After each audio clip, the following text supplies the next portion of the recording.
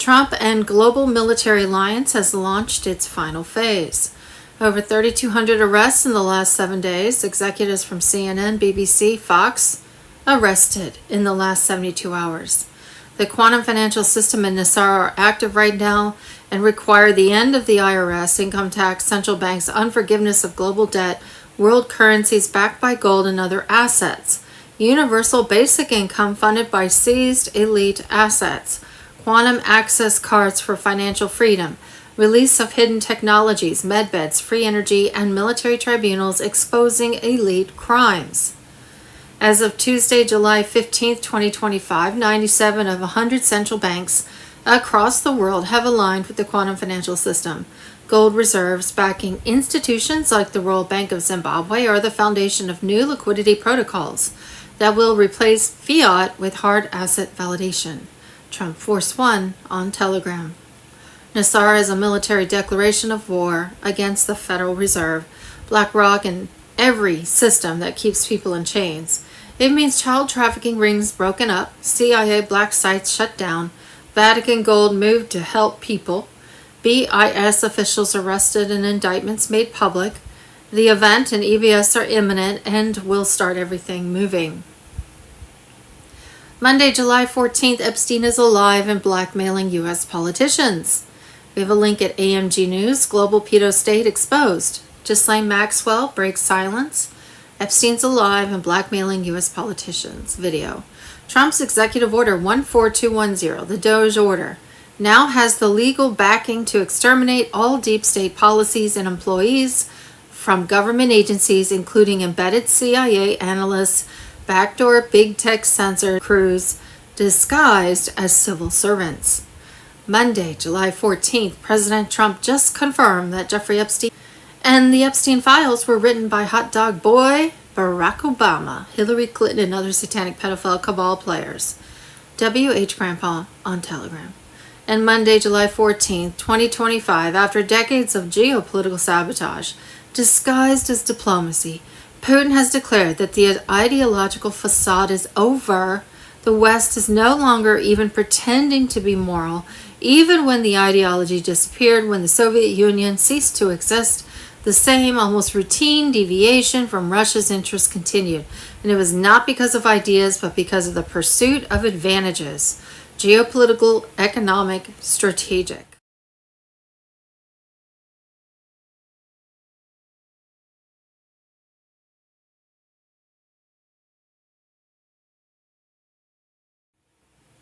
Global financial situation. Sunday, July 13th. U.S. debt clock. The final pieces are falling into place. JFK, Trump, and the Federal Reserve exposed. Monday, July 14th. Holy lies and dirty money.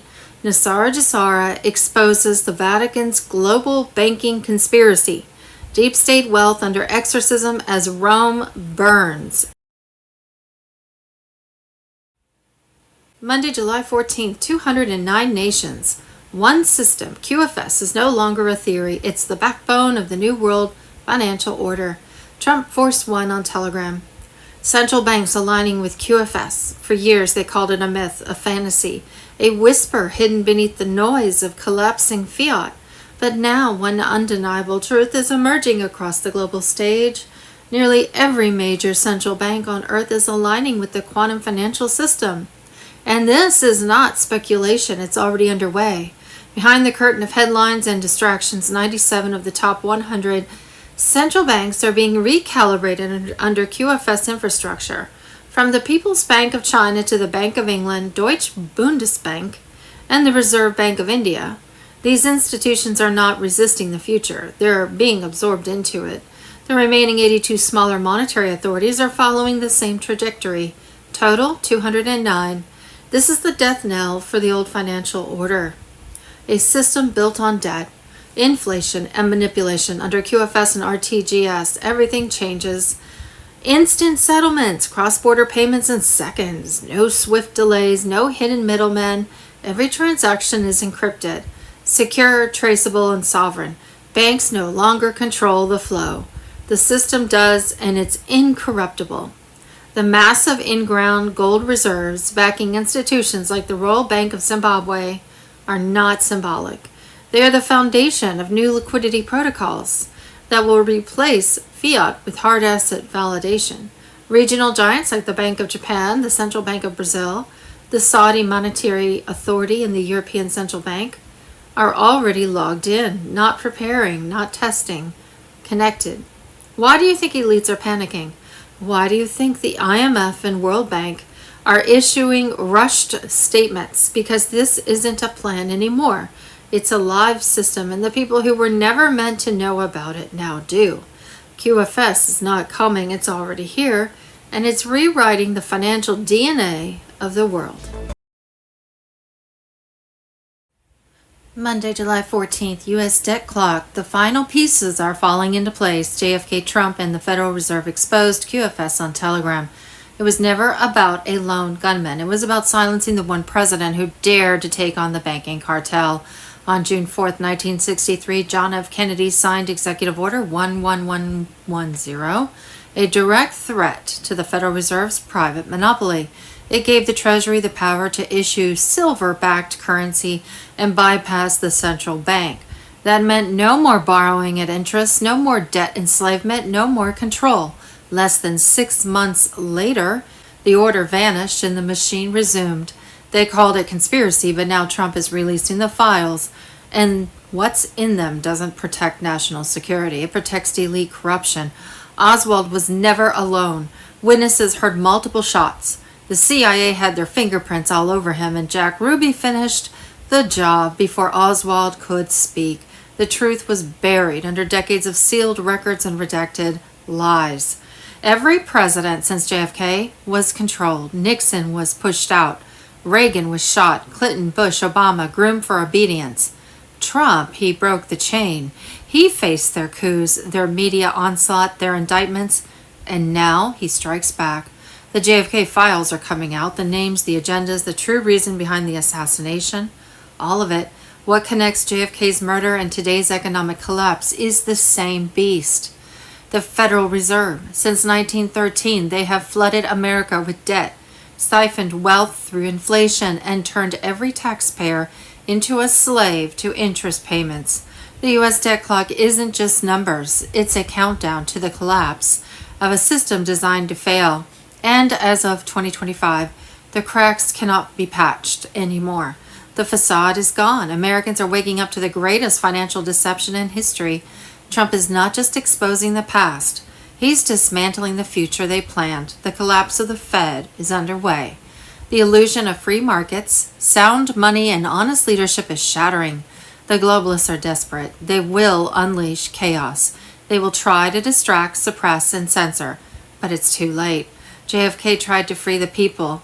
Trump is finishing the mission. The world is watching. The files are coming, and the truth is radioactive. The age of secrets is over. The war for sovereignty has begun. Monday, July 14th. Red alert. Trump's deep state mass purge has begun. Supreme Court unleashes Operation Doge. Mr. Poole on Telegram. On July 9th, 2025, the Supreme Court gave President Donald J. Trump the green light to detonate the biggest anti-globalist purge in U.S. history. This is not political theater. This is the real war. The war to take back America from embedded globalist parasites that have controlled our government since Bush and Clinton. Trump's Executive Order 14210, the Doge Order, just got the highest legal blessing.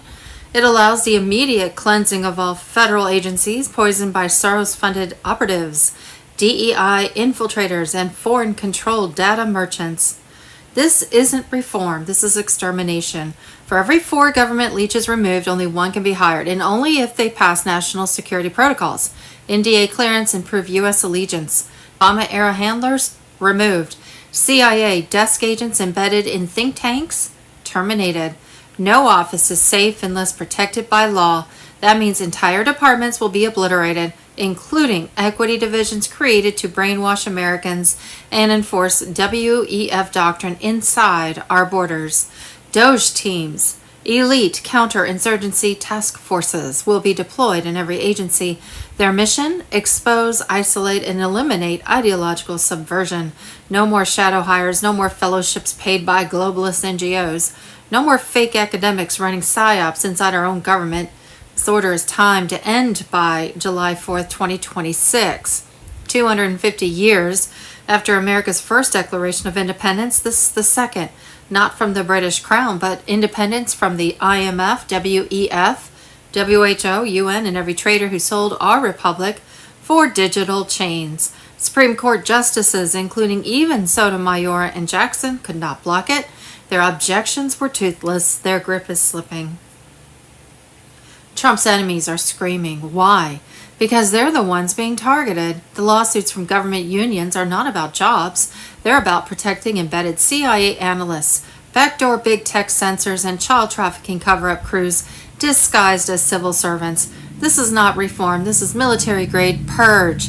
The court also crushed judicial insurrectionists like District Judge Brian Murphy, who tried to block deportations against Supreme Court rulings. He was shut down hard. Trump is not running, he's operating as commander-in-chief with military backing, with legal cover, with strategic timing. The IRS hiring freeze remains. CBDC failures are spreading. Gold-backed alliances are quietly forming. The globalist empire is collapsing. Executive Order 14210 is now a weapon, and it's in Trump's hands. Monday, July 14th, national security bombshell. Obama under federal criminal investigation. The DOJ is invoking 18 U.S. Code 241. Monday, July 14th, Chicago public schools bankrupted themselves, paying for illegal migrants. And they're now laying off 1,458 employees, 432 teachers, 677 special education classroom assistants. Chicago has a $734 million budget deficit. Monday, July 14th. Target locked. Trump strikes back. Obama exposed as a foreign enemy. Military tribunal looms as citizenship fraud. Evidence goes public. Sunday, July 13th. America is presently functioning under a military framework of continuity of government, designed to preserve national command during catastrophic threats. And that was put in place during Trump's first term. Under COG, Supreme Court jurisdiction has been suspended. Military law and tribunals are supreme. Under a true constitutional government, political parties don't exist. The Constitution is the only agenda. Parties were created to undermine it, designed to inject their own agendas and divide the people. President Trump. And Monday, July 14th, global strategy alert. Putin's confession rocks the world. I realized too late the conflict with the West was never ideological. July 14th, 2025, a new doctrine of power is born. AMG News. Monday, July 14th, global pedo state exposed. Ghislaine Maxwell breaks silence. Epstein is alive and blackmailing U.S. politicians.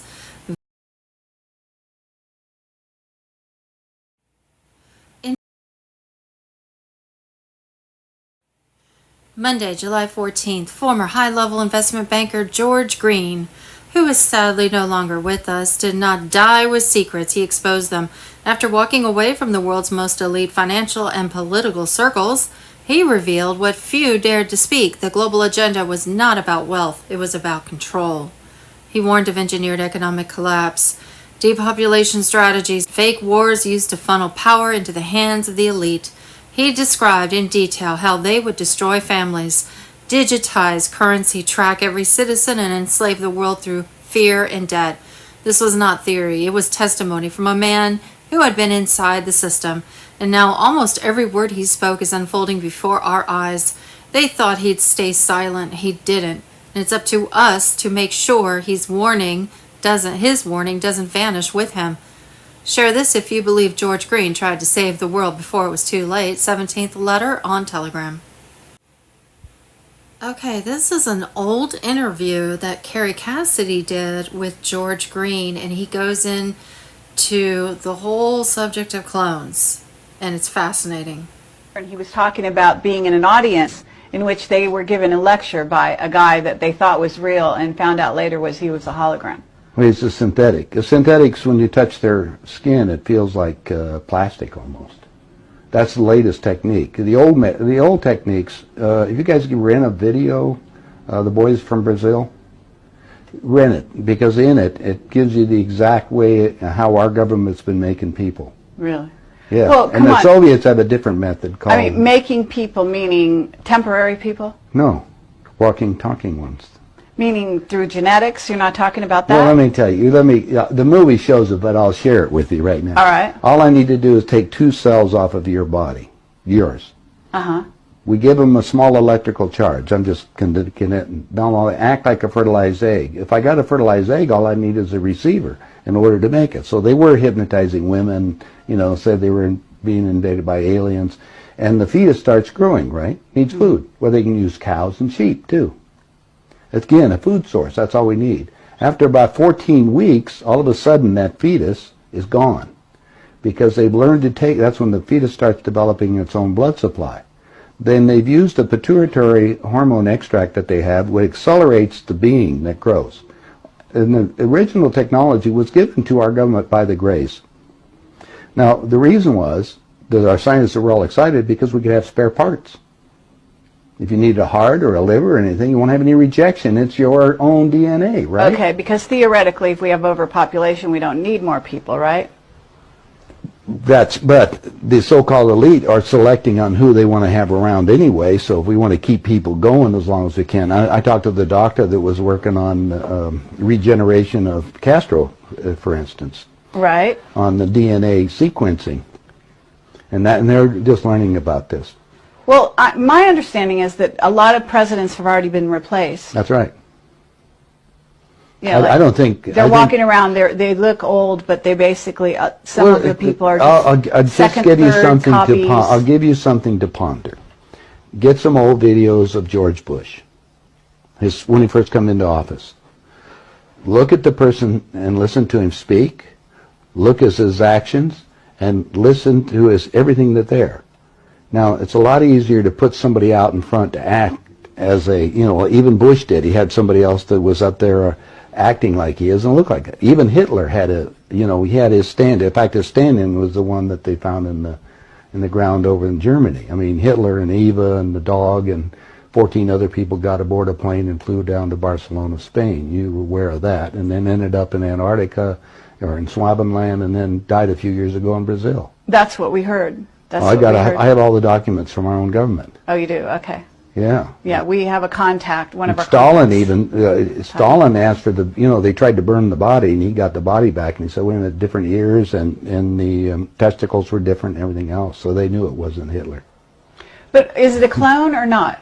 Oh, now going about cloning. Cloning techniques, since 1938, they've been making clone people. There's 8 countries making clones. I have a doctor friend that all it does is treat the clones.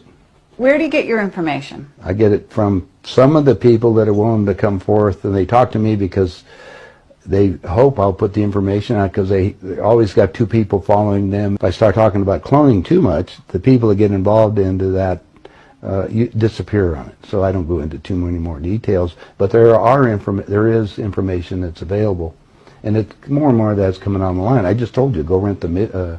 Okay, Boys from Brazil. Yeah, and you'll see the whole technique on what they show it to you in different places, so you can imagine what it's going on. Okay, so... Now, let's go to the next step, because this is the most important part. All right. If your physical reality that you have, based on this physical life that you have, this dream, is made up of the experiences that is impregnated on your body and in your mind, consciously, right? Mm-hmm. Your soul memory is another thing. It goes back whatever time that you elected to be in this incarnation for whatever reason. Now let's show you the division on these things. Since the body's very physical, and we just got you making a physical being in a few months for spare parts, they said, now we've got the perfect deal. How can we have that work better? Well, what's that? That's the memory of your conscious mind. It's on the CD. Let's download it on this being. Now we got a walking, talking duplicate that has the total memory that you have because we just took it off of your own mind. Okay, it's like Blade Runner, the android. Exactly. Mm-hmm. The only thing is that it's like this DVD recorder. Sometimes you have glitches in it, so you have to have them tuned up occasionally or redone. And so we take them to Camp David, or there's a wing. If you go down there and check, you'll find the nurses, if they're willing to come forth, they'll tell you they work on those people, and they call them the others. I thought it was interesting. They're people. Remember, these people can think and act, but they don't have soul. That's also prophesized. Soulless Right, that's beings. true. That's true. Now we have another agenda that's going on, so you have to be careful of all this. There are many extraterrestrials that would like to be in on the game right now, so they can sometimes will come into these physical beings that we've made to manipulate them. I see. So now you have a combination effort that you have to look at, and discernment. You have to discern what the game is. Well, just figure that most of the leaders we have in the world have been bought and paid for or created to think a certain way. In the world.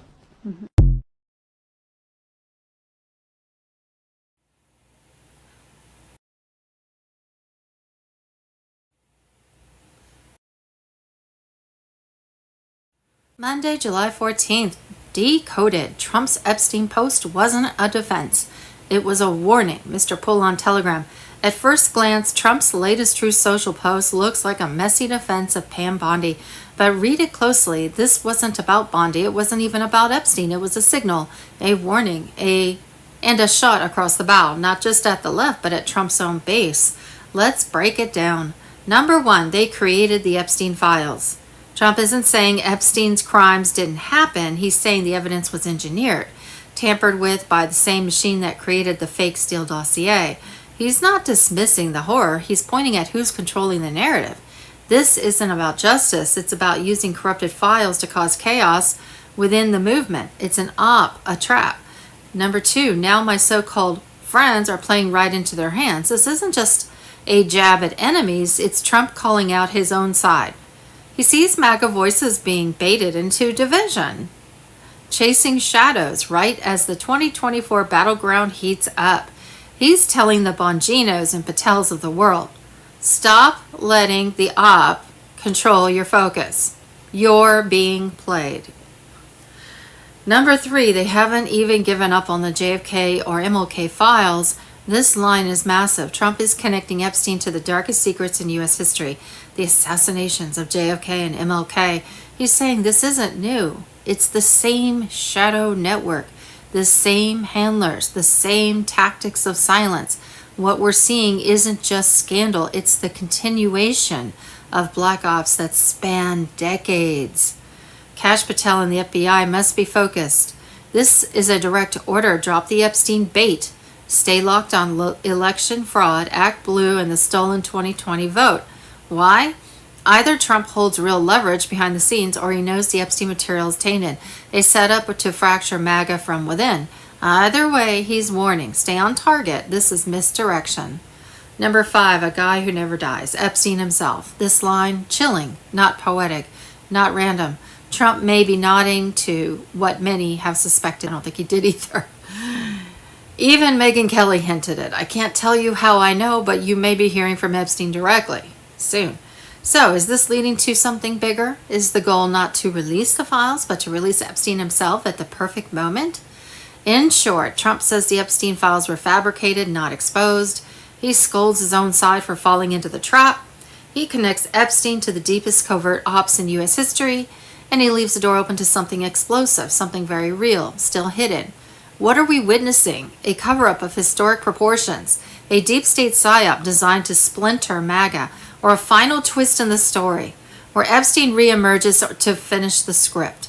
Either way, Trump just told us, don't look at the bait, look at who's holding the line. Monday, July 14th, the globalist takeover of New York. Soros's Trojan horse exposed, QFS on Telegram. On July 13th, the mask fell. What was once covert is now brazen. Zohran Mamdani is not running for mayor, he's being installed. Selected, sculpted, and financed by George Soros, Mamdani is the next phase in a long-range operation to dismantle America's strongest cities from within. This is not a campaign, it's an infiltration. In New York, the financial command center of the nation is now under siege, with $37 million funneled through Soros-linked fronts. Mamdani is not entering politics to serve the people. He's entering to execute a blueprint, collapse private property, incite division, weaponize racial resentment, and usher in equity policies designed to punish the middle class into surrender. His war cry, I don't think we should have billionaires, while being bankrolled by the world's most notorious one. The hypocrisy isn't a flaw, it's the strategy. These are not gaffes, they are directives. Soros does not invest in elections, he invests in control. And his son is probably behind all of this, Alex Soros. The $23.7 million pumped into Mamdani's political arm, the Working Families Party, isn't support, it's leverage. Mamdani is not just a radical, he's a product, built to obey, deployed to destabilize. He will introduce tenant-first land seizures, climate taxes, reparation zones, and anti-landlord decrees. And as middle-class families collapse under the pressure, globalist-backed firms will swoop in to buy their homes for nothing. This is the San Francisco playbook, the Chicago method, the LA prototype.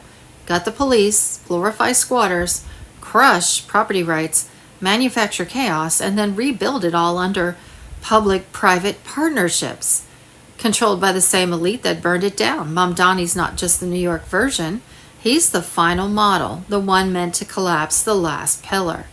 Look past the speeches. His rise is an intelligence operation in slow motion.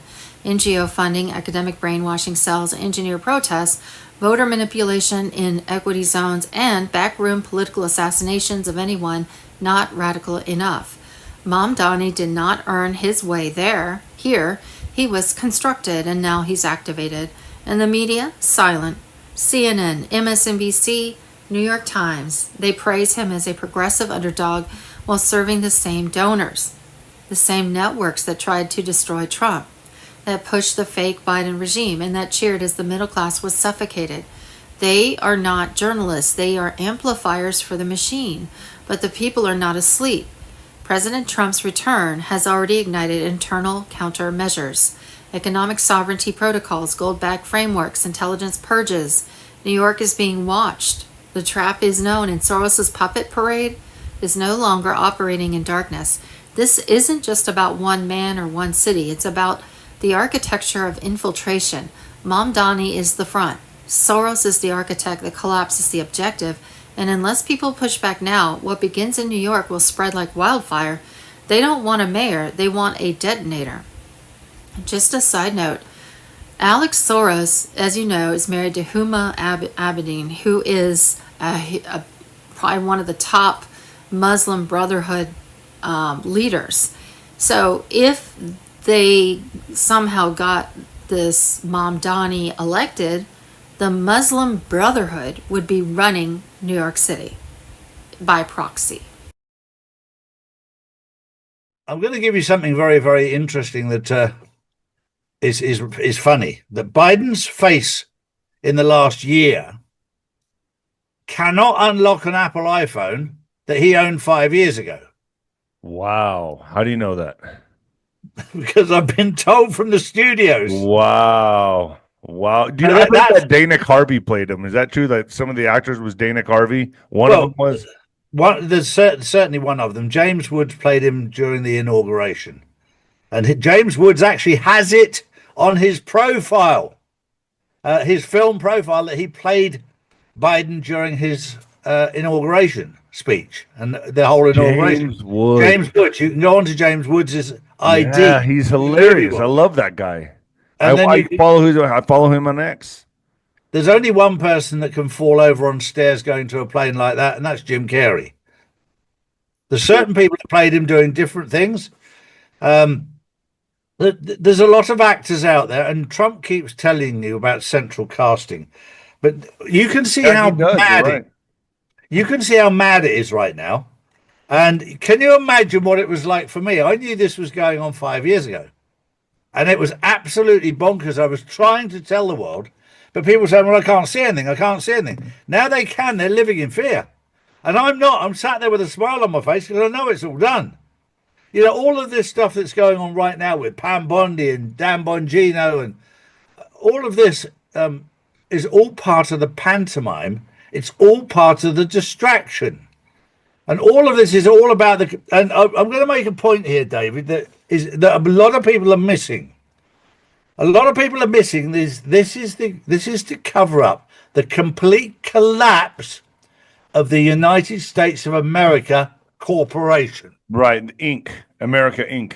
America Inc. So this is, otherwise the people in America, they've been told for 50 years they're the greatest country in the world. You know, you're not even in first place for obesity now. Qatar's beaten you. Exactly. So we're seeing the collapse of the corporation, or the United States of America Inc., whatever you want to call it. And Donald Trump is the grand master. He collapsed a bankrupt company and came out smelling of roses. That's why he's good at this. He can collapse the old system. Now, part of the old system is the IRS, the Federal Reserve, the Bank of International Settlements, the SEC. All of this is all part of the Inc., the old system. So people are going, oh, the stock exchange is going to crash, the banks are going to crash. Yep, they're going to crash. Everything is going to crash. And America's not going to be the leader again. Well, you never were the leader. All you were was bullies who put sanctions on anyone who didn't do as they were told. And now you've got America, you've got, Brazil, Russia, India, China, South Africa, and the whole of the BRICS nations who are just getting on with it. India can't make up their mind what side of the fence to sit, but that's always been their way. So there's nothing new there. But the world is moving on. But Trump knows that the new People's Republic of the United States of America is going to be playing on a level playing field. He said it many times. And they will all be part of a level playing field. And at the moment, the tariffs are helping to level up the playing field. And gone are the days that America is going to dictate to the world what's going on. What's happened right now with Israel is a massive exposure, especially with the Epstein list. It just shows that even Donald Trump is being dictated to by a foreign power. Right. Now, that's fine. That's fine because Israel has always controlled the corporation. And that's being shown to the world. Because if they didn't see it, they wouldn't believe it. Right. And did you notice that Benjamin, there's some things that Benjamin Netanyahu said, like Tel Aviv today, New York tomorrow. Like that was a threat to me. That was a blatant threat. And then he said, he comes out, and when Trump did not release the Epstein list, all of a sudden, you know, when Trump cooperated with the Iran strikes, did not release the Epstein list, all of a sudden Benjamin Netanyahu wants to nominate him for a Nobel Peace Prize. So to me, those that are paying attention, we see what's going on, and I think very soon, you know, when they say saving Israel for last, I believe it. I think right now what's happening is the exposing, and just we have to break the corporation first. Yeah, I thought it was a very, very telling interview with Ted Cruz with Tucker Carlson. Ted Cruz has got no idea that obviously Israel that's currently there is only 77 years old. And all of this talk about, oh, it's the one in the Bible. No, it's not. Right. For anybody who's done their research on Israel in the Bible, completely different Israel to Israel as a country. He's just a warmonger. He was exposed as a warmonger. Totally. And Tucker 100%. Carlson exposed him. And I think that was tag team effort with Trump. Yeah, it was. And there will be many other people. Trump, we keep hearing this, Nino, is that he's playing fifth dimensional chess. What I love about Trump, he's taught me a massive lesson.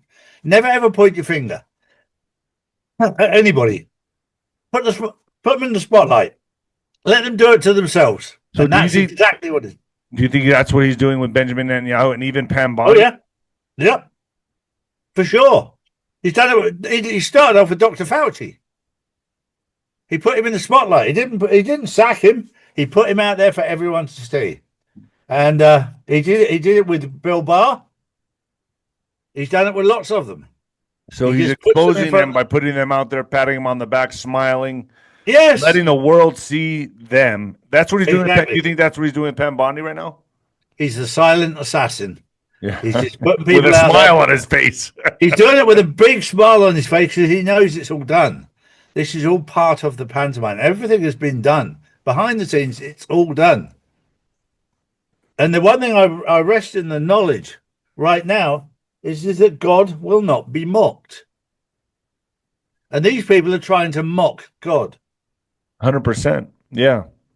God won't be mocked. That's the fifth dimensional chess right there, is the eternal plan. Is. I just had Sheila Holm on talking about it, that the whole fifth dimensional game is God's game. It's a God's plan. That's why you can't win. Yeah, exactly right. How long do you see this happening? I mean, from your perspective, Charlie, like, where are we at right now in this game? I mean, when is the collapse going to come? I mean, we're already seeing it, I know, but it's got to be a controlled demolition, right? It's got to be in a controlled implosion. When do you see? I've heard this week. I've heard Monday is going to be a big Monday. I don't know what you're hearing. If I go back to 2023, I was told it would all be over by 2026. Okay. We're only 5 months away. But does it all happen in one day, or does it take months? I don't know. The other thing is I was talking to a billionaire the other day, and he said to me, the fun of becoming a billionaire wasn't all that. He said the most exciting part was getting there. And I would urge everybody on this journey to enjoy the journey, because the journey is the best part. Getting there is the best part. We're all like little children. When's it going to happen, Daddy? When's it going to happen, Mummy? It's happening right now in plain sight. I think by the end of this year, for those that are awakened, we'll see everything done by the end of this year, beginning of next. It'll all be done. For those that are asleep, they won't see it. It'll take them up until 2030 to see it, because they've got to wake up in their own time. They will get left behind.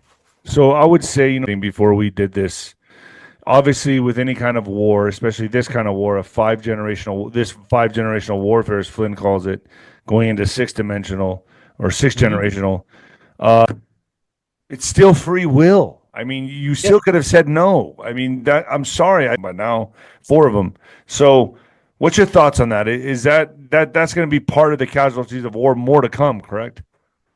Yes, 100%, and it breaks your heart, because we tried everything to stop them, and we got into fights with them, and verbal fights. I mean, not physical fights, but verbal fights with them, about trying to warn them. And one of the biggest things I've been wrong on is times and dates. Yeah, because I thought it would be done quicker.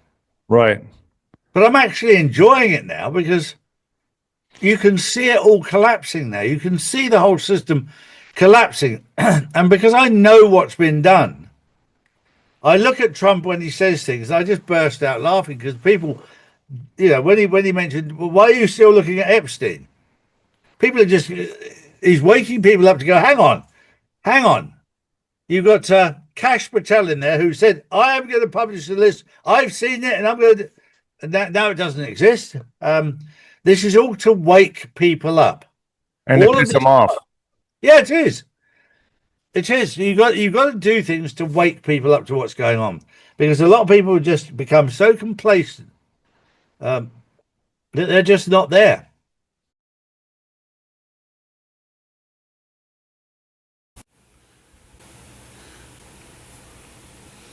Trump and his global military alliance were in the process of taking them down through winning this great war of good against evil. On Sunday, July the 6th, the independently owned by foreign bankers U.S. Inc. Corporation was officially dissolved. The 1871 Act, which turned America into a foreign-owned entity, was reversed. Common law was restored. The quantum financial system was now online, signaling the dawn of a sovereign, debt-free world. On Monday, July 7th, the U.S. Treasury and Department of Defense greenlit the global currency reset final payouts. On Friday, July 11th at 7 o'clock p.m., the old FedWire FAME wire format ended permanently. On Sunday, July 13th at night, 9 p.m., the ISO 20022 standard went live. Any financial messages not compliant will be rejected as new digital rails take over with precision time data flows. On Monday, July 14th at 8:33 p.m., Tuesday, July 15th, 2025, Universal Time, Operation Chrysalis launches.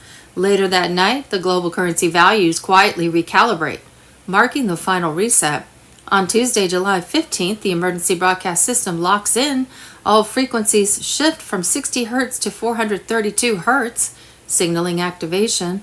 72-hour blackout will begin, followed by a 10-day global shutdown. During this period, military control overrides all media. Mainstream system collapses.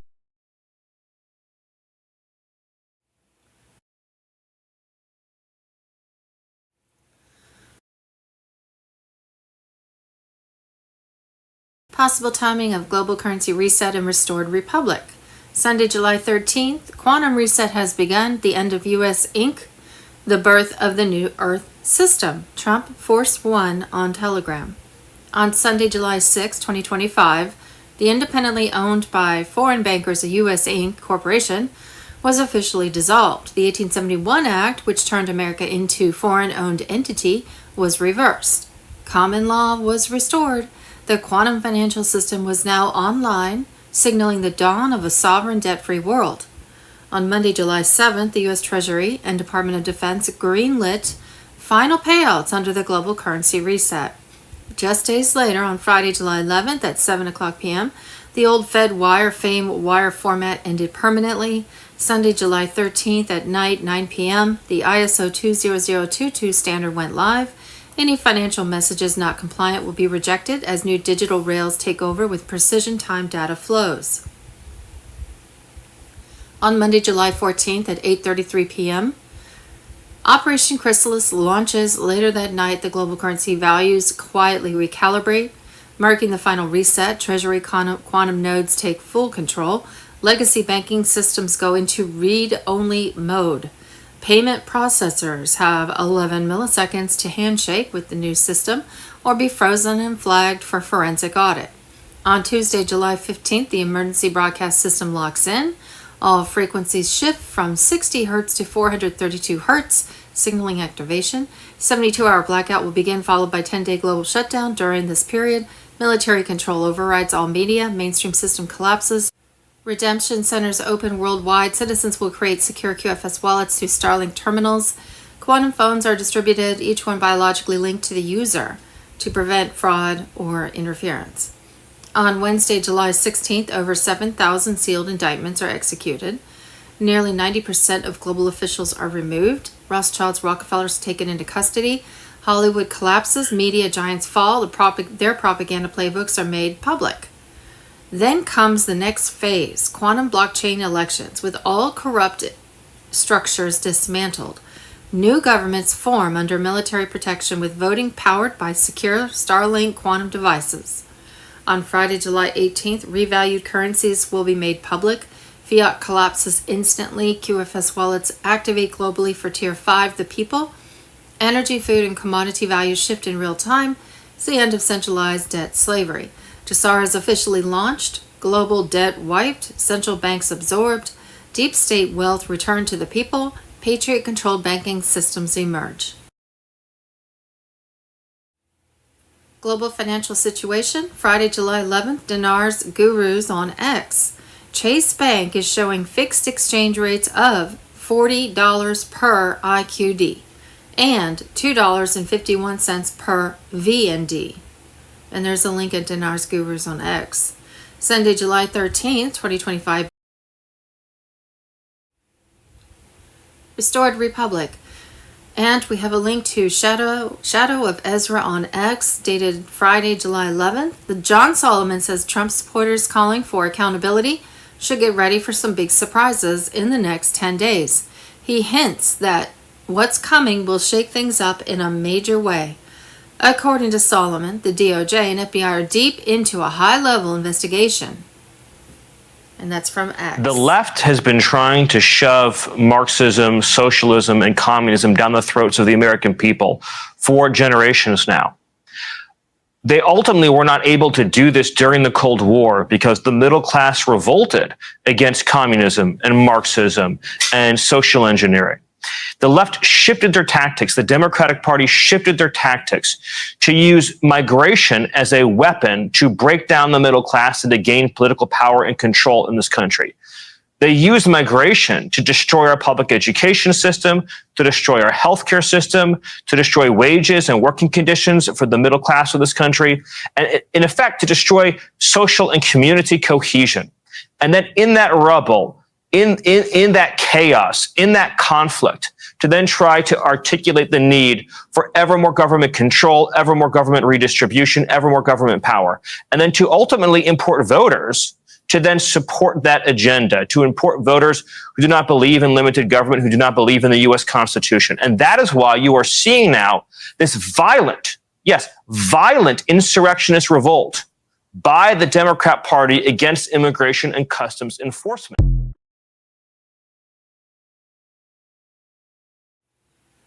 Trump launches final phase of global sting operation. White hats mobilized to wipe out the deep state, seize 300 trillion gold, and unleash Jassara. July 11th, the greatest military sting operation in history is no longer a theory. It's happening, now led by President Donald J. Trump and coordinated through Task Force Phoenix from deep inside Cheyenne Mountain. Now dubbed Trump's Vault, the Global White Hat Alliance has launched full-scale takedown missions across every continent. Their mission: eliminate the deep state, seize stolen wealth, and dismantle the globalist control grid forever. Over 3,200 arrests have already been confirmed in the past 7 days. Targets include BlackRock executives, Pfizer heads, IMF, and Vatican operatives, British royal agents, and CIA-linked child trafficking handlers. Simultaneously, central bank vaults are being raided. Gold demands blackmail servers and secret documents are being secured in real time, not for private use, but for global wealth redistribution under Jassara. Switzerland has fallen. The BIS in Basel, Zurich's financial core, and elite safe houses have been stormed. What was discovered goes far beyond finance. Nazi gold hoards, ritual chambers, underground trafficking tunnels, and servers built for global digital enslavement. U.S. Special Forces and loyal European military units have recovered gold valued at over $300 trillion, which is now being rerouted through the quantum financial system.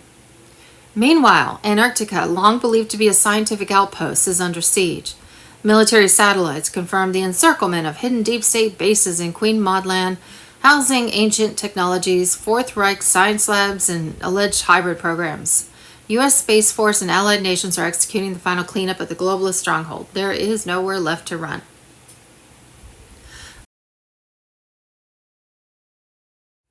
The real news for Sunday, July 13th, 2025. Military intel confirms Van Nuys border patrol sabotage was a deep state operation backed by billionaire elites. Homemade spike traps used in coordinated attack on U.S. agents in Los Angeles. Sunday, July 13th, John Solomon. In the next 10 days, massive charges coming in. Huge conspiracy case dating back to 2016. No SOL issues. Sunday, July 13th, breaking. President Trump addresses the rumors surrounding AG Pam Bondi, FBI Director Kash Patel, Deputy Director Dan Bongino, and the Jeffrey Epstein files. Sunday, July 13th, just in. Trial International busts deep state global crimes against humanity. Brought to light. AMG News.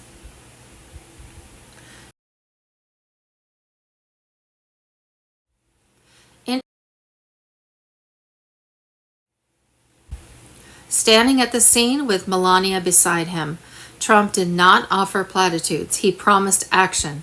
This will never happen again, he declared. His eyes said more than words because he knows exactly what this was. Not weather, not coincidence, a targeted assault using weaponized atmospheric systems, and now he's hunting those responsible.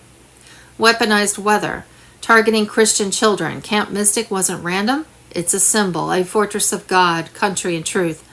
The attack came when girls were singing hymns, learning scripture, and celebrating America's independence. Then, with no storm warning, the sky turned into a weapon. Water rose where it shouldn't. Wind shifted against logic. The system stalled, intensified, and drowned the innocent.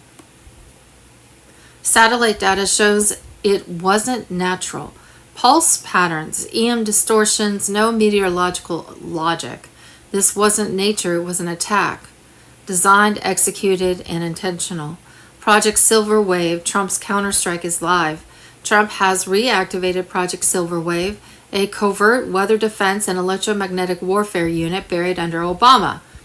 Its mission, dismantle the global weather manipulation grid, operated by NATO-aligned tech satellites, HARP systems, and rogue atmospheric nodes. Military satellites are now tracking EM signatures, triangulating frequency bursts, and auditing FEMA's failure in real time. Foreign systems are being flagged. The elite's atmospheric weapons are being hunted. And Trump's not just investigating, he's retaliating. Melania's moment of power. Melania did not speak much. She didn't have to. With a bracelet gifted by the camp survivors, she walked among grieving mothers with resolve, not despair. I pray for them, she said. I will be back. Her presence was an act of war, not against nations, but against the inhuman system that targets children. They've done this before, but never this loudly. Maui, Buffalo, Florida, they've tested this. But Camp Mystic was different. This was symbolic. This was spiritual. And this time, the resistance did not break. It ignited. Coast Guard insiders confirmed they received encrypted alert 2 days prior. They acted without FEMA.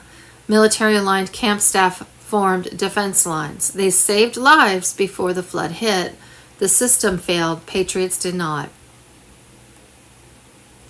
The audit has begun. The strike is coming.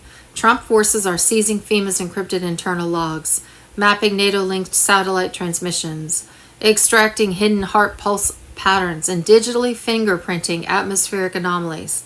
This is not an investigation. This is a military response. The message to the elite is clear. You struck Camp Mystic to break America's spirit. Instead, you baptized the resistance in truth and fire. You tried to silence our daughters. Trump is coming to silence you. You used the sky to attack innocents. He's turning the storm against you. You flooded truth. Now Trump will drown you in justice.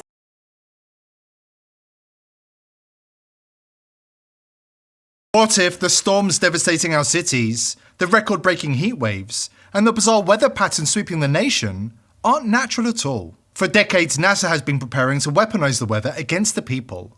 In a little-known PowerPoint presentation, NASA's chief scientist Dennis Bushnell outlined a chilling vision for 2025.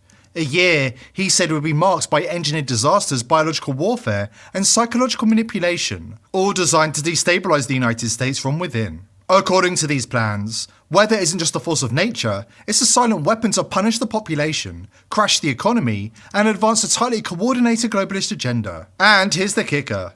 These so-called future events, they're not in the future anymore. In 2025 alone, multiple Gates-funded geoengineering projects have been exposed, actively executing the very plans outlined in NASA's own documents. The script is no longer a warning. It's a playbook already in motion. According to the mainstream media, weather manipulation is just a conspiracy theory. Chemtrails don't exist. And when governments do admit to spraying the skies, we're told it's all perfectly harmless, done for the good of humanity, and nothing could possibly go wrong. Trust the science, they say. Ignore your eyes, move along. Unfortunately for legacy media, we now have all the evidence needed to expose their role as mouthpieces for the establishment. They can't explain why there are 50-year-old US patents to spray the atmosphere with barium, or why the government has spent decades secretly developing weather warfare technology, hidden behind classified programs and deniable operations. As Texas reels from catastrophic floods, the ghouls are already circling, cashing in while investigators uncover what really triggered the chaos. 2 cloud seeding companies sprayed chemicals over the exact region that saw more rainfall in hours than Niagara Falls dumps in days. The first, Rainmaker, funded by Peter Thiel. Its 25-year-old CEO, Augustus Dorico, a Clinton-connected wonder kid, insists it's all just a coincidence, that the very areas his plane sprayed were hit with record-breaking floods days later. The second, WeatherMod Inc., bankrolled by none other than Bill Gates. Leaked memos reveal that WeatherMod deployed unauthorized silver iodide dispersal to aggressively seed clouds, deliberately supercharging storms over Texas. Critics say this Gate-funded operation isn't just about saving the planet, it's about testing climate manipulation on a mass scale, no matter the human cost. And while communities drown and children go missing, the political class scrambles to cover it up. Senator Ted Cruz, who was vacationing in Europe at the time, returned only to immediately shut down calls for an official investigation. Yeah, and not to get into the weeds on, people were asking lots of questions, and where should we start the investigation after? To the best of my knowledge, there is zero evidence of anything related to anything like weather modification. What are they hiding? And why are people like Ted Cruz protecting the globalists from investigation? While the likes of Cruz enjoy international vacations, the real people are suffering. Last week, every corner of the globe was hit by historic unnatural disasters, from flash floods to freak heat waves, all pointing to coordinated geoengineering and weather manipulation. This isn't some rogue experiment, it's not localized. This is a coordinated global operation. And according to NASA's own documents, is nothing short of a war on the people. A decades-long plan to weaponize the weather and destabilize entire nations from within. The globalist elites are hell-bent on dismantling national sovereignty to clear the path for a new world order, a centralized one-world government under their control. And the biggest obstacle standing in their way? The United States. That's why America has been in their crosshairs for decades, targeted through engineered natural disasters, economic sabotage, and now weaponized weather. The plan? To destabilize, demoralize, and ultimately break the nation's will, with 2025 marked as the tipping point.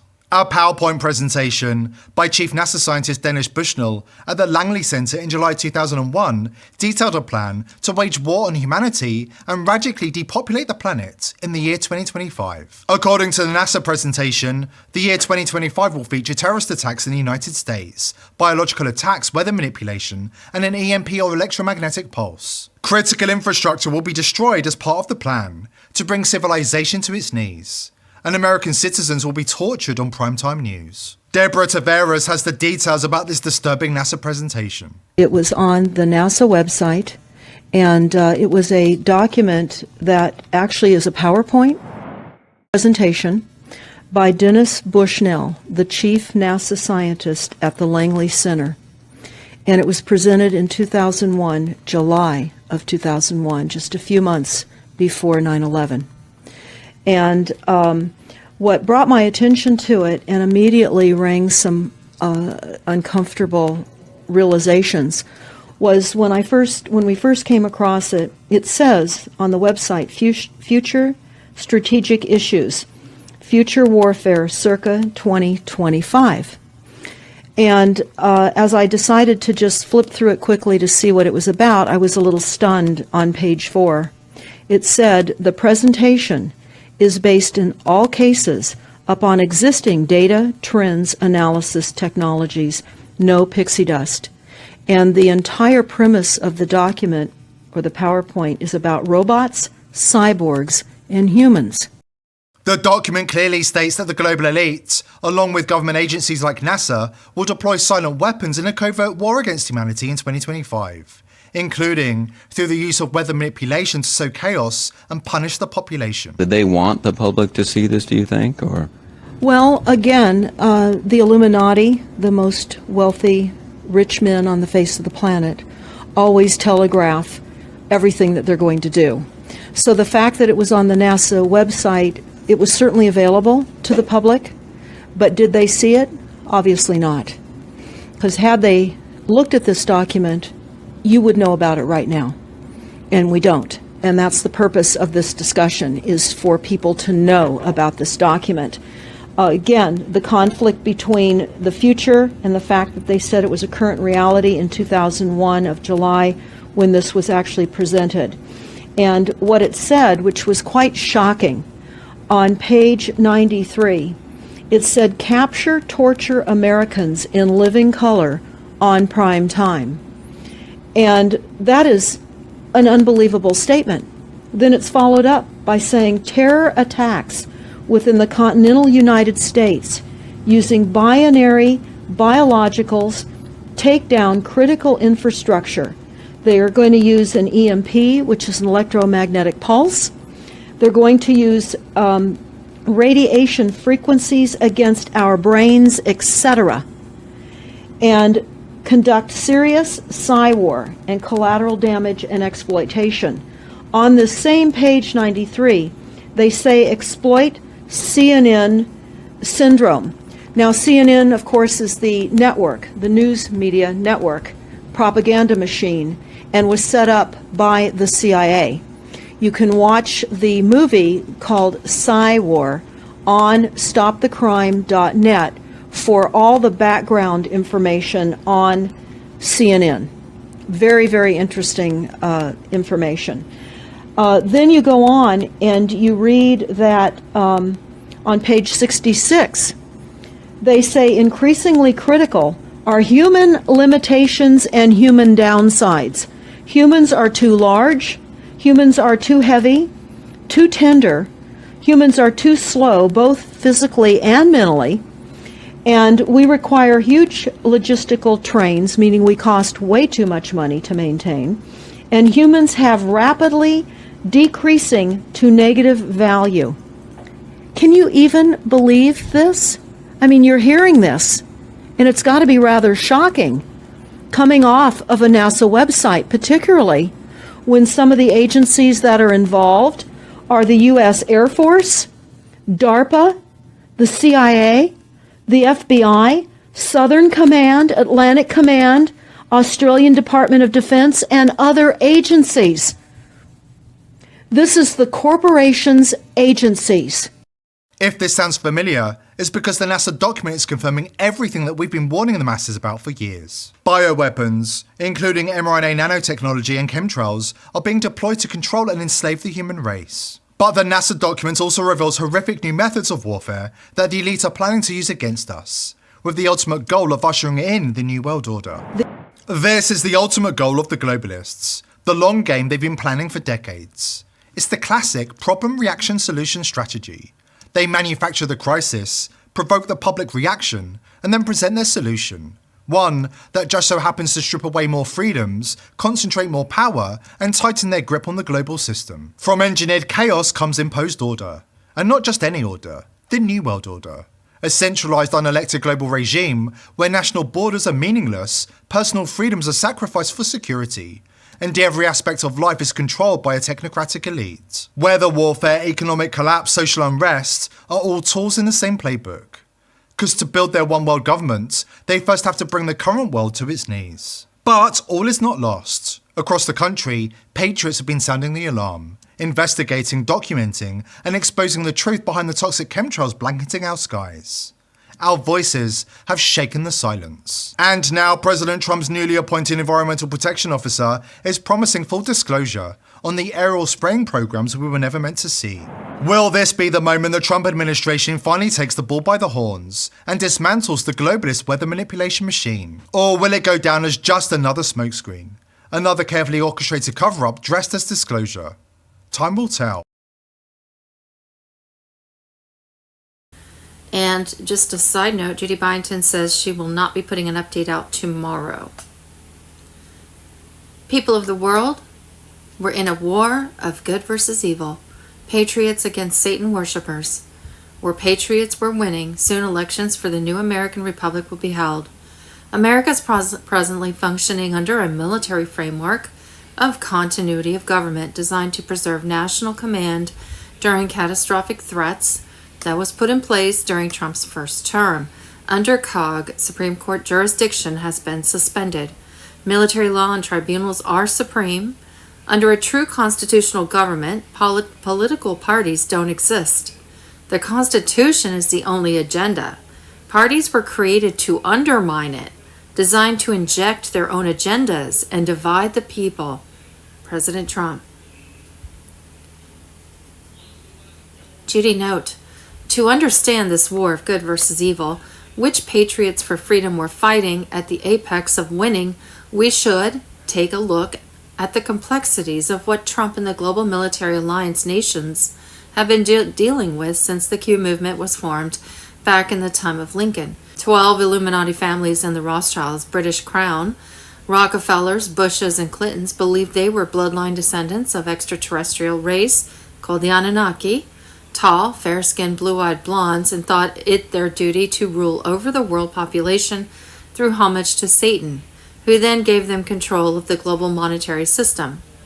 They used those IRS U.S. taxpayer monies funneled through the CIA black budget deposited in the Federal Reserve, which these private Illuminati families owned, to fund the Queen's Bank of England, Vatican Bank, and central banks across the globe.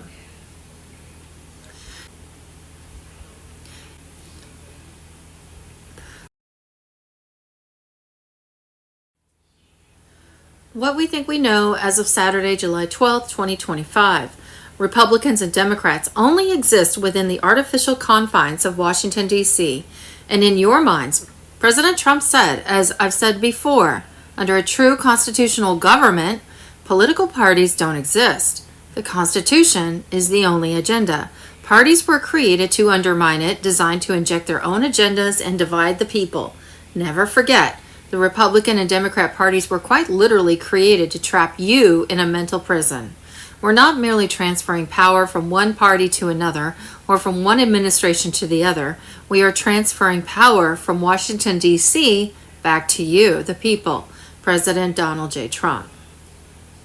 Presently, the United States is in war under a continuity of government, a classified military framework that was activated during President Trump's first term and designed to preserve national command during catastrophic threats, such as we have been facing with the deep state cabal control of our fiat monetary system.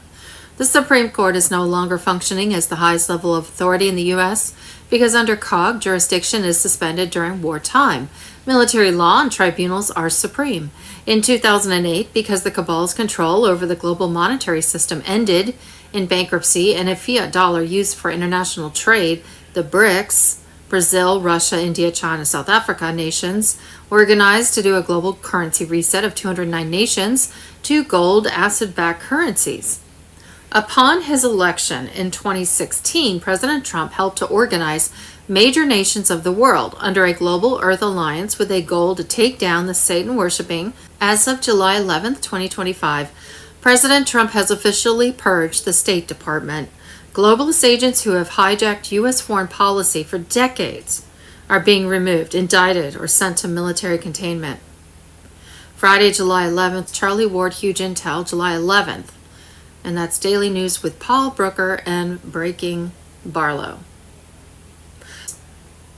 Now, side note, I don't think that planes actually hit the Twin Towers. I think that there was holograms, really high-tech holograms used. They could have still, though, had hijackers available and planted passports and all that information about what these people were doing just to give a backstory. Because we also know the Pentagon was hit by a Scud missile. That's obvious. There's film of that. Anyway, that's just my opinion. On July 6, 2025, General Michael Flynn issued a direct military-style call to action to President Trump. Arrest the traitors now or lose the republic forever. The Radcliffe docs are now declassified. They prove that CIA, FBI, and NSA leaders used fabricated intel, including the fake Steele dossier, to justify surveillance, impeachment, and global propaganda, all to stop Trump. The operation was approved by Obama himself, funneled through the Susan Rice in Podesta, and executed via the Global Engagement Center, a NATO-linked PSYOP hub disguised as a think tank. Thursday, July 10th, Red Alert. Floodgate America, 256 warnings, 33 states, 6 days of chaos. This was engineered. This was a test. HARP in action. Yes, we are being attacked using weather warfare, and there's still people out there who are clueless. We're under attack. And, you know, it's like a bomb. If you hit locations with tornadoes and flash floods, look at the destruction. It might as well have been a bomb. It's the same outcome. So yeah, we're still under attack. Thursday, July 10th, breaking atmospheric warfare. 833,000 square miles under storm threat, and they still call it marginal.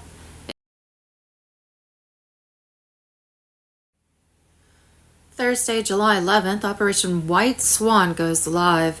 Gitmo expands, QFS seizes global funds, deep state insurrection in LA, and final EBS prep begins. Charlie Ward and friends on Telegram. As of June 25th, Operation White Swan has officially entered its final and most aggressive phase. What began as a covert mission is now unfolding in the open under President Donald J. Trump's command. The Earth Alliance is targeting the final bastions of deep state control, financial systems, biowarfare labs, cloning facilities, and political strongholds. The global reset is no longer theoretical, it's active and irreversible. GESARA implementation is accelerating with military precision. The quantum financial system has seized control from legacy banking institutions, freezing over $89 trillion in illicit deep state holdings.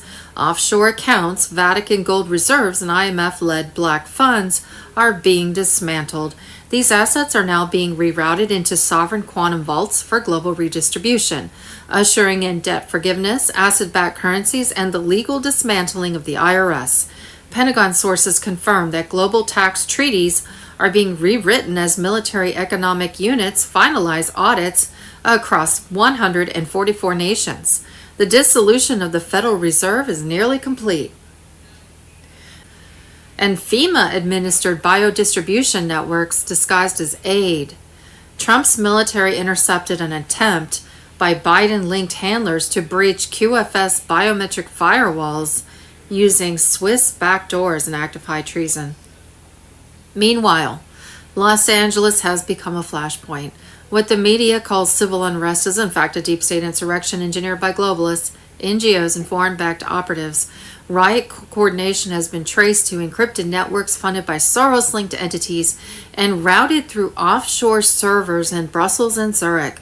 Cartel enforcers disguised as asylum seekers were pre-positioned across sanctuary corridors weeks in advance. In response, over 4,000 Marines and National Guard troops have been deployed. Military airspace is sealed. Tactical operations are cleaning out embedded assets.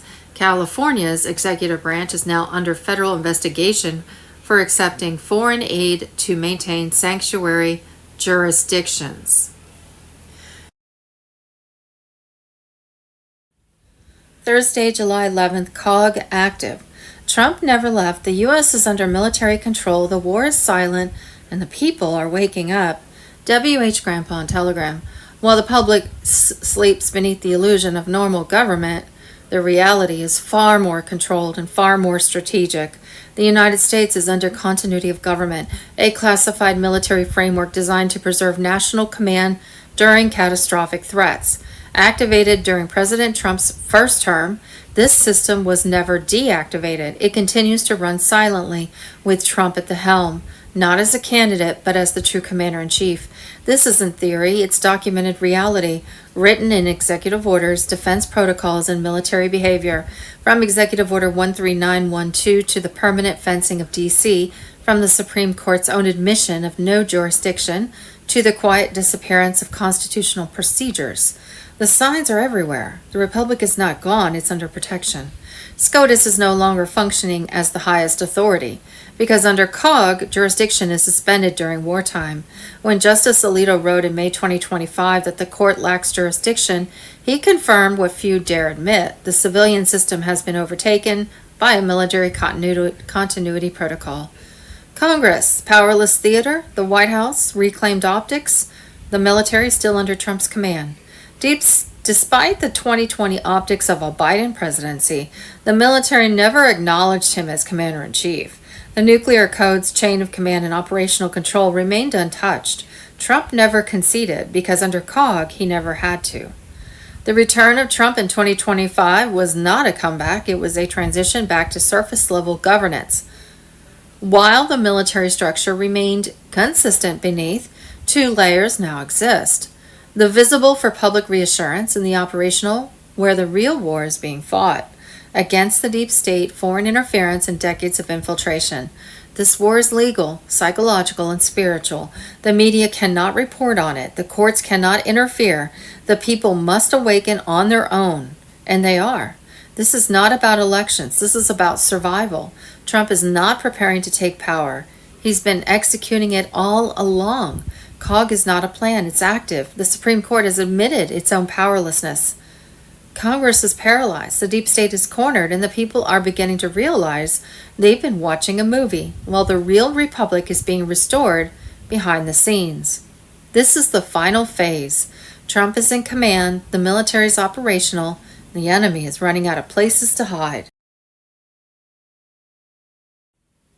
Friday, July 11th, Operational Intel, COG active. Trump commands military and control. Carrie Cassidy on Telegram. This is not a drill. The United States is operating under continuity of government protocols. Donald J. Trump is the commander-in-chief. The illusion of democracy is collapsing. SCOTUS is powerless. DC is theater. The military is running the show, and it never stopped. While the world watched staged elections and fake inaugurations, COG protocols were activated. These Cold War era procedures were designed for nuclear scenarios, but they've been used now in silence to defend the Republic from an internal enemy. Trump never left. He never conceded. He never surrendered command. Key facts they hid from you. Trump's executive orders remain in effect. Executive Order 13912, activating the Ready Reserve for wartime authority. Executive Order 13848, sanctions for foreign election interference. Neither revoked, not under Biden, because Biden was never in charge. Military never transferred authority. Biden never received full command codes. Joint Chiefs never declared full civilian transition. The chain of command stayed intact under Trump. SCOTUS is out, jurisdiction suspended in a May 2025 dissent. Alito admitted, we lack jurisdiction. Translation? Under COG, SCOTUS is legally neutered. The courts cannot act under wartime continuity. They admitted their powerlessness. Washington, D.C. is a fortress. 25,000 plus troops deployed during the fake 2021 inauguration. Fences, checkpoints, surveillance, all signs of martial law. You are witnessing a silent military occupation. Every agency, every delay, every cryptic executive order has been by design, not incompetence, strategic warfare. Trump is back and nothing has changed. He resumed public leadership in 2025, but the classified wartime structures remained. He is now leading from two fronts, a public presidency to stabilize the population and a military operation dismantling the deep state. This is not politics, this is war. The media is feeding you illusion. The deep state is panicking, the courts are empty shells, but the military and the Constitution are fully engaged. The silent war is real and the commander is active. Trump did not come back. He was always in control, and the world is about to learn what COG really means. 95% of the planet is asleep, but not you. You're wide awake, you're holding classified truth. COG is active, the deep state is surrounded, and the storm is now. Just a side note, back in 2021, that is the time when military tribunals actually took place in the White House. And if you remember, there was a lady named Madison Marquette, and she was interviewed by several people, but one was Nina Rodriguez on Nina's Corner. And she talked all about her experiences of going into this tribunal that was against Joseph Biden. Here's a little clip of Madison Marquette I happened to find. It's not very clear, but she talks about her experiences in the military tribunal, in the White House of all places. So that tells you a lot. And how the person that was supposed to be Joseph Biden sitting inside the White House tribunal, she said, did not look like the real Joseph Biden. So it's an interesting little flashback.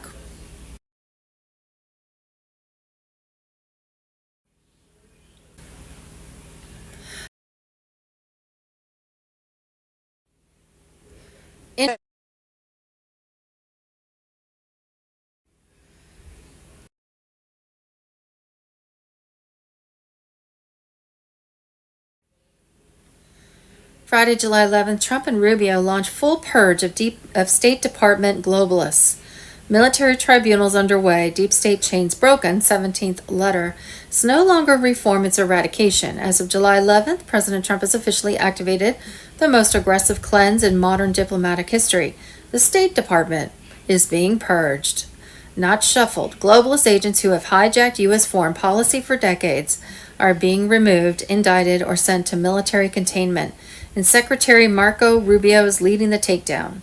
This operation is not cosmetic, it's strategic warfare inside the command structure of U.S. diplomacy.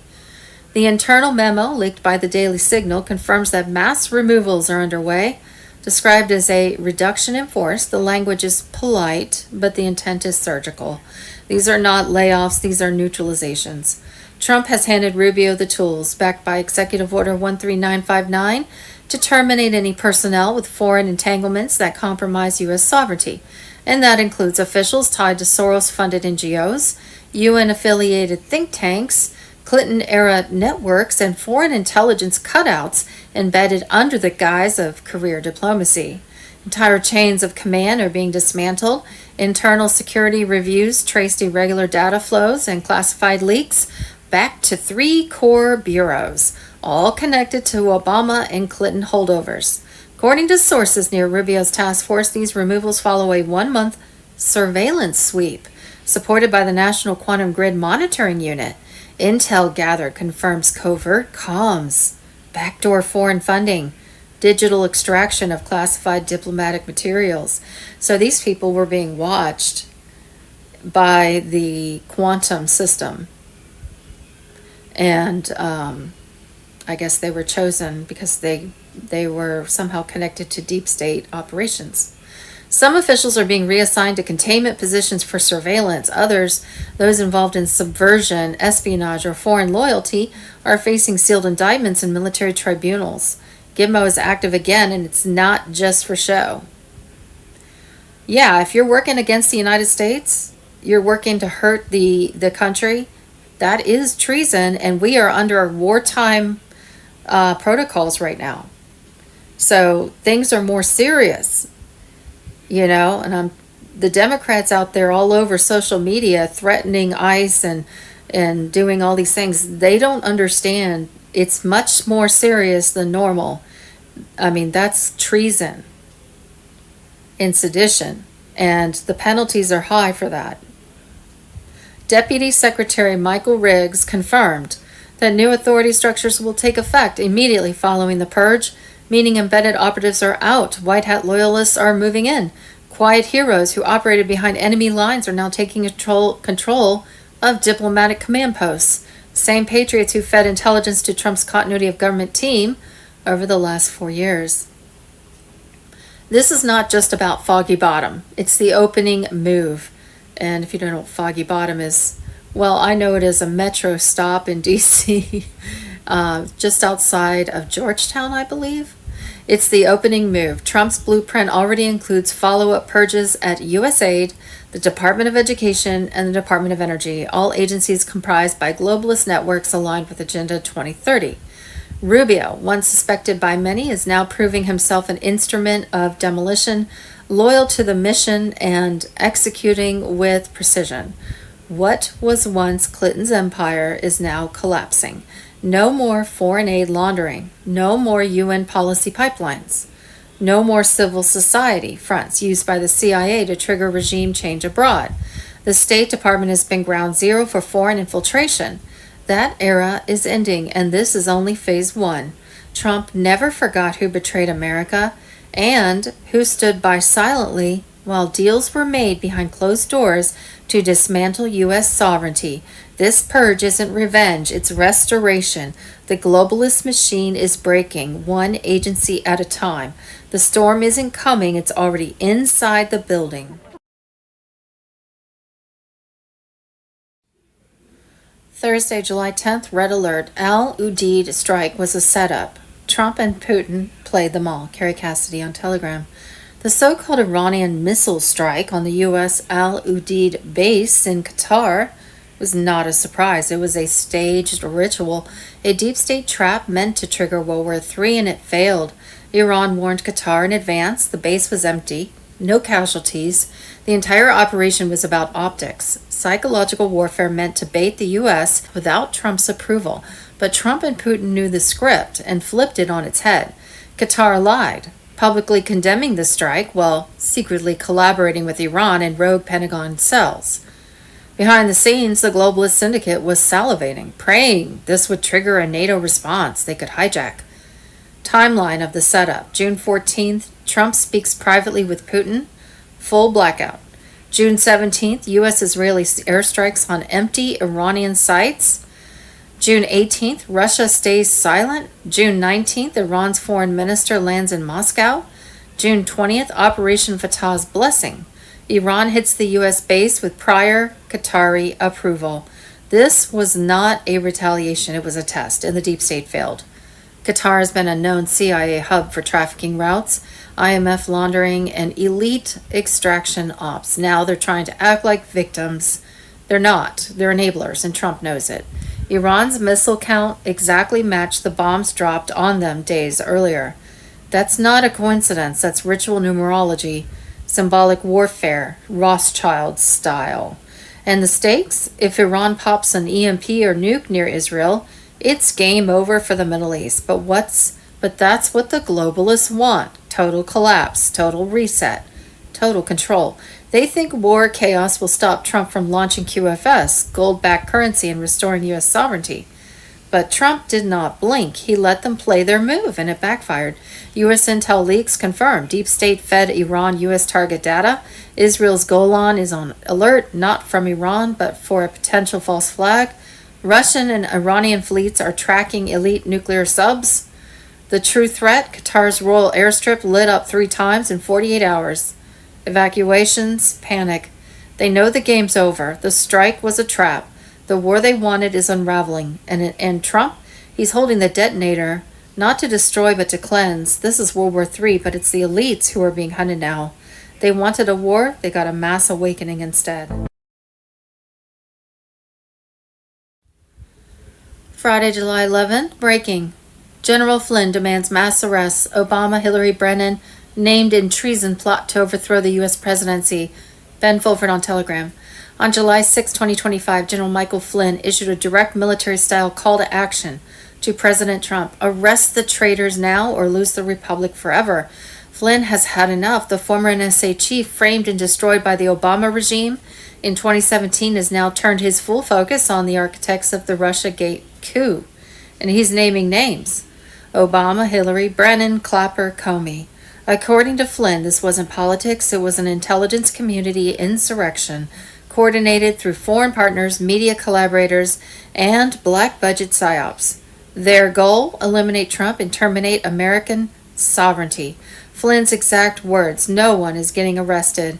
There doesn't even appear to be an investigation. They tried to overthrow the presidency of these United States. That's treason, that's war.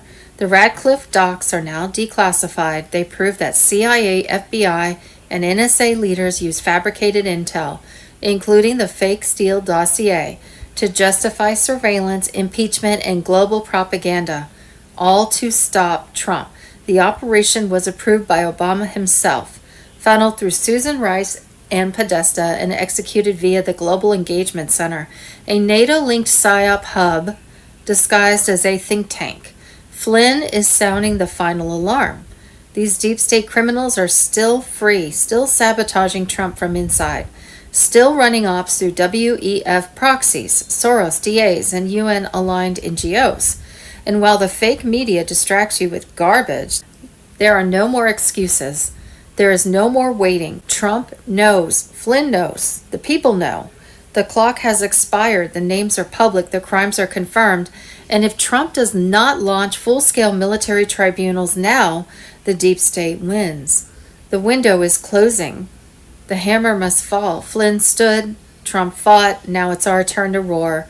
Mass arrests now. No deals, no delays. Justice or war.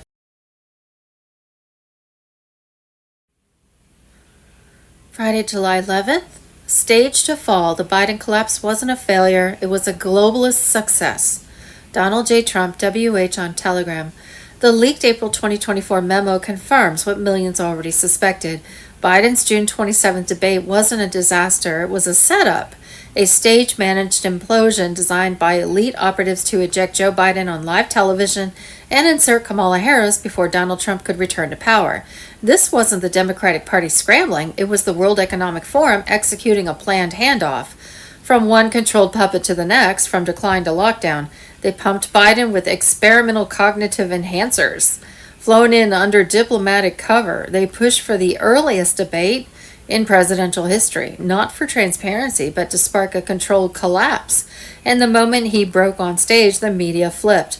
The same media that had shielded him for 4 years suddenly declared him unfit. That was the trigger. The memo even named the date. They knew he'd fall. They already had their new candidate waiting in the wings. Kamala didn't rise through merit. She was chosen, groomed in Bilderberg rooms, briefed by Rothschild intermediaries, and rolled out with WEF-approved talking points. Her ascension is no accident. Her presidency, unelected, unvetted, and unstoppable, is the gateway to the next phase. Digital currency, biometric IDs, UN health enforcement teams, and ESG-linked economic compliance. The Biden debate was never about winning hearts. It was about flipping the switch. But they moved too fast. Trump shattered their illusion, and now the leaked memo proves it. Biden was sacrificed for a global plan. The question isn't whether the debate was rigged, it's how long they can keep pretending Kamala was the solution and not the final weapon in their war on sovereignty.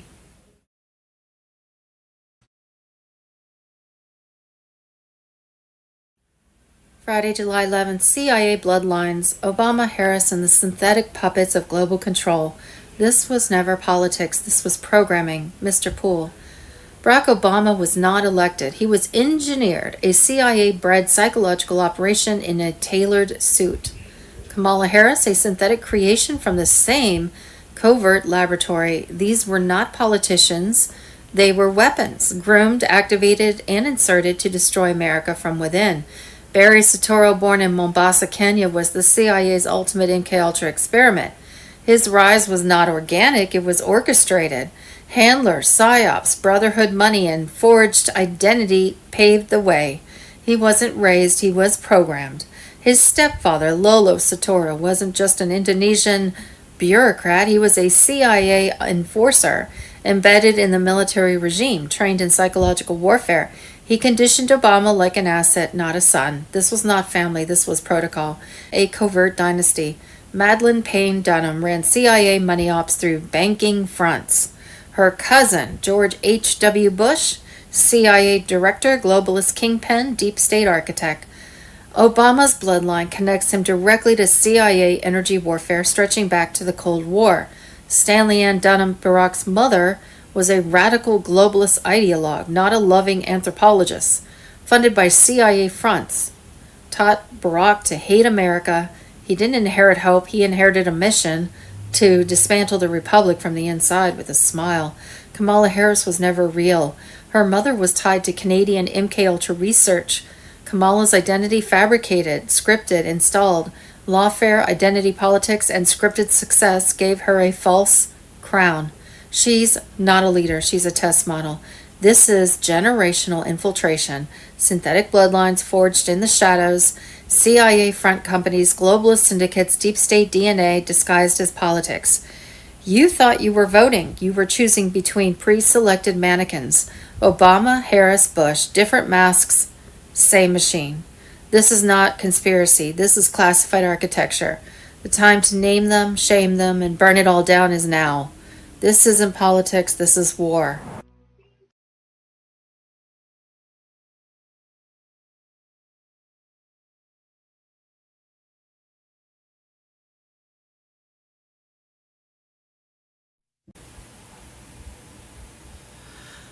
President Trump has given the green light. Global military alliance underway to take over fake news media, make mass arrests. Emergency broadcast system activation imminent. Jassara Nassara unleashed. The Great Awakening. There's only one way. Military takeover. Mr. Poole. Judy note. Back in April 2014, Pope Francis, Jesuit Superior General Adolfo Pachon, Anglican Archbishop of Canterbury Justin Welby, former Pope Joseph Ratzinger, UK High Court Justice Judge Fulford, and members of the British royal family, including Queen Elizabeth and Prince Philip, were charged with crimes against humanity and being prosecuted by the International Tribunal into Crimes of Church and State, ITCCS. The case, representing over 50,000 missing Native Canadian children, began its prosecution phase at the International Common Law Court of Justice in Brussels, Belgium on Monday, April 1st, 2014. A year later, all of the global elites were found guilty for their atrocities. against children as members of the Vatican's Ninth Circle child sacrifice cult.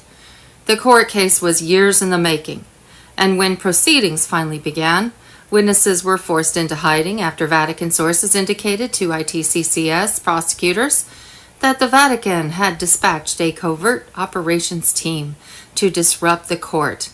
During the trial, prominent U.S. and Canadian politicians and corporate officials were named as practicing members of the Ninth Circle, according to ITCCS spokesperson Kevin Annett. Over 40 child mass grave sites have been located at Catholic, Canadian, government-run Native residential schools across Canada. In 2008, a child's remains were found at the Mohawk Residential School in Brantford, Ontario, though ITCC's requests for excavation had continually been refused by officials in the Canadian government, British Crown, Catholic, and Anglican churches, plus at the United Church of Canada. On Monday, April 14, 2014, the ICLCJ court began its prosecution phase. 10 witnesses testified throughout the week. The witnesses were from Canada, the U.S., Argentina, Holland, and the UK. The Ninth Circle was formed at least 3 centuries ago at the Vatican, Annette said, but has expanded to embrace local satanic child sacrifice cults across Europe and the Americas. Thanks to Catholic pressure, the Ninth Circle affiliated strongly with Nazi cultic groups that had close ties with the Waffen SS during the 1930s and 40s. Pope Ratzinger became the first pope to resign his position. He did so the same week of his ICLCJ court guilty verdict for crimes against humanity. Pope Ratzinger's and 29 other global leaders' guilty verdicts were handed down by 6 ICLCJ judges from different countries. Monday, April 14th. What we think we know as of Thursday, July 10th, 2025. Wednesday, July 9th, operational intel. COG active, United States under COG, the silent war, the false court, and Commander-in-Chief Donald J. Trump. Since at least 1922, the Vatican, Canadian government, Crown of England, and United Church of Canada have been working together to eliminate Native Canadian tribes. Kevin Annett, cover-up of the century. FBI and CIA bury Epstein's client list to protect a global pedophile blackmail empire. Mass illegal immigration is the Democrat Party's weapon to collapse America, destroy its systems, and seize absolute control through chaos, a calculated demolition of national identity. Because a broken society is easier to dominate than a strong, cohesive one. Stephen Miller. Bloodlines, black ops, and mind control built the deep state's empire. Barack Obama was a CIA-engineered Manchurian candidate, while Kamala Harris was another synthetic puppet shaped through classified psychological programs. On Wednesday, July 9th, a historic court case began in the Netherlands.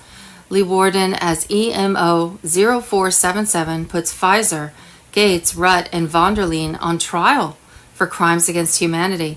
Big Pharma's bloody conspiracy, whistleblower, and Wednesday, July 9th, confirmed, even by mainstream media, cloud seeding was done to flood Texas. This was a terrorist attack against Christians. Breaking now. Jerome Powell resigns.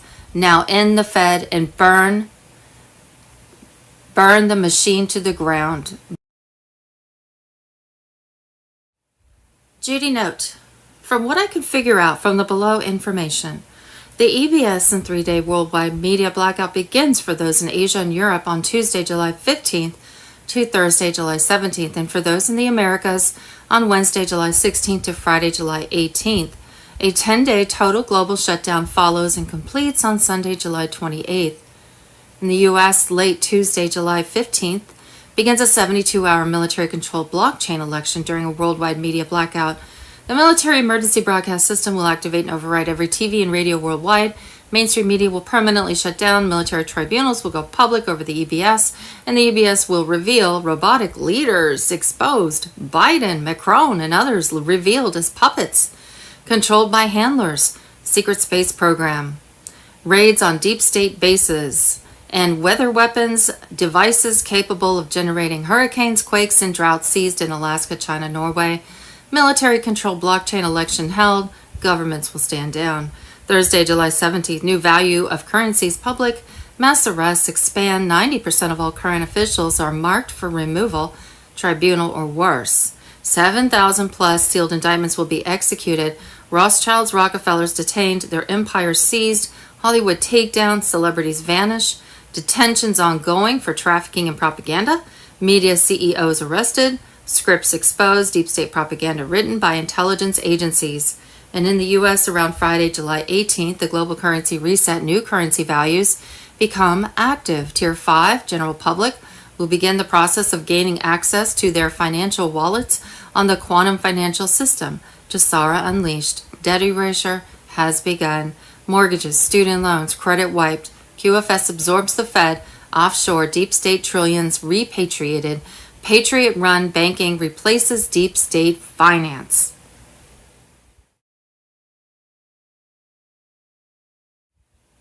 EVS activation, John F. Kennedy on Telegram. Sunday, July 6, 2025, U.S. Inc. dissolves as the quantum financial system sets to go live.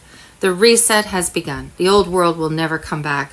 It's a military-grade Trump-led operation to return stolen wealth to the people and end the era of centralized slavery.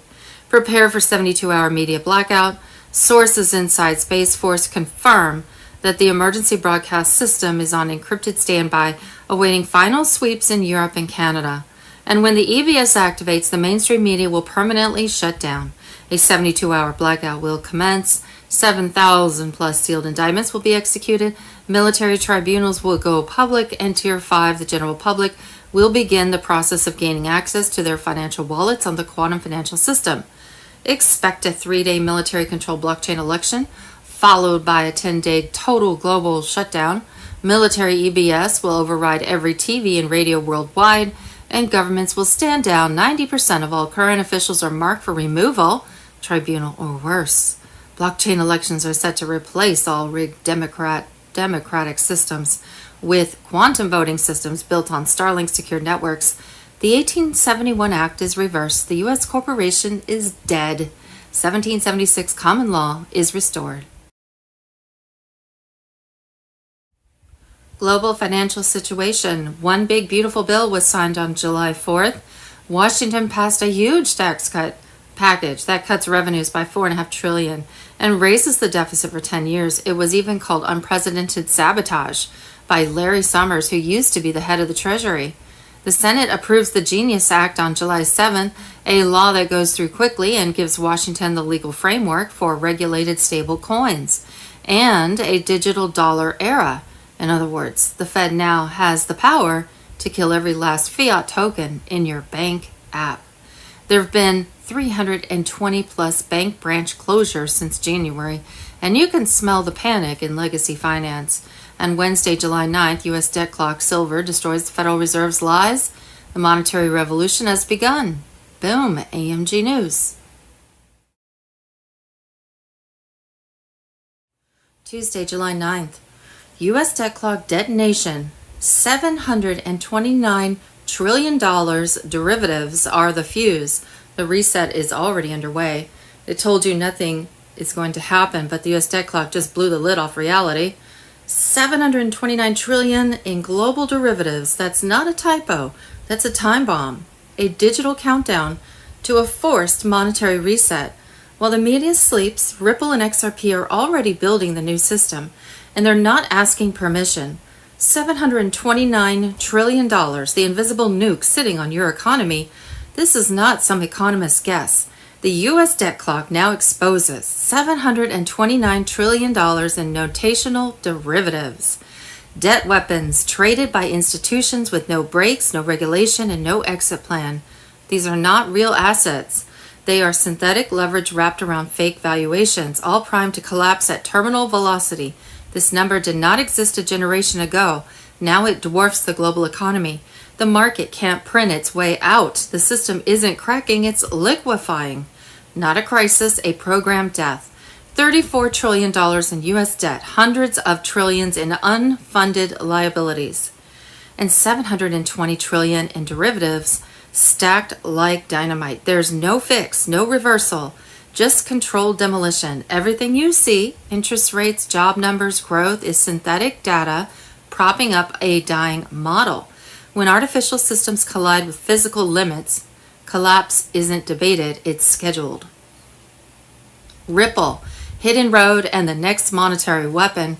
While the sheep stare at headlines, Ripple went to war underground. Its acquisition of Hidden Road gave it the settlement backbone for FX and metals, core arteries of the global transfer grid. Combined with XRP Ledger, they now offer an on-demand liquidity and tokenized asset rails. This isn't crypto, this is infrastructure for takeover, designed to replace the old order when the debt nuke detonates. Tokenization, how they plan to contain the blast. Governments won't save the old system. They will introduce a programmable, tokenized one. Real assets like gold and land fractionalized onto blockchain. CBDCs issued on digital rails. XRP Ledger as the transactional backbone. The goal, move $729 trillion off the edge and into tokenized control. Ledger by ledger, swap by swap. The debt clock isn't a website, it's a war signal. We the people have just filed a public indictment against the so-called Federal Reserve, a private cartel that has been around for 100 years and has been counterfeiting our money, laundering our labor, and calling the whole thing monetary policy. Today, we end their charter and demand that they pay back all of the money they owe to a sovereign wealth reserve that belongs to all Americans. Number one, 100-year conspiracy unmasked.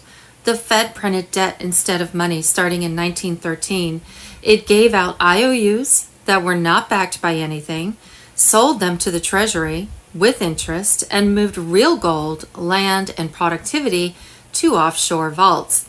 Wars, recessions, and bailouts are all planned cycles of extraction.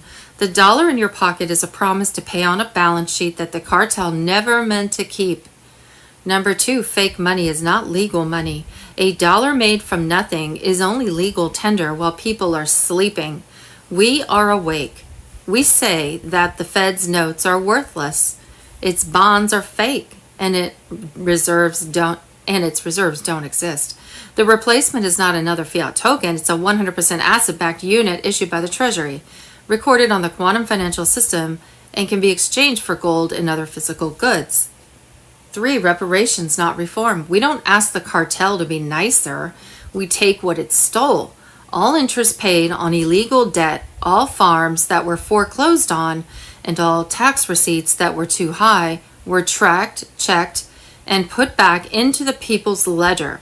That ledger will be open to everyone and can't be blocked by politics or taken over by businesses. Number 4, racketeering in the open. What mainstream economists call policy is the same as organized crime, money laundering, price fixing, market rigging, and treasonous subordination of the Constitution. The proof is out there for everyone to see. Emergency lending windows, secret gold swaps, LIBOR lies, and QE infinity. Every signature, timestamp, and off-balance sheet derivative is saved for the tribunal. 5. The new order of money, no more being a slave to debt, no more private central banks. USA Sovereign Wealth Reserve will be open, decentralized, and impossible to take away. Every citizen gets a biometric wallet with their fair share of the country's assets. Inflation stops and taxes change to a single flat rate on luxury goods. Honest money comes back. The 4th of July means something again today. We used to break chains made by a king from far away. Now we break the digital chains of a banking dynasty. We're not asking Congress, the IMF, or Wall Street for anything. We're following the highest law, which says that the people have all the power and that any institution that goes against the truth loses its power. The time of fake credit is over. Now is the time for sovereign wealth.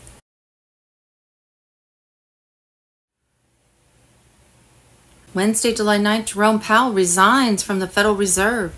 Medea Greer on X, breaking now. Jerome Powell resigns. Now end the Fed and burn the machine to the ground.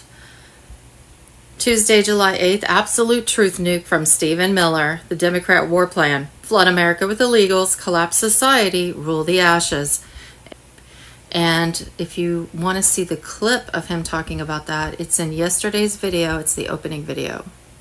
Wednesday, July 9th, farm security is national security.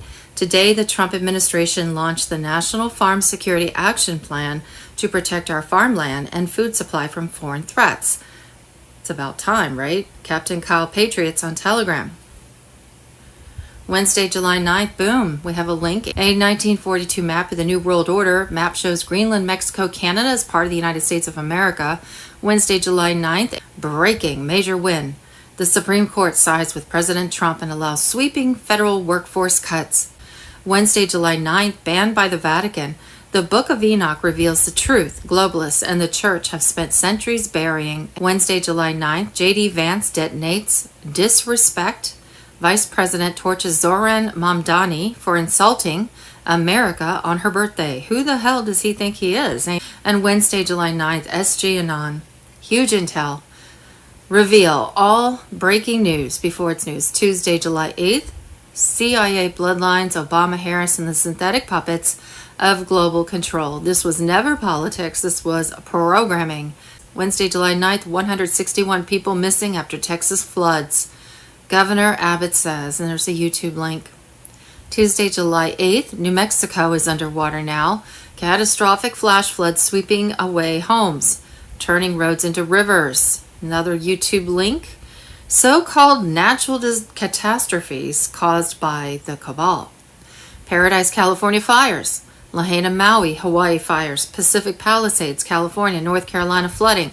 Texas flooding, New Mexico flooding, 24 train derailments, numerous wildfires, poison, food, air, water, medicine, human trade, invasion, murder, brutality, rioting, and vandalism.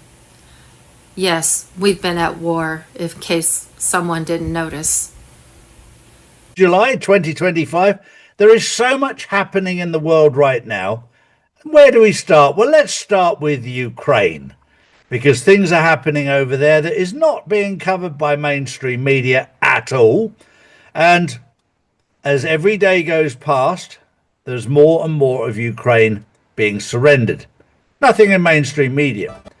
And probably one of the biggest surrenders is the fact that BlackRock used to control the rare earth minerals in Ukraine. They've now completely walked away from it because it's under control of the Russians. The Russians now have full control over these rare earth minerals, including lithium, etc., etc. This is all in the Donbass region in Ukraine, completely controlled now by Russia. And it's very interesting that America had a $15 billion recovery fund to recover this area. That has now been binned, scrapped. And for some unknown reason, mainstream media doesn't want to tell you, because they want to tell you that we're winning. We're not. Are we, Warren? No, we're not. The trouble is, across all the lines now, it is beginning to collapse left, right, and centre. And we do have, would you believe, a little map for you, Charlie. We like to keep an eye on everything that is going on. So we'll just move the map across there. And as you can see from some of these areas, that, of course, this is Shevchenko. And, of course, this is where this huge lithium mine is. And it is one of the largest in the world. And that is now completely and utterly under Russian control. There is also Pokrovsk, which is this area here, which is being surrounded. And, of course, Ukraine are saying it strategically doesn't matter. So strategically, it doesn't matter that there's 18,000 troops in there, Charlie. And, of course, the other areas that, of course, we're looking at is here, which, as you can see, is called Konstantinivka. And that is an area that is now being surrounded on all sides. This map isn't currently right up to date, but the Russian forces are now surrounding it on all three sides. And this is getting very ever closer to a place called Kramatorsk and Slavyansk. And because it's in dark blue, this is where the Russians are imminent to be taking these areas. The places in light blue is where they have fire control over, aerial superiority and fire control over those areas. So very much it is collapsing very, very quickly. And this is why the Ukrainians are so desperate for all sorts of weapons. It's also very important to note that America is in up the creek without a paddle to try and defend something in that part of the region, so that when they lose Israel, they've got somewhere to go to. And they're looking for a place that they can go to where there's nobody left, so that they can steal all the properties. When you see through the plan of the deep state, the cabal, the Israeli Zionists who want everything for nothing, they want to move into your house and then steal your house, as they have done over many, many years. And of course, they've created the term anti-Semite, if you even suggest it. But now the world is waking up to what sort of people these really are. And if they were really God's chosen people, they wouldn't be doing what they're doing, because God is the God of love and the God of peace, not the God of war, not the God of going into somebody's country and stealing it. These are not God's people. They'll tell you they are, but it's a bit like a paedophile who goes, have some little sweeties, children. This is the same playbook that they've used for years and years and years. And we're starting to see right through it, because the truth will always come out. It doesn't matter what you say. We're seeing it right now. We're seeing what's happened in Israel, and they're using their definition of the Bible rather than the truth. And the one thing that is very clear about the truth is the truth will always set you free. It won't enslave you. It won't restrict you. It'll set you free. And my heart goes out to everybody who's lost their life in Ukraine, in Gaza, in the West Bank, in Israel, in Russia, over this mindless war created specifically by warmongers like James Brennan and Jim Brennan and Comey, Pelosi, Schiff. They're all involved, and they will all be dealt with in due course. They have been dealt with back in the 2020 and 2021, but the pantomime is now playing out for you to see it. So hopefully you can see it very clearly. In the 1960s, Laurel Canyon in Los Angeles became the epicenter of a wild counterculture. But was it all organic? Many of its biggest stars, Jim Morrison, Frank Zappa, the Byrds, Buffalo Springfield, and the Mamas and the Papas, all lived near each other, right next to a secret military film studio called Lookout Mountain Air Force Station. Jim Morrison's father helped launch the Vietnam War. Zappa's dad made chemical weapons. Crosby and Stills came from military and intelligence-connected families. Meanwhile, Ken Kesey and the Grateful Dead spread LSD, directly tied to CIA mind control experiments under MK Ultra. Laurel Canyon wasn't just a neighborhood, it was a laboratory. LSD and rock music became tools to mislead, pacify, and burn out a generation that might have sparked real revolution. Follow for more.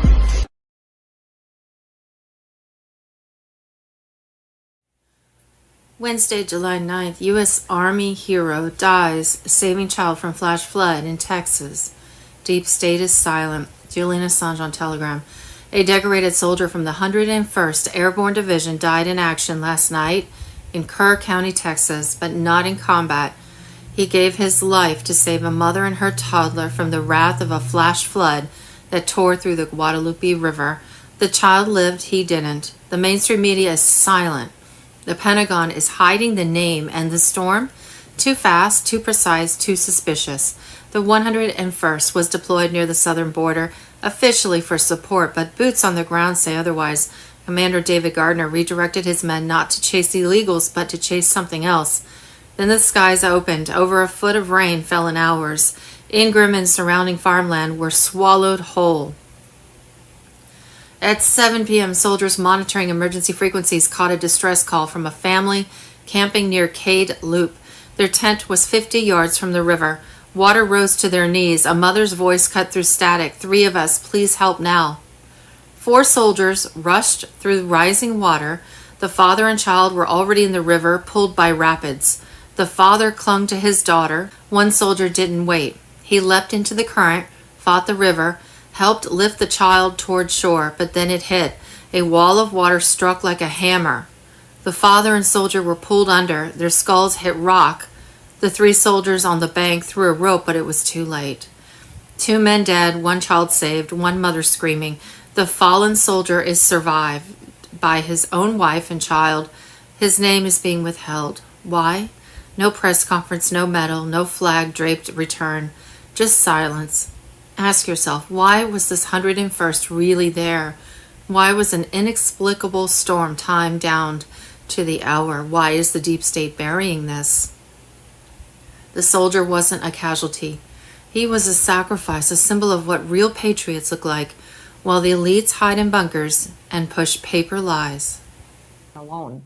And then after the wildfires in Maui, residents voiced concerns that every FEMA employee that they spoke with had different answers. None of them had conversations that resulted in getting assistance that was helpful or any clarity in their situations. The situation in Lahaina was so bad. Illegal aliens were staying in luxury hotels using FEMA dollars. The Roosevelt Hotel is the one you're probably the most familiar with in New York City. They got to stay there for free on the taxpayer dime through this FEMA agency. Most of those rooms cost over $300 a night. In 2024, when Hurricane Helene devastated the Southeast, FEMA's Disaster Relief Fund was unable to provide the necessary relief because millions of dollars had been diverted to housing and transportation for illegal aliens. Now, FEMA was supposed to show up, and yet residents reported that they saw no FEMA personnel on the ground or applying for aid on their behalf. They instead had to rely on local volunteers. Right after Helene, Hurricane Milton also hit the Southeast.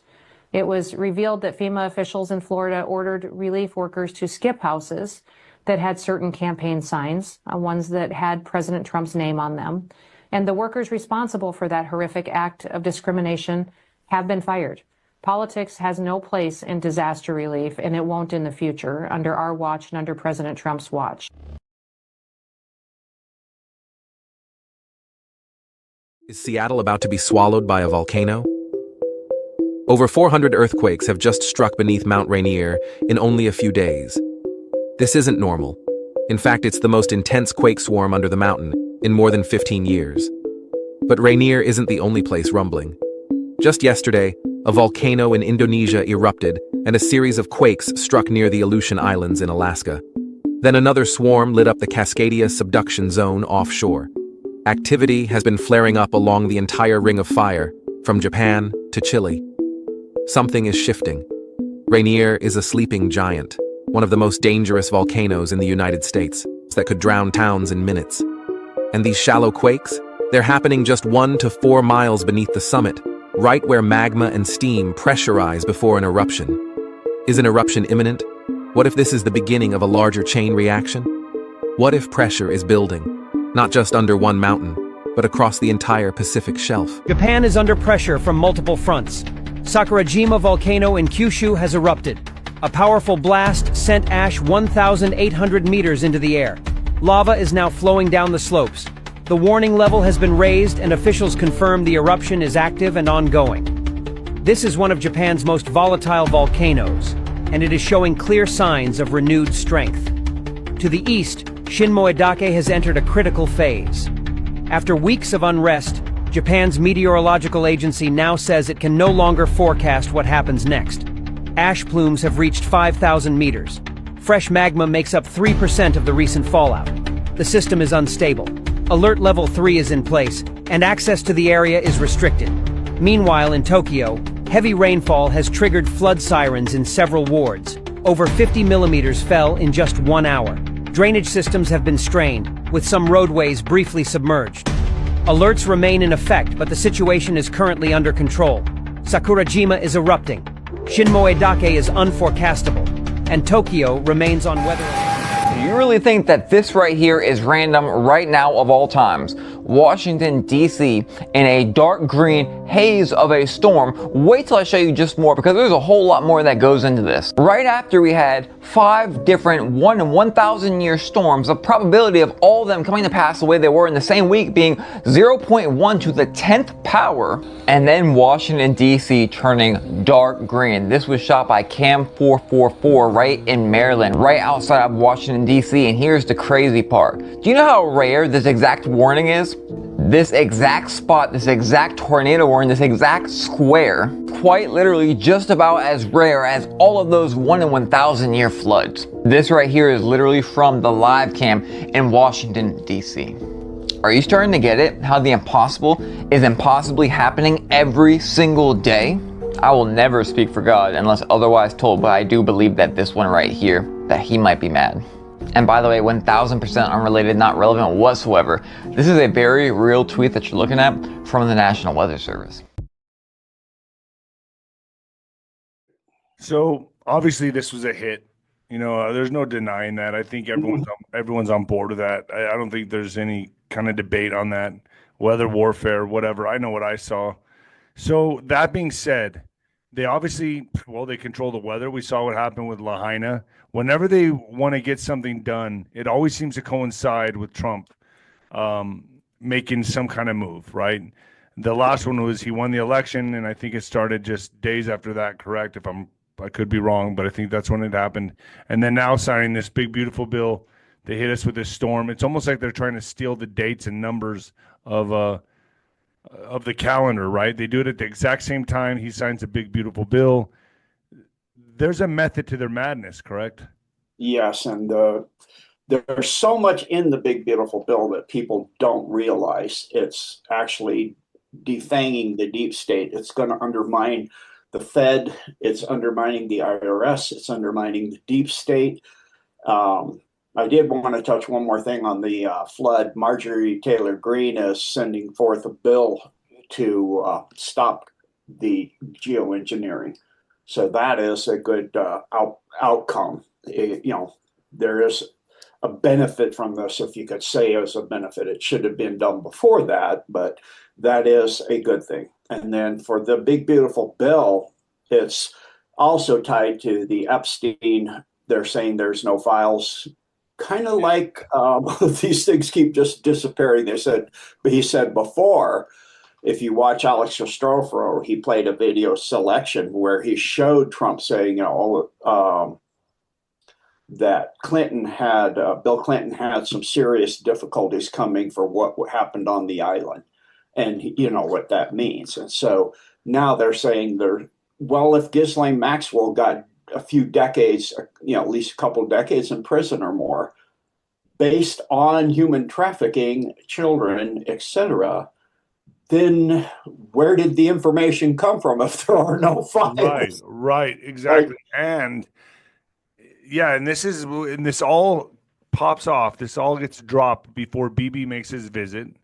Yeah. Benjamin Netanyahu. Now Benjamin Netanyahu also wants to give Trump the Nobel, or nominate him for the Nobel Peace Prize. This is insane. So, did they cut a deal? I mean, I'm not jumping ship on Trump at all. You have Elon coming out saying he was on the list. I mean, this all doesn't look good. It really doesn't look good for Trump. But I know there has to be bigger moves at play here. If you know what's going on, it looks fantastic for Trump and the alliance. You're watching a scripted movie. You're watching military warfare. As a military person, I know exactly what they're doing. So it's very simple to understand. It's script. You're following a script. Do you think Elon's following the script, or do you think Elon really has animosity towards Trump and does not like Trump?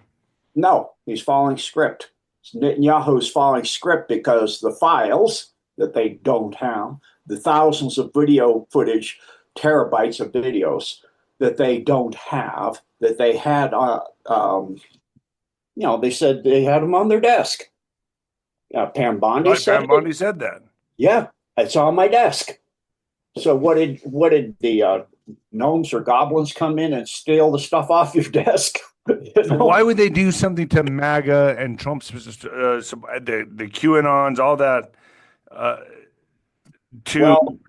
mean, is he exposing these people? I mean, what is going on here? Like what? Oh, very simple. If you want to give pressure on somebody to make them do something, and you have blackmail on them that can destroy them and get them put in prison or death, it's very easy. I won't release this. It'll disappear. We'll say it's disappeared.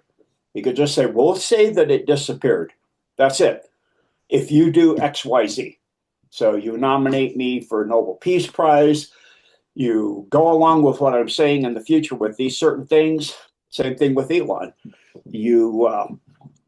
We'll continue to give you the subsidies and other things we give you, but we want you to do this script of you're coming up against the bill and this. That makes the deep state feel that the American party is a great idea. So they said, oh, well, he's against Trump and da-da-da-da. And so we'll go with that. And because he's against the big, beautiful bill and it's really hurting us, it's going to destroy us. So we'll back him.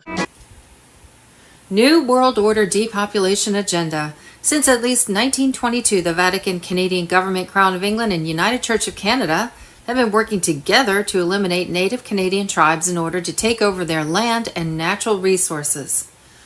Over 60,000 Native children have gone missing from 80 mainly Catholic Canadian government-owned Native residential schools. The Chinese Communist and Democrat parties were actively poisoning America's land and water with a toxic chemical produced by ChemChina called diquat dibromide. Newly leaked FDA files confirmed that for over 40 years the deep state cabal have inserted the toxic lipid compound ceramide into America's food supply. Processed snacks, seed oils, cereals, bottled water, turning meals into biochemical weapons. Judy note, since at least 1922, the Vatican, Canadian Government, Crown of England, and United Church of Canada appear to have colluded to eliminate the Native Canadian tribes in order to take over their land and natural resources. Over 60,000 Native children have gone missing from 80 mainly Catholic residential schools across Canada. At least 40 mass graves have been discovered on school grounds that have been refused excavation by the Vatican and Canadian government. Kevin Annett, the International Tribunal into Crimes of Church and State, and the International Common Law Court of Justice in Brussels have led the charge to expose the mass genocide of Native children. Warning, the Chinese Communist and Democrat parties have been deliberately poisoning our nation's land and water with a toxic chemical produced by ChemChina called diquat dibromide, banned in Europe and highly toxic to wildlife and humans. Newly leaked FDA files confirmed we've been poisoned by design. For over 40 years, toxic lipid compounds called ceramides have been deliberately inserted into America's food supply. Processed foods, seed oils, cereals, even bottled water, turning meals into biochemical weapons. A new formula of Roundup has hit the shelves that's 45 times more toxic than their old formula. It's made from a chemical banned in the EU called diquat dibromide. These 12 sites across the lower Connecticut River have been approved by Connecticut Deep and U.S. Army Corps of Engineers to be sprayed with diquat dibromide beginning Monday, July 7th. Chester Creek, Hamburg Cove, Selden Creek, Salmon River, Deep River, Lake Pocatopoc. Connecticut Governor Ned Lamont could stop it all if in one phone call. Office of the Governor. There's the phone number and email. And Judy, now please be aware, although there are several platforms on Telegram published under my name of Judy Byington, I do not have a platform on Telegram under my name Judy Byington. They are imposters and have advertised false information. For the past several weeks, the following has been published about me on several big Telegram platforms. The problem is I don't know who puts it up, runs the site, nor who responds to the inquiries. I've tried several times to get access to the site, but have been denied. Don't even know what it says in there. If you have any insight into this, please email me at info22faces@yahoo.com. Thanks, Judy Byington. The insert reads, they tried to silence her. Now millions listen. What Judy Byington reveals can't be unseen. Ritual abuse, government cover-ups, forgotten children. Her posts are raw, real, forbidden. Follow the truth. They never wanted you to read. There's 2 links to those Telegram channels. What we think we know as of Tuesday, July the 8th, 2025. On Monday, July 7th, a National Guard truck was videotaped with the back cargo area full of what appeared to be over 20 rescued girls from the campground that was wiped out by the Texas flood. The girls were originally taken before the man-made flood broke out by a group of men posing as federal agents who were later arrested. Monday, July 7th, the DOJ has been caught altering the newly released Epstein video. Monday, July 7th, we have a link at AMG News breaking, geoengineering equals felony. Congress unleashes bill to ban sky poisoning and weather control. Bombshell bill led by Green. Monday, July 7th, official cover-up exposed. Justice system collapses. DOJ and FBI exonerate Epstein's network. Elite clients erased, blackmail denied. Monday, July 7th, JFK's $4 billion bombshell. The executive order that declared war on the Federal Reserve. And Monday, July 7th, independence declared. Americans denounced Federal Reserve as a 100-year financial criminal cartel. Call for sovereign wealth restitution begins. Global financial situation, Monday, July 7th. Historic bond redemption, 2025. Trump private post on Telegram. For decades, the world's elites hid original gold-backed promissory notes in secret vaults. The locks break today. These papers are not worth anything. They are bombs. What is on the way? Kings, emperors, and wartime treasurers issued bonds that were backed by metal, not ink. From Imperial China, dragon bonds, German debt promises before the war, victory notes from the Pacific, not paid. All of these are legal under international law. Their total claim is much bigger than the fake debt machine from the 21st century.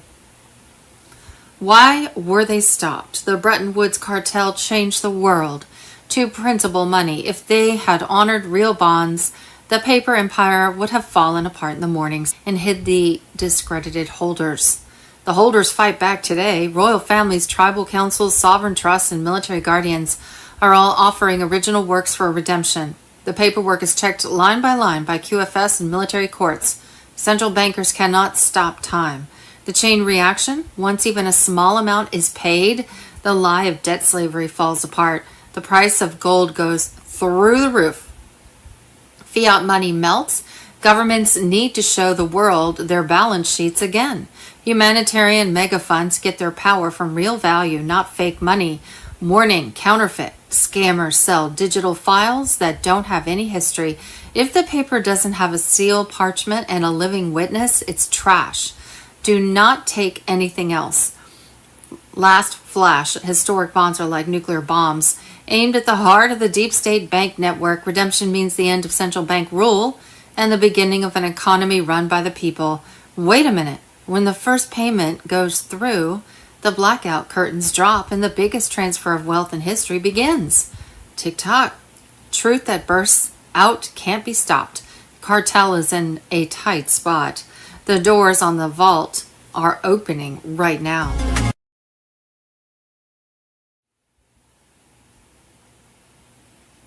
Monday, July 7th, the executive order that got JFK killed.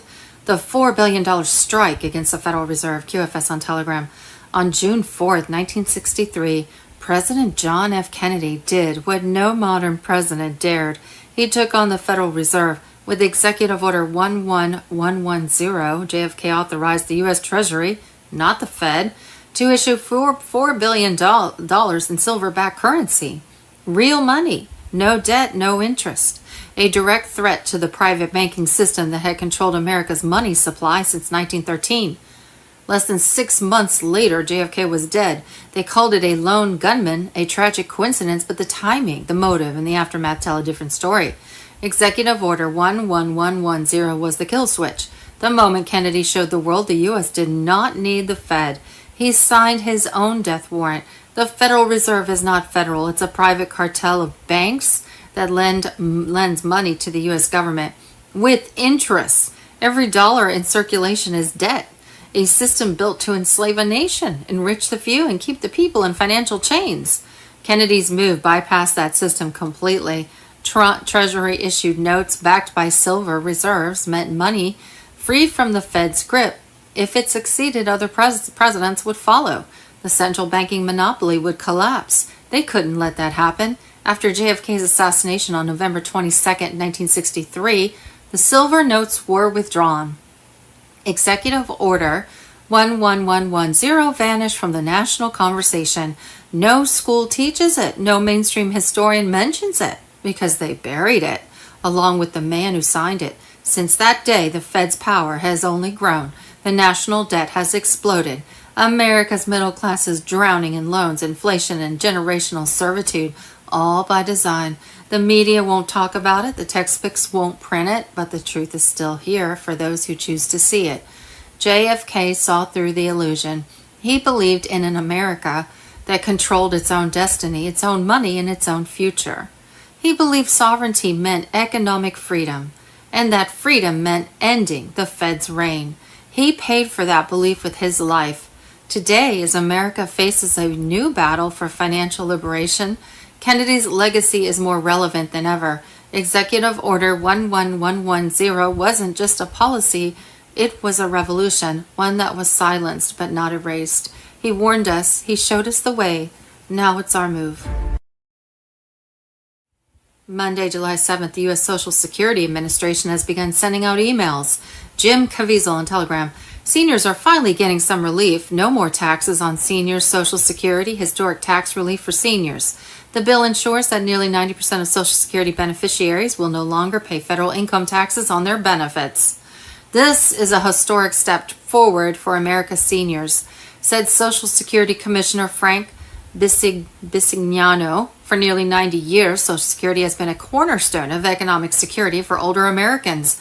By significantly reducing the tax burden on benefits, this legislation reaffirms President Trump's promise to protect Social Security and helps ensure that seniors can better enjoy their retirement that they've earned.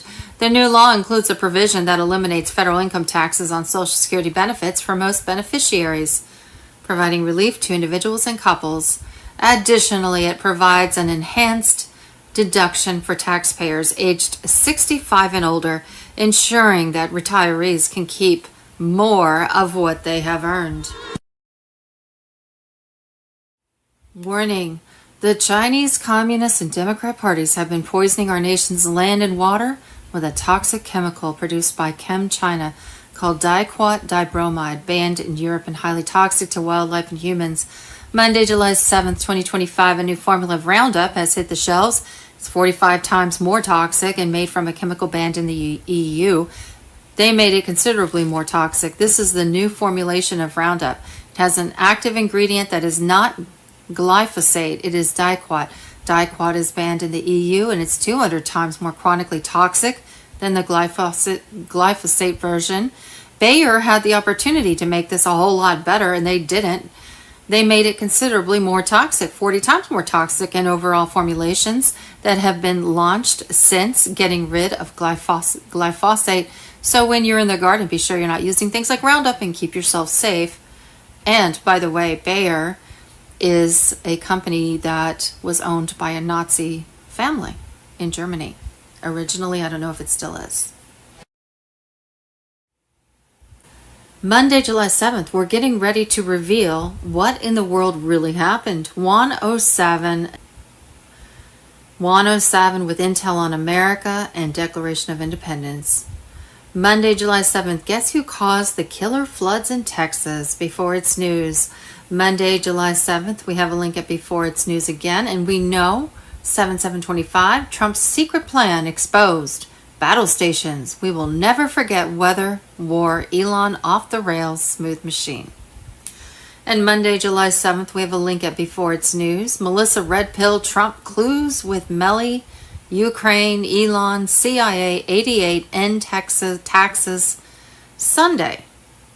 And Monday, July 7th, Real Raw News, Trump to form Weather Warfare Committee with Marjorie Taylor Greene as Weather Warfare Czar. Are y'all seeing what the Austin Fire Department is saying in regards to the Kerrsville flood? It sounds very, very familiar to a situation I remember last year. And what you're seeing behind me is the 1 in 1,000-year flood that just took over North Carolina. This is the aftermath. So the Austin Fire Department is saying a lot of things on their Twitter. They're saying that they tried to send people out to Kerrsville 2 days earlier because they saw it coming. And what they're saying is they were not allowed to dispatch their people, likely costing many, many lives. 1000% unrelated, look how cool the clouds are in Texas right now today, July 8th. I'm sure if they would have been able to dispatch people on July 2nd, it would have made a world of difference. Think about people actually being there and warning of what may come and just the difference in the outcome. By the way, this is more flooding in Texas right now as we speak. And again, I remember something very similar happening last year to blocking help. And we would have not known this unless these people came forth and told us, just like last time. Over 100 lives lost. The fire chief said it was about money, but they would have been reimbursed for their dispatching and their efforts.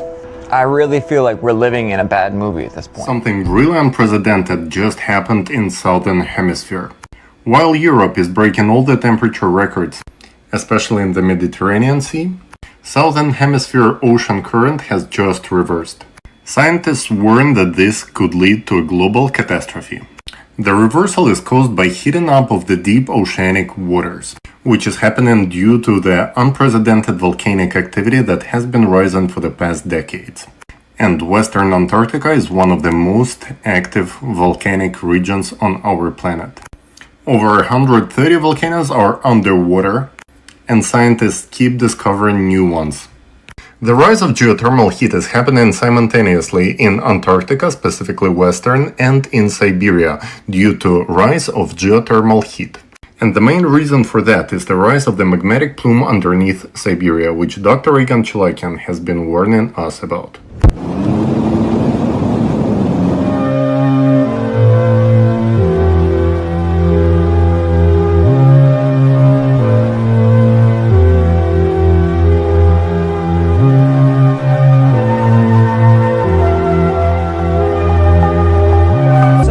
Aggressive earthquake swarm has erupted beneath Mount Rainier, Washington. It began at 1:29 a.m. on July 8th and has already produced more than 400 quakes. This is the most intense seismic activity recorded at the volcano since 2009. The strongest event so far reached magnitude 1.7. The quakes are striking directly beneath the summit, stacked tightly beneath the volcano's central structure. Rainier is a high-risk stratovolcano with a violent past. It's capped in glacial ice and towers above cities and towns across western Washington. Even without an eruption, seismic movement here can unleash catastrophic mud flows, ground collapse, or glacial melt events with little warning.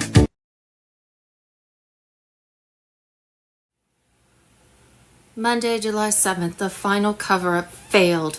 The Epstein client list exists and it's coming out, QFS on Telegram. On July 7th, 2025, the Department of Justice attempted to close the book on Jeffrey Epstein with a carefully worded memo that claimed there's no client list and that Epstein acted alone. But the people are not buying it because just months earlier, Trump appointed special counsel Pam Bondi confirmed that a full truckload of Epstein files was delivered to her office from New York. Thousands of documents, hours of video, and direct evidence of blackmail. The DOJ is not denying it. They're erasing it. This is not just another scandal. It's the collapse of the global blackmail infrastructure that held the world hostage. Epstein's Island was not a party spot. It was a ritual site used to compromise world leaders from Clinton to Gates to royals and CEOs. The names are already known. The flight logs are public. What they're hiding is the footage. The transactions, the decrypted communications, all of which are confirmed to be inside the files, delivered to Bondi. And now, in the middle of that exposure, the DOJ wants to pretend none of it exists.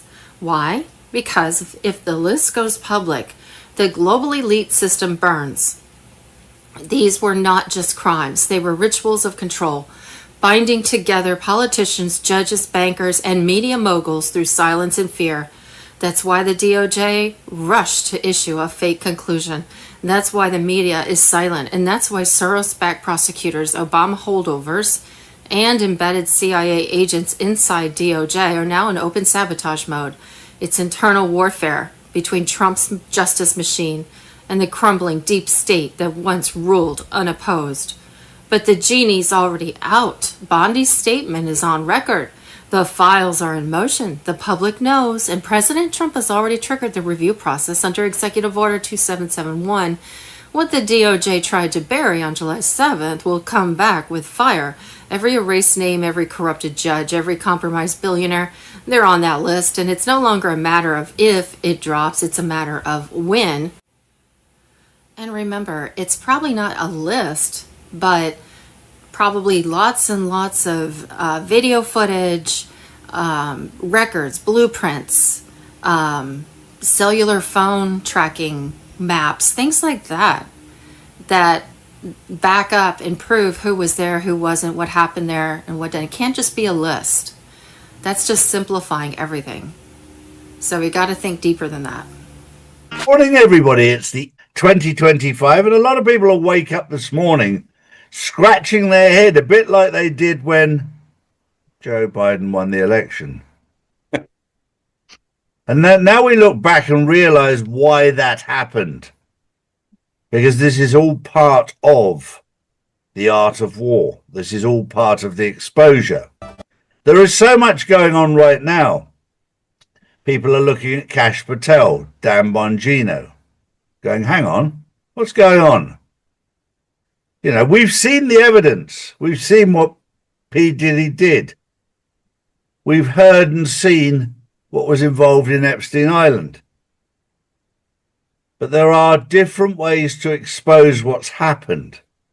A lot of people want to see the people beneath them as to who did what.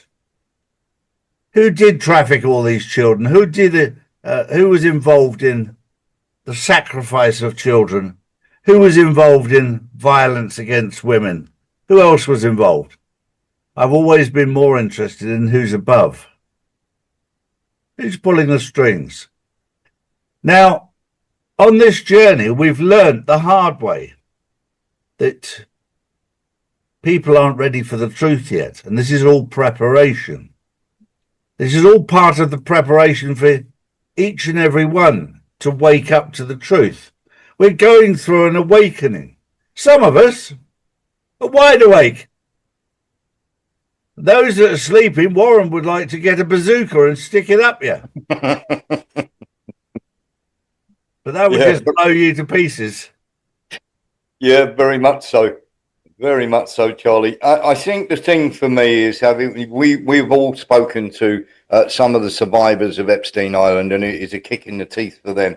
But here's the thing: I know what, if you like, Kash Patel, Dan Bongino, and of course the should we say the horrible thing that is Pam Bondi, as far as many people are concerned out there, and many people who are outraged this morning. I want to know who made the decision and told them, the person above, as you were saying, Charlie, who above them made that decision? Because we know there's an Epstein list.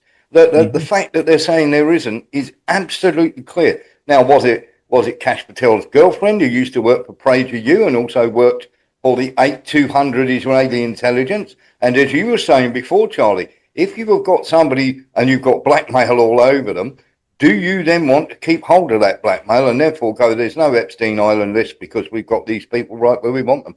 Gentlemen, that's my thoughts. Yeah, exactly. And this is all part of the journey. And there's a lot of people who are jumping all over the place today about this. But I was one of those people that was concerned when Joe Biden suddenly got back into office, that he had removed Trump. But now I look back and realize the value of what happened, where they rigged the election to get him in, where the person that was actually in office was not the real Joe Biden. This was all part of the pantomime. what you're seeing at the moment with regard to Epstein and P. Diddy is all part of the pantomime. And as you see it, it's scary. It's worrying. The reality is it's very important on this journey of exposure from darkness to light. I would urge everyone, stay calm, stay peaceful. Sit back and look at it and in the words of many people, enjoy the show. Central casting, pantomime, it's a movie. It's all scripted. It's not real. We're living in some incredible times. When Donald Trump said 5 years ago, we have it all, he wasn't lying. They've got everything.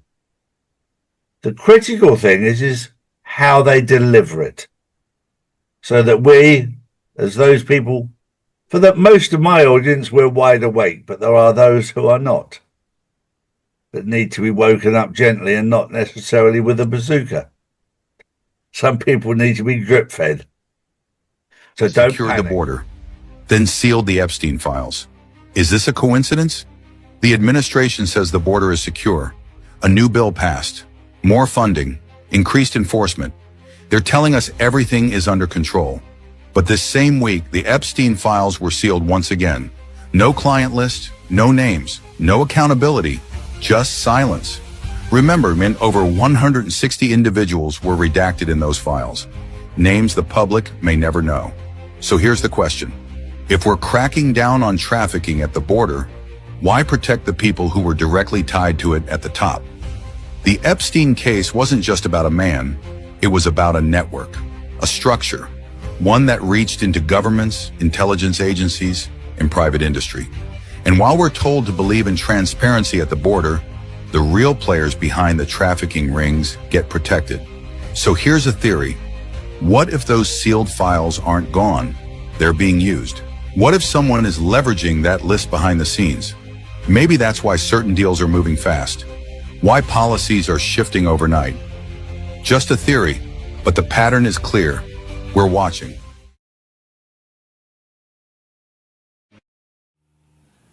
Hillary Clinton's State Department protected officials engaged in routinely soliciting sexual activities with minor children. The ambassador, who came under investigation, routinely ditched his protective security detail in order to solicit sexual favors from both prostitutes and minor children, according to documents obtained by NBC News. The alleged misconduct took place during former Secretary of State Hillary Clinton's tenure. According to the documents, which also say those activities may not have been properly looked into to purposely protected select individuals from prosecution. Top State Department officials directed investigators to cease the investigation into the ambassador's conduct. According to the memo, cease an investigation of people who are sexually abusing children. These are the people running our government, ladies and gentlemen. A State Department spokesperson would not confirm the specific investigations, but told NBC News the notion that we would not vigorously pursue criminal misconduct in any case, is preposterous, even though they did not until someone blew the whistle on them. Former State Department investigator Aurelia Fedenzin has said that investigators dropped the ball in the case, and that a final report published in March of this year was watered down. According to her attorney, she felt it was important that Congress get this information. Fedenzin's lawyer, Carrie Schulman, told NBC News, any case involving the abuse of children should be priority. State Department spokeswoman Jen Psaki said that the department would never condone improper influence on its investigators. Any case we would take seriously and we would investigate, and that's exactly what we're doing, but not until they got caught, protecting the individuals first. A senior State Department official also disputed the notion that any investigations have been squashed, saying, there's a lot of conflated information on cases occasionally. I can tell you that not everybody walking in Central Park. Chairman of the House Foreign Affairs Committee, Representative Ed Royce, meanwhile said, that he would ask his staff to look into the alleged misconduct. I'm appalled not only at the reported misconduct itself, but at the reported interference in the investigations of the misconduct, Royce said. The notion that any or all of the cases contained in news reports would not be investigated thoroughly by the department is unthinkable. How many more cases, lies, corruption, and crimes are there that these people have gotten away with? When you start protecting people who sexually abuse children, that should be the final straw for any level-headed human being. Every single one of those people belong in prison. Anyone who doesn't protect or hurts children should be behind bars. Period. In terms of health, we did something that was amazing. We had right to try. You know, we have the greatest scientists in the world, greatest doctors in the world, greatest laboratories in the world, better than anybody else, much better than China. China's very good, but much better. Acknowledged. And we have things to fight off diseases that will not be approved for another 5 or 6 years, that people that are very sick, terminally ill, should be able to use. But there was no mechanism for doing it. And I got everybody into a room. The insurance companies didn't want to allow it because they're terminally ill. They don't want to do it because then they'll get sued for somebody dying even though they're terminally ill. The states didn't want it. The government didn't want it, the federal government. Most of all, the doctors and the labs didn't want it because they didn't want to say that we're going to try and make somebody better. They didn't get better, and now everyone's going to say whatever it is doesn't work. And I got them all into a room, everybody, and I said, here's what we're doing. You're going to sign these documents. Nobody's going to have liability. If somebody wants to come, because, you know, they'd fly to Asia, they'd fly to Europe, most of them didn't have money, they'd go home and they'd die. It was a hopeless situation. But if they had money, they'd go to Asia, they'd go to Europe. We have much better technology. And what happened is I got everybody in a room. I said, listen, there's not going to be any liability. People are going to sign a document that they're not going to sue the country, they're not going to sue the state, they're not going to sue the doctors or the medical platforms. They're not going to sue anybody. They just want the drug. And we have saved thousands and thousands of lives. It's amazing. It actually worked out differently. The drug companies now are liking it to a certain extent because it's the ultimate test. Somebody's terminally ill and all of a sudden they get better, and it's happening thousands. And I got that done. They've been trying for 60 years to get it done, and we got it done. They don't have to fly away. And it's really had the reverse. People were finding cures to things that when a terminally ill person, a person that's almost ready to die, goes in and starts taking something, and now all of a sudden that person gets better. It's an amazing thing, and we save thousands of lives. So we've done a lot of things, a lot of things.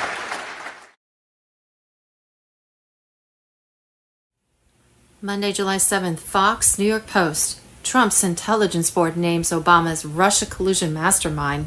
Trump's recent post highlighted truth and transparency, and the truth keeps pointing directly back to Obama as the man behind the curtain, with Clinton by his side. A bombshell new CIA review of the Obama administration's spy agency's assessment that Russia interfered in the 2016 presidential election to help Donald Trump was deliberately corrupted by our own CIA and FBI to frame a sitting president of treason. Then CIA Director John Brennan, FBI Director James Comey, who was in charge of the Epstein case and whose daughter is also lead prosecutor of the disastrous Diddy case, and Director of National Intelligence James Clapper. Further, Brennan's decision to include the discredited Steele dossier over the objections of the CIA's most senior Russia experts undermined the credibility of the assessment and point to an obvious political motive. Just like everything else, they attempt to pin on Trump and his administration. The Tradecraft review of the 2016 Intelligence Community Assessment on Russian election interference was conducted by career professionals at the CIA's Directorate of Analysis and was commissioned by CIA Director John Radcliffe in May. Obama, Hillary, Brennan, and Comey tried to frame a sitting president for treason on a completely fabricated report, evidence, and falsified testimonies from our own CIA intelligence agencies and our own FBI. What does this tell you? Do you understand what Trump is really up against? We have not even gotten to the judges and the media yet, or the death threats and the amount of corruption in our court system, and you wonder why big arrests are taking so long. Trump's intelligence board stated that he wants all of the corruption and its players completely cleaned out, and that's what his administration is doing. As Cash and Bongino are leading the cleanup crew in the newly discovered documents that were recently found, we're still only about 6 months into this administration. It's time to start sending these traitors to prison. The people demand it and will never fully trust our government again until we, the people, see accountability with consequences and people in orange jumpsuits behind bars. Period. It's happening. Just watch. So I'm Laura Ingram. This is Ingram Angle from Washington tonight. This is a Fox News alert. DOJ sources are telling Fox News Digital that former CIA Director John Brennan and former FBI Director Jim Comey are now both under criminal investigation. What would be for potential wrongdoing related to the Trump-Russia probe. We have more on this. Monday, July 7th, Pelosi exposed $10 million Apple stock dump. Whistleblower unleashes financial nuke on Congress. Carrie Cassidy on Telegram.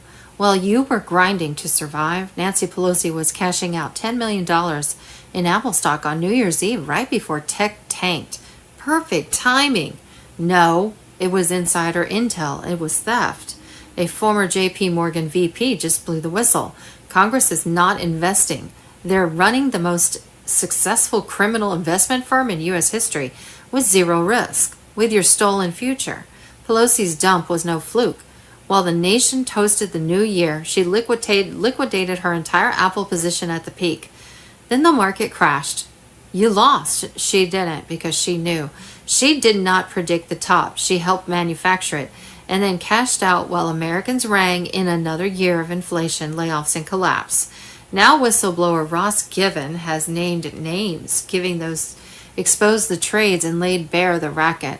With 20 years at JP Morgan, he tracked patterns that no hedge fund could match, except one, Congress.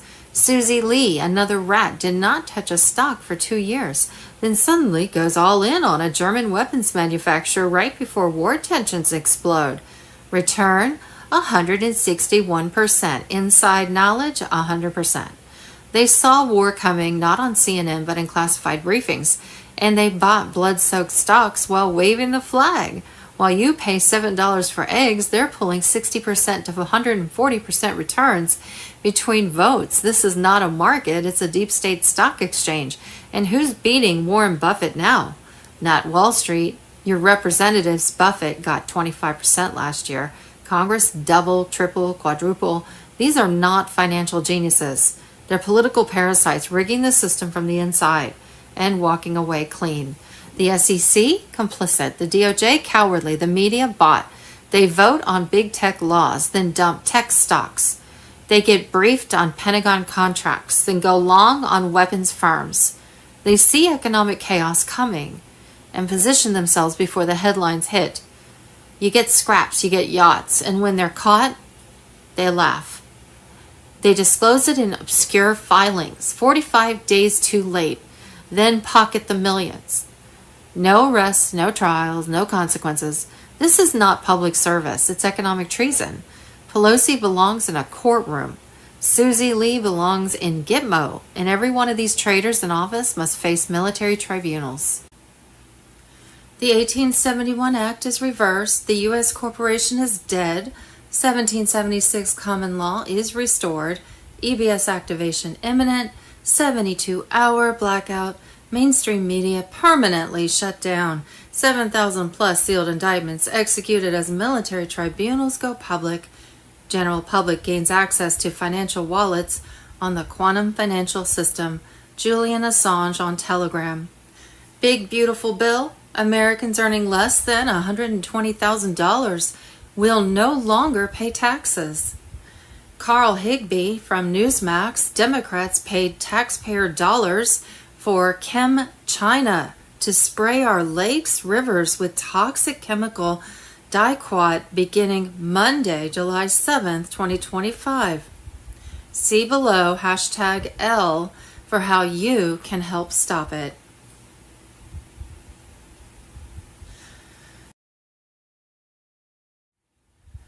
What we think we know as of Monday, July 7th, 2025. Sunday, July 6th, RFK Jr.'s newly formed Chemtrails Task Force has just dropped a bombshell. They have quietly tested blood samples from tens of thousands of Americans across all 50 states. Then they cross-reference those results with geotagged social media footage capturing recent unexplained aerial spraying events. The pattern? Chilling. In every hotspot where the skies turned silver and streaked, people's blood showed sky-high levels of barium, strontium, and aluminum, levels never previously recorded in the general population in U.S. medical history. Jasar Nassara on Telegram. Sunday, July 6th, we have a link, 33-hour warning via earthquake channel. Huge earthquake signals detected in Los Angeles and Ventura. Major California quake expected within 33 hours. Number 33. That's a Freemason number. Sunday, July 6th, Obama exposed. Arrest demanded for kill list. SEAL Team 6 cover-up and war crimes. Criminal prosecution looms. Sunday, July 6th, special report. Tesla medbed locations worldwide and in the USA. Tesla medbed technology generates a field of restorative life force energy to stimulate the self-repair of all cells. In 1948, the fake Jew Khazarian Luciferian Rothschilds created Zionism in Israel as a corporation, not a nation, for the purpose of making continuous war between the Jewish and Israeli peoples that could be funded on both sides by Satan-worshipping globalist bankers. As of Monday, July 7th, 2025, fleets of unmarked aircraft continue saturating the air with toxic payloads. This is not climate engineering. This is biological warfare. Military contractors embedded inside Raytheon, Lockheed, and UN weather programs have modified commercial jets with spray modules, camouflaged as exhaust systems. For decades, they have flown over conservative towns, triggering infertility, DNA breakdown, and neurological collapse. Thursday, July 3rd, President Trump is demanding Jerome Powell's resignation or immediate removal for lying to Congress and green-lighting a $2.5 billion Versailles-style palace for the Federal Reserve. The lie that enslaved a nation. For over 100 years, Americans were forced to believe income tax was legal. The 16th Amendment, never ratified. A leaked 1985 IRS letter confirms the fraud. Every dollar taken since 1913, stolen through deception. Sunday, July 6, 2025, EBS activation. Julian Assange on Telegram. U.S. Inc. dissolves as the quantum financial system goes live. The reset has begun. The old world will never come back. It's a military-grade Trump-led operation to return stolen wealth to the people and end the era of centralized slavery. EBS activation imminent. Prepare for 72-hour media blackout. Sources inside Space Force confirm that the emergency broadcast system is an encrypted standby, awaiting final sweeps in Europe and Canada. When the EBS activates, the mainstream media will permanently shut down. 72-hour blackout will commence. 7,000 plus sealed indictments will be executed. Military tribunals will go public, and Tier 5, the general public, will begin the process of gaining access to their financial wallets on the quantum financial system. Expect a 3-day military-controlled blockchain election, followed by a 10-day total blackout, total global shutdown. Military EBS will override every TV and radio worldwide. Governments will stand down. 90% of all current officials are marked for removal, tribunal, or worse. Blockchain elections are set to replace all rigged democratic systems with quantum voting systems built on Starlink secured networks. The 1871 Act is reversed. The U.S. corporation is dead. 1776 common law is restored. And just a side note, in a recent interview with Juan O'Savin, he said that there was approximately, and I believe this is the correct number, 700,000 sealed indictments, and each indictment can hold up to 99 people attached to that one indictment. So we're talking millions of people. Military intel Trump-Putin call triggers final takedown of the global elites. Voice of 47th President on Telegram. Independence Day, July 4th, 2025, wasn't just fireworks, it was the fuse. After a strategic call with Putin, Trump cut all weapons to Ukraine, then vanished from public view. Why? Because this was the green light. The final phase of the global deep state takedown has begun. The silence was the signal. Trump's phrase, "I did not make any progress," wasn't defeat. It was code. Translation, no deals. Military option activated. Space Force, ghost units, and special ops are now executing coordinated strikes across Europe and Ukraine. The truth? Trump and Putin have been coordinating through back channels since 2017. The conflict was staged to dissolve the illusion that the U.S. still answers to globalists. The Ukraine weapons halt, that was the axe falling on a covert empire of child trafficking routes, organ farms, and AI-run vote rigs. Every missile sent to Ukraine was a cover-up, Rothschild-controlled banking tunnels, and quantum surveillance hubs. And now those labs are being raided. Those tunnels are being flooded. 2 days ago, a NATO comm center in Ukraine was vaporized, not by Russia, but by U.S. black ops, eliminating rogue CIA nodes harvesting DNA and controlling elections via quantum rigs. Trump's military alliance is hitting them hard and fast. Leave human experimentation labs shut down. Kharkiv, data vaults seized.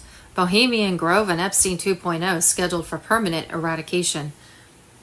EBS systems are armed. Starlink is militarized. Gitmo is operational. 230,000 plus sealed indictments are being executed in real time. Elon Musk is aligned. The tribunal's already underway. Biden was always a puppet. Executive Order 13818 and Executive Order 13848 gave Trump full authority to seize assets and eliminate traitors under military law. This was never about elections. It was always about total warfare on a parasitic elite system that fed on humanity's blood, DNA, and consciousness for centuries. Deutsche Bank just froze $2.3 billion in Ukrainian-linked accounts. Zelensky fled to a NATO bunker. Clinton-linked NGOs are vanishing overnight. The rats know the ship is sinking. Trump never lost. He baited the trap, and now it's snapping shut. Nothing can stop what's coming. The storm is not coming. It's here, and they burn. Global financial situation. Sunday, July 6th. U.S. debt clock warning. Nothing's going to happen until $729 trillion in derivatives detonate. Monetary reset is already underway. Saturday, July 5th, a banking source has said that with the new quantum system online, that they can't make money off of the banks need $7,029 trillion per day in income to keep banks open. That isn't happening. Everything was set to explode in a couple of days. Look for bank closures.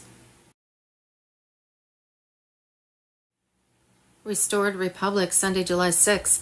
An FEC filing has surfaced showing the creation of the America Party under Elon Musk's name. Vaibhav Taneja is listed as both the custodian of records and the treasurer. White Hat Intel. Ishmael Perez, White Hat's Intel update, summer. Sunday, July 6th, Comey, Clapper, Brennan in prison for treason.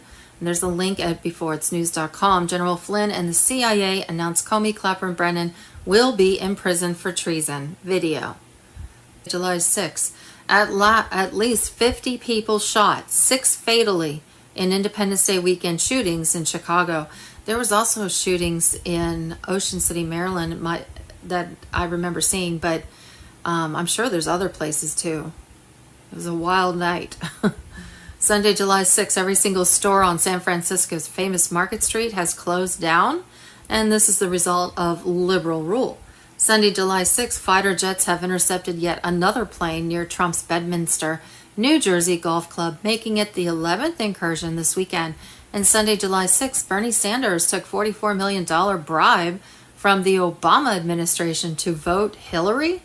And Sunday, July 6th, Mexicans protest against Americans living in Mexico. Colin.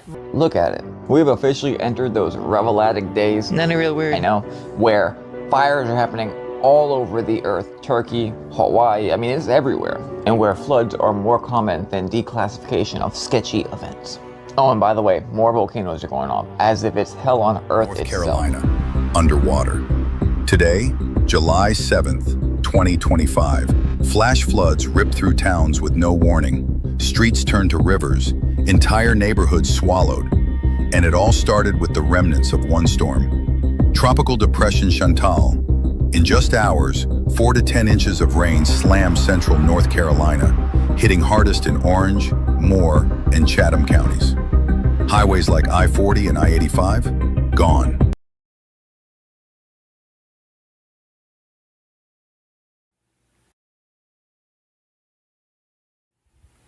Sunday, July 6 bombshell. Snowden exposes Harp's global mind control and weather warfare agenda. Hidden truth on Telegram. This is not a theory, it's a weapon. Edward Snowden has just detonated the truth. Leaked top secret intel reveals what we have feared for years. Harp is not a science project, it's a covert global weapon of mass control, assassination, and atmospheric manipulation. Forget what you've been told. Harp's antenna arrays in Alaska, Sweden, Russia, and beyond are not researching the ionosphere. They are manipulating it. Snowden confirms Harp uses ultra-high frequency radio waves to target the human brain stem, triggering strokes, heart attacks, and violent breakdowns with zero physical evidence. Snowden's own escape from Hong Kong to Moscow was a deadly game of cat and mouse, evading Harp-induced psychosis attacks designed to neutralize whistleblowers. He's now living inside a makeshift Faraday cage to survive, shielding himself from microwave assaults engineered by DARPA and U.S. intelligence. And he didn't stop there. He handed over classified documents ripped straight from private emails of top Air Force generals and Navy brass. These are not theories, they are war plans. NATO has used Harp to target subversives with mind control and delusion-inducing frequencies, causing breakdowns, suicides, and social discrediting. It's not just suppression, psychological slaughter. Gets worse. DARPA-linked scientists have collaborated with telecom giants to embed Harp tech into cell towers, enabling real-time behavior modification across entire populations. Sources confirm trap wire surveillance is integrated into the system. This is not science fiction, it's global techno-tyranny. Snowden's testimony aligns with warnings from Dr. Nick Begich. Emotions can be manipulated remotely. Harp can change your state of mind without you knowing.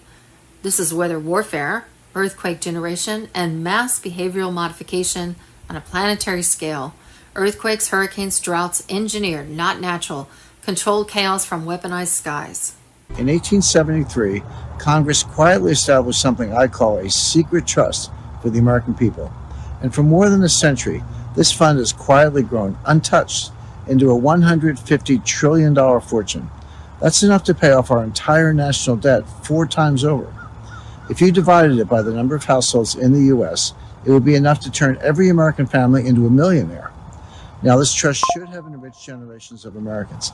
That was its intended purpose. Instead, for more than a century, it's remained sealed off from the public. But that's all about to change. Thanks to President Trump. You see, for the first time in more than 40 years, the president has the authority to release this secret trust. It's all thanks to a 2024 Supreme Court ruling.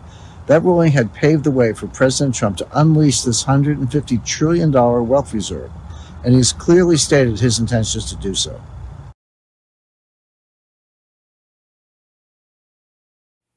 The July 4th Texas flood and cover-up. We have some links. Sunday, July 6th, Charlie Ward, weather weapon in Texas. Traitors arrested for treason. This is at Before It's News. Sunday, July 6th, how many died in Texas? Michael Jaco, shocking intel. And this is from Before It's News. Sunday, July 6th, live. Texas flood kills 52, 27 girls missing from summer camp as state launches military-level rescue. WH Grandpa on Telegram. This is no longer a storm. This is a state-level catastrophe. As of early July 6th, 52 people are confirmed dead in Kerr County, Texas, after a flash flood turned the Guadalupe River into a lethal inland tsunami. The most heart-wrenching figure, 27 missing girls, all from Camp Mystic, a Christian summer camp swept away in under an hour as the river rose 26 feet in 45 minutes. No sirens, no warning, just homes, vehicles, and entire buildings erased from the map. Among the dead are 15 children. The town is shattered. Families are waiting and the search is far from over. Texas did not wait for federal permission. Under Governor Abbott, the state launched a full-scale emergency deployment within hours. National Guard, swift water teams, helicopters, and game wardens are still extracting survivors from rubble and overturned vehicles. So far, over 850 rescues have been made, many of them children found alive under collapsed structures. At Camp Mystic, searchlights are still scanning the water as exhausted teams keep digging, diving, and refusing to give up. This is no symbolic gesture. It's wartime-level rescue mission, and the boots are on the ground. This reminds me so much of what happened in western North Carolina, where we don't even know how many people lost their life up there. It seems like the media never even covered it. Abbott's words were clear. We do not stop until everyone is accounted for. Unlike the usual red tape from Washington, Texas executed this mission from Austin, fast, ruthless, and fully sovereign. No FEMA delays, no federal press conferences, just action. Bridges were collapsing, power lines were down, and still rescue teams moved through the flood zones with zero hesitation. This was not a response, it was a declaration. Texas will protect its people with or without federal backup. And yet, where's the national media? Nowhere. CNN won't headline it. MSNBC won't live stream the children being pulled from the wreckage? Why? Because it's Texas? Because the rescue came from a conservative-led state that moved before D.C. could even draft a statement? They won't show the parents praying at the flood site. They won't report that Republican helicopters saved children before FEMA spoke. But we will. The media may ignore it. We won't. Texas acted. Lives were saved, and the mission continues. Storms don't rise by 26 feet in under 45 minutes, not without help. Independent meteorologists warned about microwave pulse anomalies detected over central Texas 48 hours before the storm. Satellites showed unnatural spiral cloud formations. Satellite data was wiped during the catastrophic flood, scrubbed from NOAA servers. Camp Mystic's digital servers were digitally wiped just hours before the flood. Cell signals were blocked in the area for 90 minutes during the rescue window, and multiple campers were unaccounted for. Before the rain even hit, survivors said they heard helicopters and saw drones near the riverbanks. Arrests incoming. Over 110 federal employees linked to NOAA, DHS, and FEMA have had their access revoked pending investigation into data manipulation and obstruction. For decades, the elites have tested their geoengineering weapons behind closed doors. But now desperate, exposed, and cornered by President Trump and the White Hat Alliance, they are launching full-scale weather attacks on civilian populations.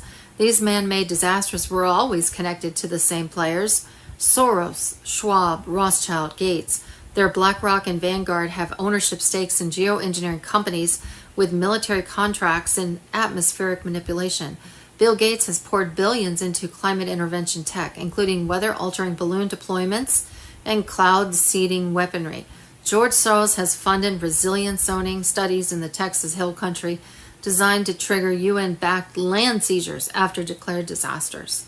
The World Economic Forum has declared Texas a threat zone of sovereign ideology.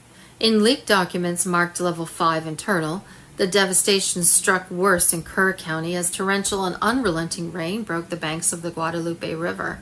A foot of rain fell in 2 hours, inundating campgrounds, businesses, and homes, and turning residential streets into a raging whitewater river. Searchers used helicopters, boats, and drones to look for victims and to rescue stranded people as 9/11 calls flooded local police stations. A spokesperson for the Kerrville Police Department said the death toll would likely be catastrophic. First responders and U.S. Army soldiers from the 101st Airborne Division performed 240 water rescues, pulling citizens from flooded homes, rooftops, and cars submerged in chest-high water. The 101st has been in Texas since January. They arrived after President Donald J. Trump authorized the military to help Texas National Guardsmen and CBP personnel secure a swath of the border where new walls are being built to deter illegal aliens from trespassing on U.S. soil. Land seizure blocked. Trump's team is moving to invalidate all disaster-linked land claims made under Agenda 2030 regulations. In the past, deep state elites have used floods to cleanse poor areas, fires to erase whistleblower towns. Deep state elites set fires and decimated Pacific Palisades, Paradise, California, and Maui with the purpose of confiscating the land. Friday, July 4th, just as in Maui, the cabal torched Los Angeles County and then made steps to take over the land. Grant Cardone is suing the Los Angeles County Assessor's Office.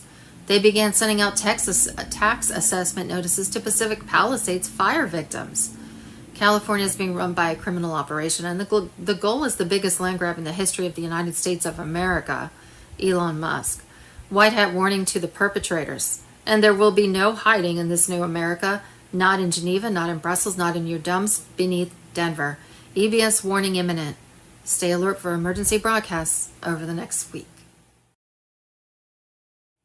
Sunday, July 6, whistleblowers leak chemtrail blueprint.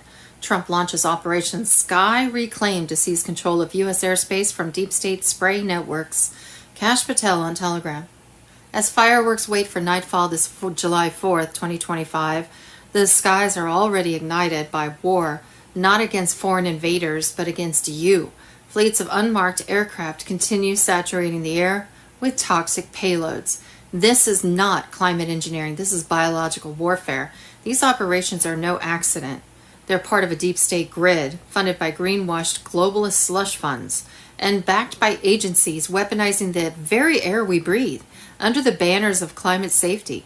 We have inhaled nano aluminum, barium, strontium, and synthetic filaments designed to sterilize, pacify, and weaken Americans from within.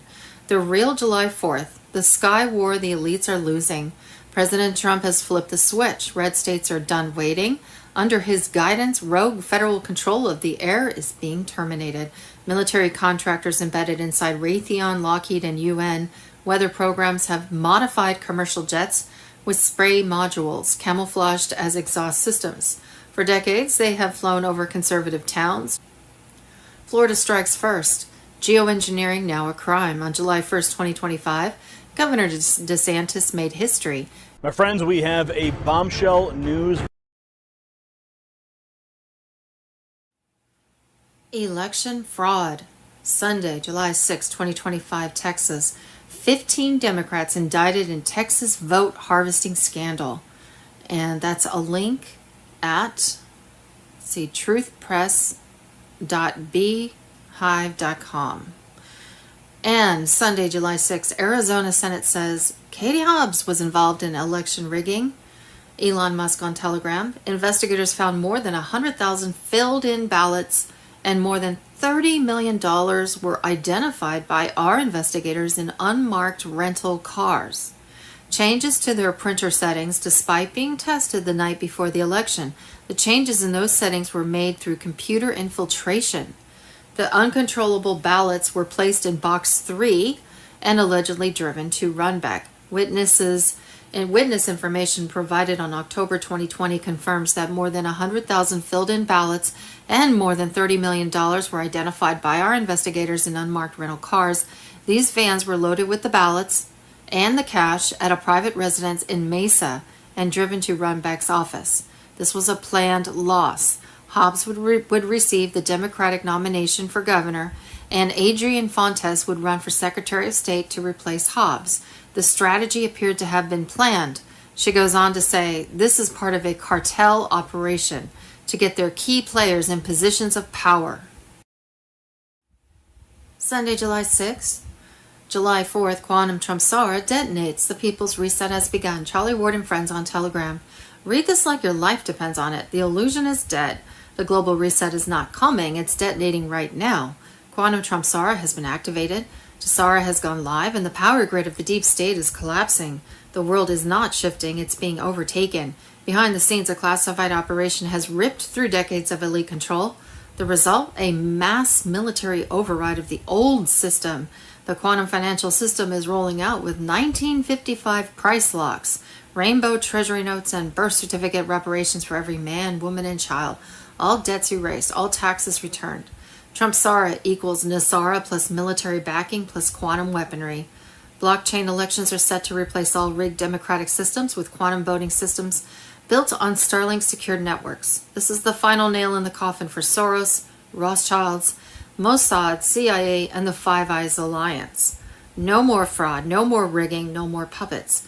Expect a 3-day military-controlled blockchain election followed by a 10-day total global shutdown. Military EBS will override every TV and radio worldwide. Governments will stand down. 90% of all current officials are marked for removal, tribunal, or worse. The 1871 Act is reversed. The U.S. corporation is dead. 1776 common law is restored. This is not politics. This is war. A silent, strategic, and devastating operation where the deep state loses everything. They are offshore accounts frozen. Their media empires dismantled. Their AI puppet masters decommissioned. A quantum internet will erase the Mockingbird legacy. Microsoft, Google, Facebook, obsolete. One singular truth-based media will rise, led by military intelligence, not corporate tyrants. The Moab, mother of all bombs, is the global currency reset, backed by precious metals. With ISO 20022 US coins in circulation, it's not speculation, it's deployment. Every suppressed technology released, every crime declassified, every soul freed. Trumpsara is not the future, it's now. You were born for this moment. Do not miss what's about to unfold. Countdown has begun. Sunday, July 6th, CBS caught. Deep state propaganda to shield Soros, Bloomberg, and Biden's puppet masters exposed. Kash Patel on Telegram. CBS just ran a fake documentary on oligarchs, but it was never about truth. It was a covert deep state op to protect the real billionaires waging war on America. They mentioned rich elites, but scrubbed every mention of George Soros, Alex Soros, Michael Bloomberg, Reid Hoffman, the four-headed serpent funding election interference, migrant invasions, and psychological warfare. Omission equals cover-up. CBS is not reporting. They are running interference. This doc was not journalism. It was damage control. Why? Because the world is watching. It's 2025. Trump is back and the deep state is falling. Soros has dumped $32 billion into open society to collapse borders, unleash DAs who free murderers, and bankroll race riots disguised as protests. He's the godfather of domestic chaos. Now Alex Soros flaunts power, posting selfies with Biden and Macron and Trudeau like he owns the White House, because maybe he does. Bloomberg tried to buy the presidency, spent $1 billion to manipulate elections, another $1 billion to annihilate American energy. Behind closed doors, he runs AI psyops and targeted behavioral propaganda. Reid Hoffman, he funded phony lawsuits to sabotage Trump, worked with rogue judges, and uses lawfare like a mafia weapon.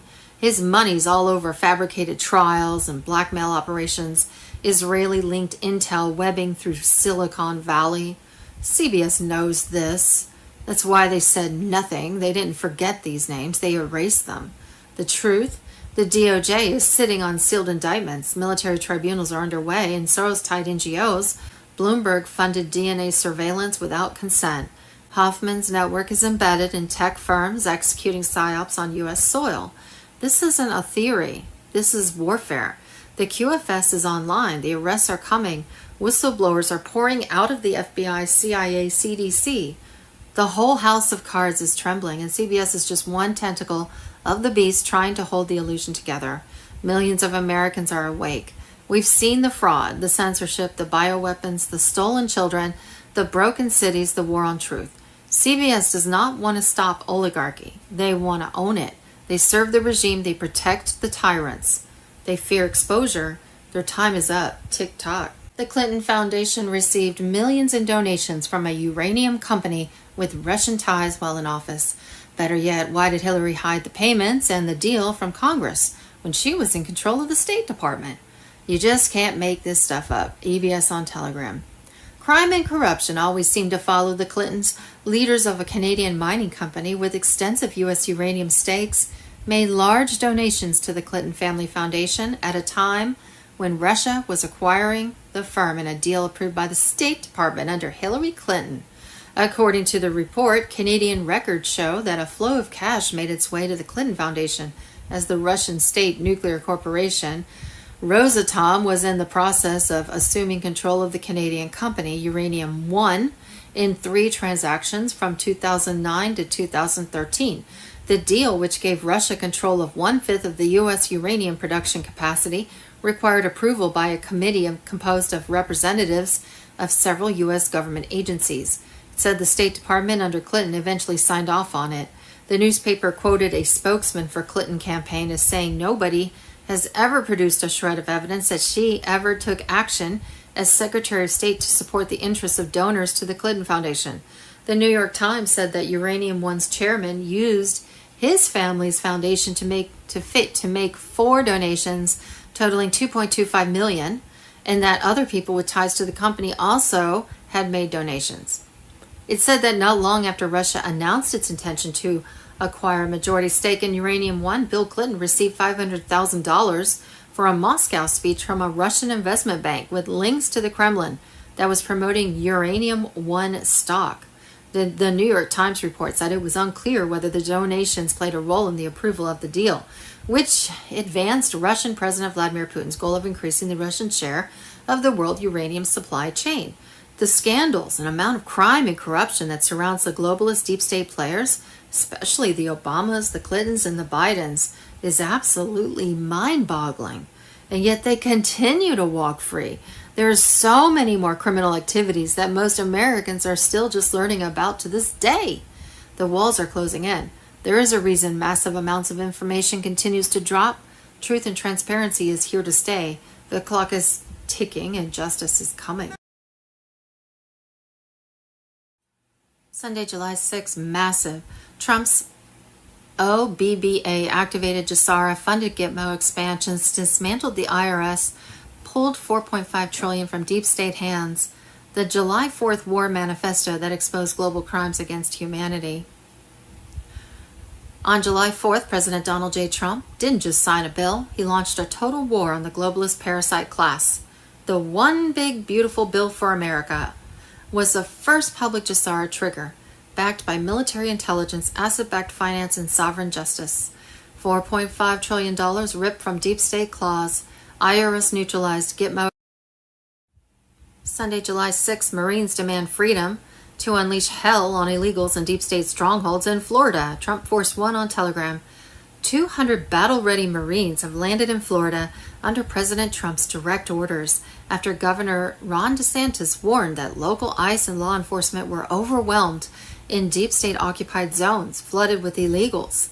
U.S. Northcom and General Eric M. Smith deployed the Marines from Camp Lejeune to Miami, Jacksonville, and Key West, but the rules of engagement are shackling their true power. They can't make arrests unless fired upon or unless they witness terrorism in progress. Detain? Yes, but ICE or local cops must still handle arrests. White Hat sources are furious. One insider raged, "If we're being deployed, let us clean house. We're warriors, not babysitters. Unleash us and this country will be illegal free by 2026.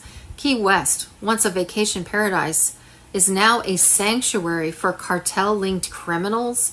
The city council just cut ties with the feds, defying Florida's 287G agreement with ICE. Mayor Denise Didi Henriquez, a tranny puppet of the regime, has ordered police to stand down. 2 days ago, an ICE agent was stoned to death trying to detain an MS-13 gangbanger outside a liquor store. Protesters screamed, "No deportations," as they hurled bricks. My gosh, all of them should be sent to prison. This is domestic warfare. These are not peaceful migrants while being shielded by a regime that treats American law as a joke. Marines are locked and loaded but muzzled. We don't hate ICE, but they are not built for combat. We are. Turn us loose. Let us send every last one of those demons to Alligator Alcatraz. Give us the green light. We'll burn the rot to the ground. The insider confirmed this is just the tip of the spear. More forces are coming. Florida's the testing ground, the battlefield, the flashpoint. And soon the deep state's illegal army will face American steel. Sunday, July 6th. Special report. Tesla Medbed locations worldwide and in the USA. Tesla Medbed technology generates a field of restorative life force energy to stimulate the self-repair of all cells. Yeah, breaking news right now. The United States military is sending Marines to Florida to assist with ICE operations. 200 United States Marines will be heading to Florida in the next several days and weeks to help facilitate deportation efforts. Yes, this is happening, and it's happening right now. The U.S. Inc. is dissolved. The quantum financial system is live. The reset has begun. The old world will never come back. It's a military-grade Trump-led operation to return stolen wealth to the people and end the era of centralized slavery. EBS activation is imminent. Prepare for 72-hour media blackout. Sources inside Space Force confirm that the emergency broadcast system is on encrypted standby, awaiting final sweeps in Europe and Canada. When the EBS activates, the mainstream media will permanently shut down. A 72-hour blackout will commence. 7,000 plus sealed indictments will be executed.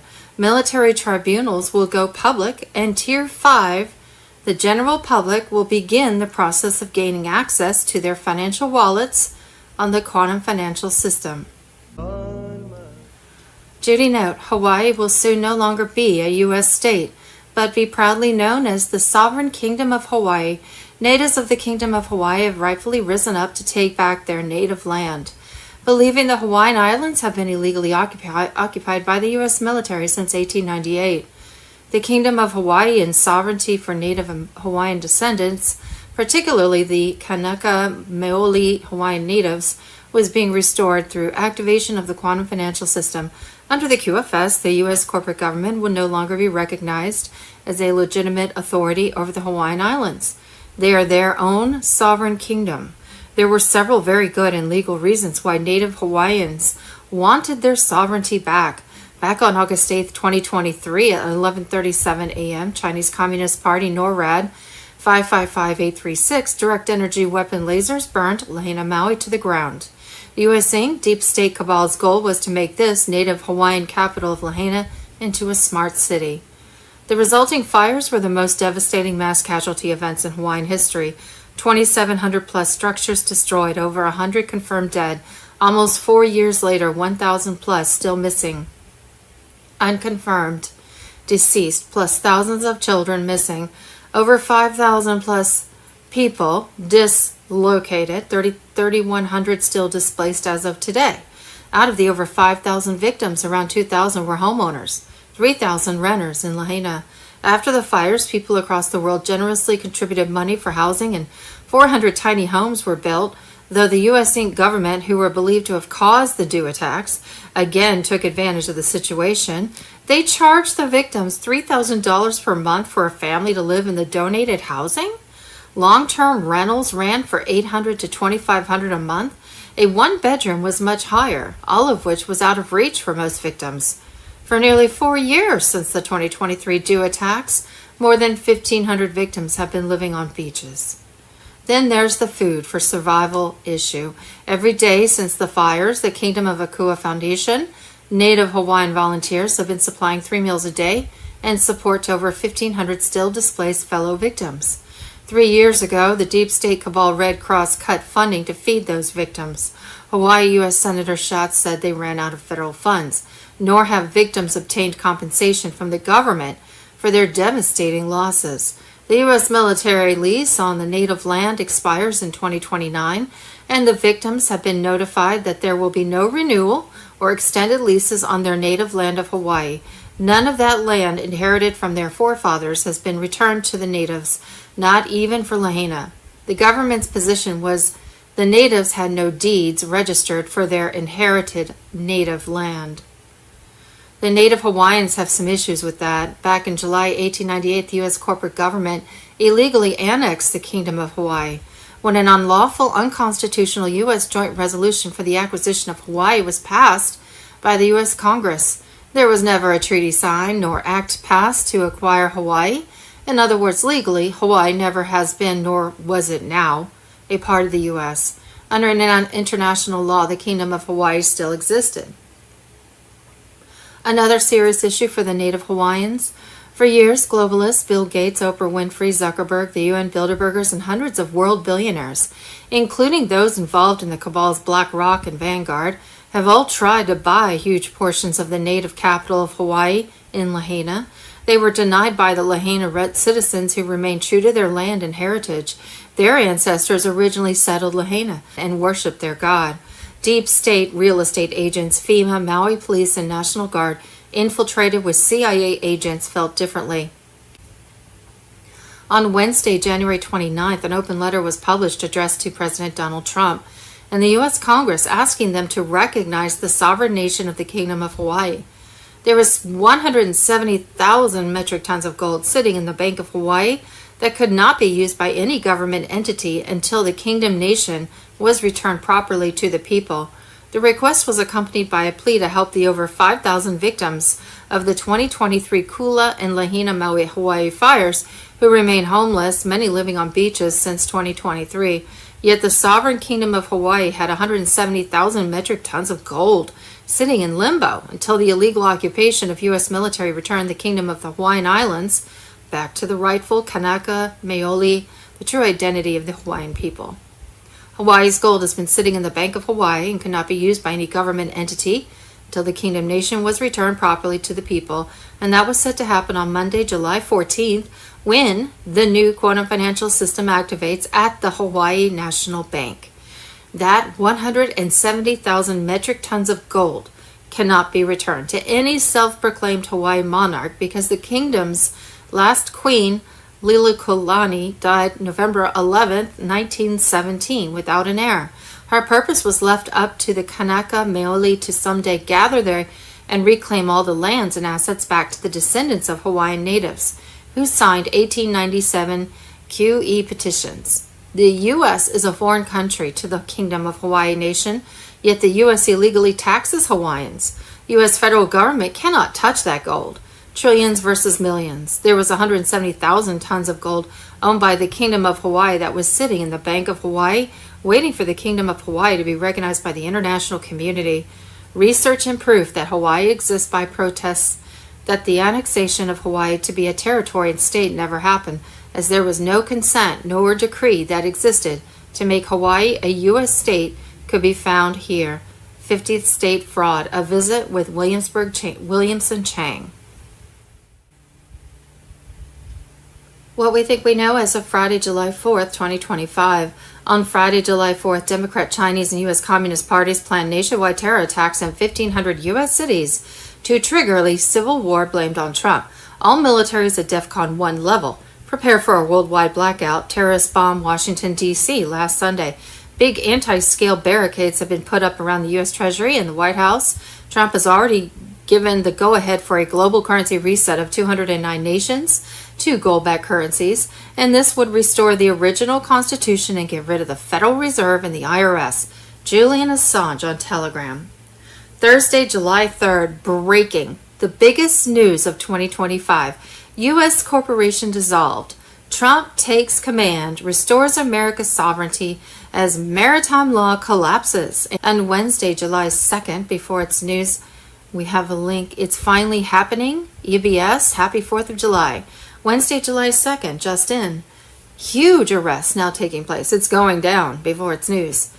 With your help, America is free, America is proud, and America is sovereign once more. And this 4th of July, our magnificent destiny is closer than ever before. We are one people, one family, and one united American nation.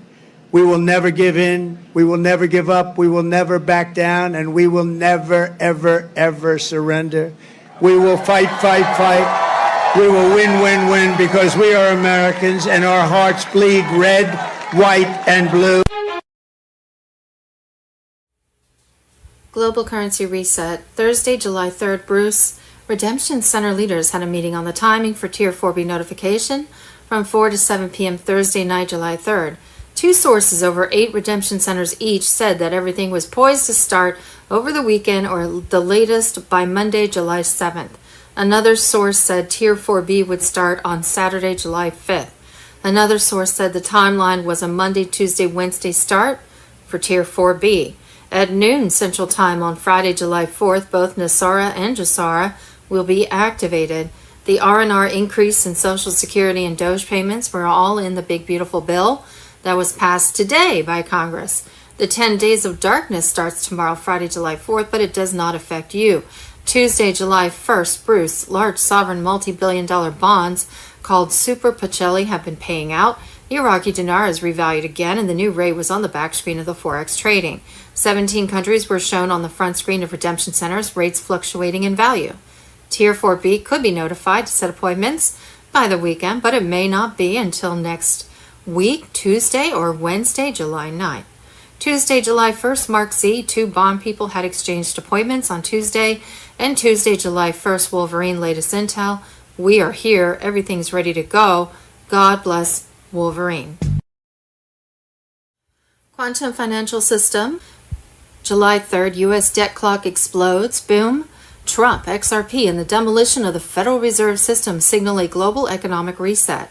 From H.R. 1846 to XRP, from Trump's push to abolish the Fed to ISO 20022 going live. Thursday, July 3rd, exposed. The real financial coup. The move nobody noticed, but that changed everything. State dossier. Trump orders Powell to resign immediately over $2.5 billion Fed palace. The fall of the Federal Reserve begins. Boom. Wednesday, July 2nd, leaked digital chains exposed. Peter Thiel's social credit system targets non-compliant Americans. The WEF blueprint goes live in the U.S. Video. And Wednesday, July 2nd, historic bond redemption. The forgotten wealth that will shake the financial system. The secrets buried in vaults. AMG News. This bill includes the largest tax cut in American history, the largest spending cut in American history, the largest border security investment in American history, although I must tell you, if you saw last month, they had 0 people coming through our border. 0. I'm not sure that's even possible. You know, I'll take it, but it's... Thursday, July 3rd, the secret gold backstory of the global reset, QFS on Telegram. Before the world was captured by fiat money, before the Fed or SWIFT or digital central banks, there were promises sealed in gold, handwritten bonds, backed by real assets, signed by kings and emperors, not myths, not theories. These were sovereign contracts of wealth, locked in vaults, passed down through bloodlines and buried by those who feared their power. These are not collectibles, they are triggers. Keys that once redeemed collapse the illusion of debt and begin the return to a just financial system. Historic bonds were never honored because they were never supposed to be. After World War II, the globalists built the Bretton Woods system to enslave the world in fiat debt. If these bonds were redeemed, the entire house of cards would fall. Central banks would lose control, sovereign wealth would return to rightful holders, and the elite financial cartel would collapse. So they buried them. They discredited the families, they destroyed the records, and they made sure no economist dared speak of them again. The silence is breaking. Redemption has already begun, quietly, legally, and globally, under NDAs, private diplomatic channels, and secure biometric clearances. Quantum Financial System is processing these claims. Tier 3 trust foundations, tribal councils, monarchist families, and pre-war sovereign entities are now submitting documents and verifying origin. These bonds, backed by gold and land, are real. They have lineage, signatures, seals, and legal chain of custody. Each one redeemed sends a shockwave through the matrix of fake paper wealth. When even a fraction of these bonds are activated, the ripple effect will be unstoppable. Illegitimate debt collapses, gold prices surge as suppressed reserves are revealed. Nations will be forced to reset their balance sheets, and the people, those who have been robbed for generations, will finally see what was kept from them. This is not economic theory. This is seismic event, already underway, hidden behind closed doors while the media pretends nothing's happening. This is not a return to history. It's a battlefield of truth. These bonds were nuclear weapons of peace, silenced for decades, but now they are being awakened. The global reset will not be powered by digital illusions. It will be triggered by forgotten truth bound in oath, backed by gold. History will not be rewritten. It will be redeemed. Thursday, July 3rd, the QFS has taken control. Trump's digital storm is now active. QFS on Telegram. As of June 30th, the quantum financial system is not theoretical, it's operational, and while the world sleeps, it's silently dismantling the deep state's last grip on global finance. This is not speculation, this is execution. The reset is no longer future tense, it's now. Redemption centers are open, quantum access cards have been issued, digital gold wallets are being released, biometric NDAs are enforced in real time. Starlink is locking in QFS nodes globally. Trump's alliances bypassed traditional media, corrupted institutions, and broken financial bloodlines by going quantum, building an unhackable, gold-backed AI-monitored system that is now absorbing and replacing the old fiat architecture, piece by piece. Trump's plan is unfolding through QFS, not through speeches, but through code. Every redemption center is now synchronized to Starlink. Every QFS wallet is tied to multi-layer biometrics. Every transaction is logged in on an incorruptible quantum ledger, visible to Alliance Command and visible to the cabal. The Federal Reserve has collapsed internally, its liquidity severed. The IMF has cracked, with top executives now testifying under military tribunal at Gitmo. The United Nations is facing direct U.S. BRICS military investigation for sabotaging Jassara and trafficking through refugee cover-ops. This is not a game. This is monetary warfare at the highest level, and the cabal is losing. QFS enforcement is active and it's brutal. Biometric NDAs are now digitally enforced. Any leader or banker who violates Jassara alignment protocols is removed instantly. One French official attempted to reroute assets to a Rothschild-controlled vault, and within minutes his access was terminated, and he vanished from public life.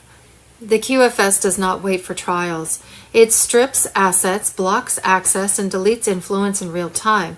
If your biometric fails, your role ends. Digital gold wallets have begun limited release. As of June 18th, early Tier 4B participants with cleared NDAs are receiving access to quantum-synced wallets, backed by physical gold held in military vaults, offline, operable, and immune to fiat banking, unlocked only via QFS cards using retina, voice, and fingerprint access. These wallets are not hackable, not taxable, and not reversible. The old system cannot touch them. Meanwhile, the elites are panicking. Blocked wire transfers to Geneva and Vatican banks. Swiss black vaults are under surveillance. The AI is watching and it does not negotiate. Starlink is now the nervous system of the QFS grid. On June 20th, Starlink reassigned orbital coverage to lock QFS nodes into Africa, South America. Kenya, Nigeria, and South Africa are now running biometric redemption trials. Brazil, Argentina, Peru have synced to gold-backed digital assets verified by quantum blockchain. Quantum validation now required for all high-volume transfers. The central banks are no longer in control. This is full-spectrum replacement. Fiat is being deleted in silence. Gitmo is active. The confessions are coming. IMF executives under military tribunal are exposing the black finance channels that mass child trafficking. WEF collusion and bioweapon grants under the name of climate aid. Thousands of missing children, hundreds of millions in siphoned funds, all now recorded within the QFS ledger, and it cannot be deleted, cannot be rewritten, and it will be exposed. The final switch, emergency broadcast system ready. Sources inside Space Force confirm that the emergency broadcast system is on encrypted standby, awaiting final sweeps in Europe and Canada. When it activates, mainstream media will be permanently shut down. 72-hour blackout protocol will commence. 7,000 plus sealed indictments will be executed. Military tribunals will go public. QFS access for all Tier 5 public will unlock. Thursday, July 3rd, this is not a drill. Elite guided blackout to stop QFS launch as Trump prepares mass arrests, grid attack imminent, quantum financial system on Telegram. The takedown has begun. According to whistleblowers inside Trump's restored energy task force, the deep state is preparing to plunge America into engineered blackouts, not to save the climate, but to prevent the full activation of the QFS. Their panic is real. Their sabotage is active. Their final play? Cut the lights before the people awaken. Let this be clear. This is not grid failure. It's grid warfare. Why they fear the QFS and why they will destroy everything to stop it. The quantum financial system isn't just digital, it's sovereign. It bypasses banks, it severs Rothschild bloodline from your wallet. It ends taxation theft, it disables fiat control, and above all, it's backed by encrypted energy signatures, making it immune to their artificial currency crashes. And that's why they're triggering this blackout, to collapse society before the QFS finishes onboarding millions of dormant accounts and digital gold wallets. They have embedded backdoors into substations, installed foreign-run ESG software in red state grids, decommissioned stable coal plants, suppressed black start protocols, all to ensure that when the lights go out, they stay out, not by accident, by design. QFS is activating and they can't unplug it. Donald Trump's White Hats have already begun dismantling the foreign sabotage networks. Contracts tied to Soros and ESG banking families are under forensic audit. Dozens of energy monopolies are now on notice. Side note, it's interesting that Doge went through and was able to forensically audit all of the different agencies and the NGOs. And I think that they had to do that in order to catch a lot of these types of activities. Because remember, with crime, you follow the money. Okay. Internal memos confirm encrypted QFS nodes are now live in military secured sites across Texas, Florida, and Utah. These are not just payment systems. These are energy resilient vaults tied to biometric ID, gold balance, and anti-fraud AI. The deep state cannot hack it. It cannot manipulate it. Their only option, delay it or destroy everything around it, hence the blackout. When the power goes, your freedom goes, unless you're prepared. They want darkness so they can blame Trump. They want chaos so they can crush resistance before the QFS replaces their central banks. They want hunger so they can digitize your ration card and call it climate compliance. This is why Trump is rushing full activation. This is why the timing of mass arrests aligns with energy sabotage alerts. This is why the Earth Alliance is securing off-grid infrastructure and preparing mobile vault nodes tied directly to the QFS core. So that means maybe they have built Tesla towers all over the place or wherever they're needed as the backup. So if something happens to the grid, they just switch it over. Who knows? What you must do now, before the switch is flipped, the deep state will hit communications power and payment systems. Here's how you fight back. Get analog. Radios, paper records, physical maps. Stock cash, not fiat for spending, but for stability during transition. Backup power, fuel batteries, solar generators. Connect with QFS literate groups. Wallet access will be critical. Don't fall for climate lockdowns disguised as energy emergencies. And most importantly, no, this blackout is not the end. It is the smokescreen before Jasara ignites. The light is coming and it's quantum. For decades, the elites own the currency, the current, and the narrative. Not anymore. QFS is immune to grid games. Its activation can be delayed but not stopped. The light they are trying to hide is already within you and within the system Trump has set in motion. Let them flip every breaker. Let them silence every news anchor. Let them trigger every fear protocol because they cannot stop the current of truth. QFS will rise. Jasara will activate. The Republic will return. And for the traitors who fear the light, darkness is all they will have left. Wednesday, July 2nd, Republican House Homeland Security Committee hearing confirms an NGO got paid $600 million every 2 to 3 months to facilitate child sex trafficking, all in the name of socialism. I spoke to a gentleman that works in DHS. He actually sends the electronic fund transfers. In other words, $600 million of U.S. taxpayer money is sent to a government-funded non-governmental organization, NGO, every 2 to 3 months to destroy Western civilization as we know it. How the F no one has been arrested is beyond me. Carolyn Bessette Kennedy on Telegram. Maybe they were arrested. I think there's been a lot of arrests and we just don't know about it because, the mainstream media is not going to tell us. Thursday, July 3rd, authorities are responding to reports of a shooting incident at Oglethorpe Mall in Savannah, Georgia. Thursday, July 3rd, Japan urges evacuation of a small island as 1,000 earthquakes hit region. IP Insider paper. Thursday, July 3rd, Trump wins lawsuit against media. Laura Loomer on X. CBS News in 60 Minutes, humiliated in a $30+ million settlement with President Trump. CBS will pay $15 million to President Trump's library and cover his legal costs and fees, and it is also anticipated that it will allocate a mid 8-figure sum to air PSAs, and that's where it ends, and that's on X. The deep state cabal CERN's Methuselah, buried beneath the French-Swiss border, was an upgrade of their Hadron Collider. Methuselah was designed to rewrite time itself and had a present mission to erase the Trump administration from history. Wow. A 12-man Red Hat unit, headed by Commander Colonel Kurtz, had a mission to eliminate Methuselah. On May 16, 2025, the Red Hats began assaulting Methuselah, but immediately disappeared and haven't been heard of since. That's an odd story. Thursday, July 3rd, we have a link. Tribunal update. Fauci will be the first public official executed for crimes against humanity.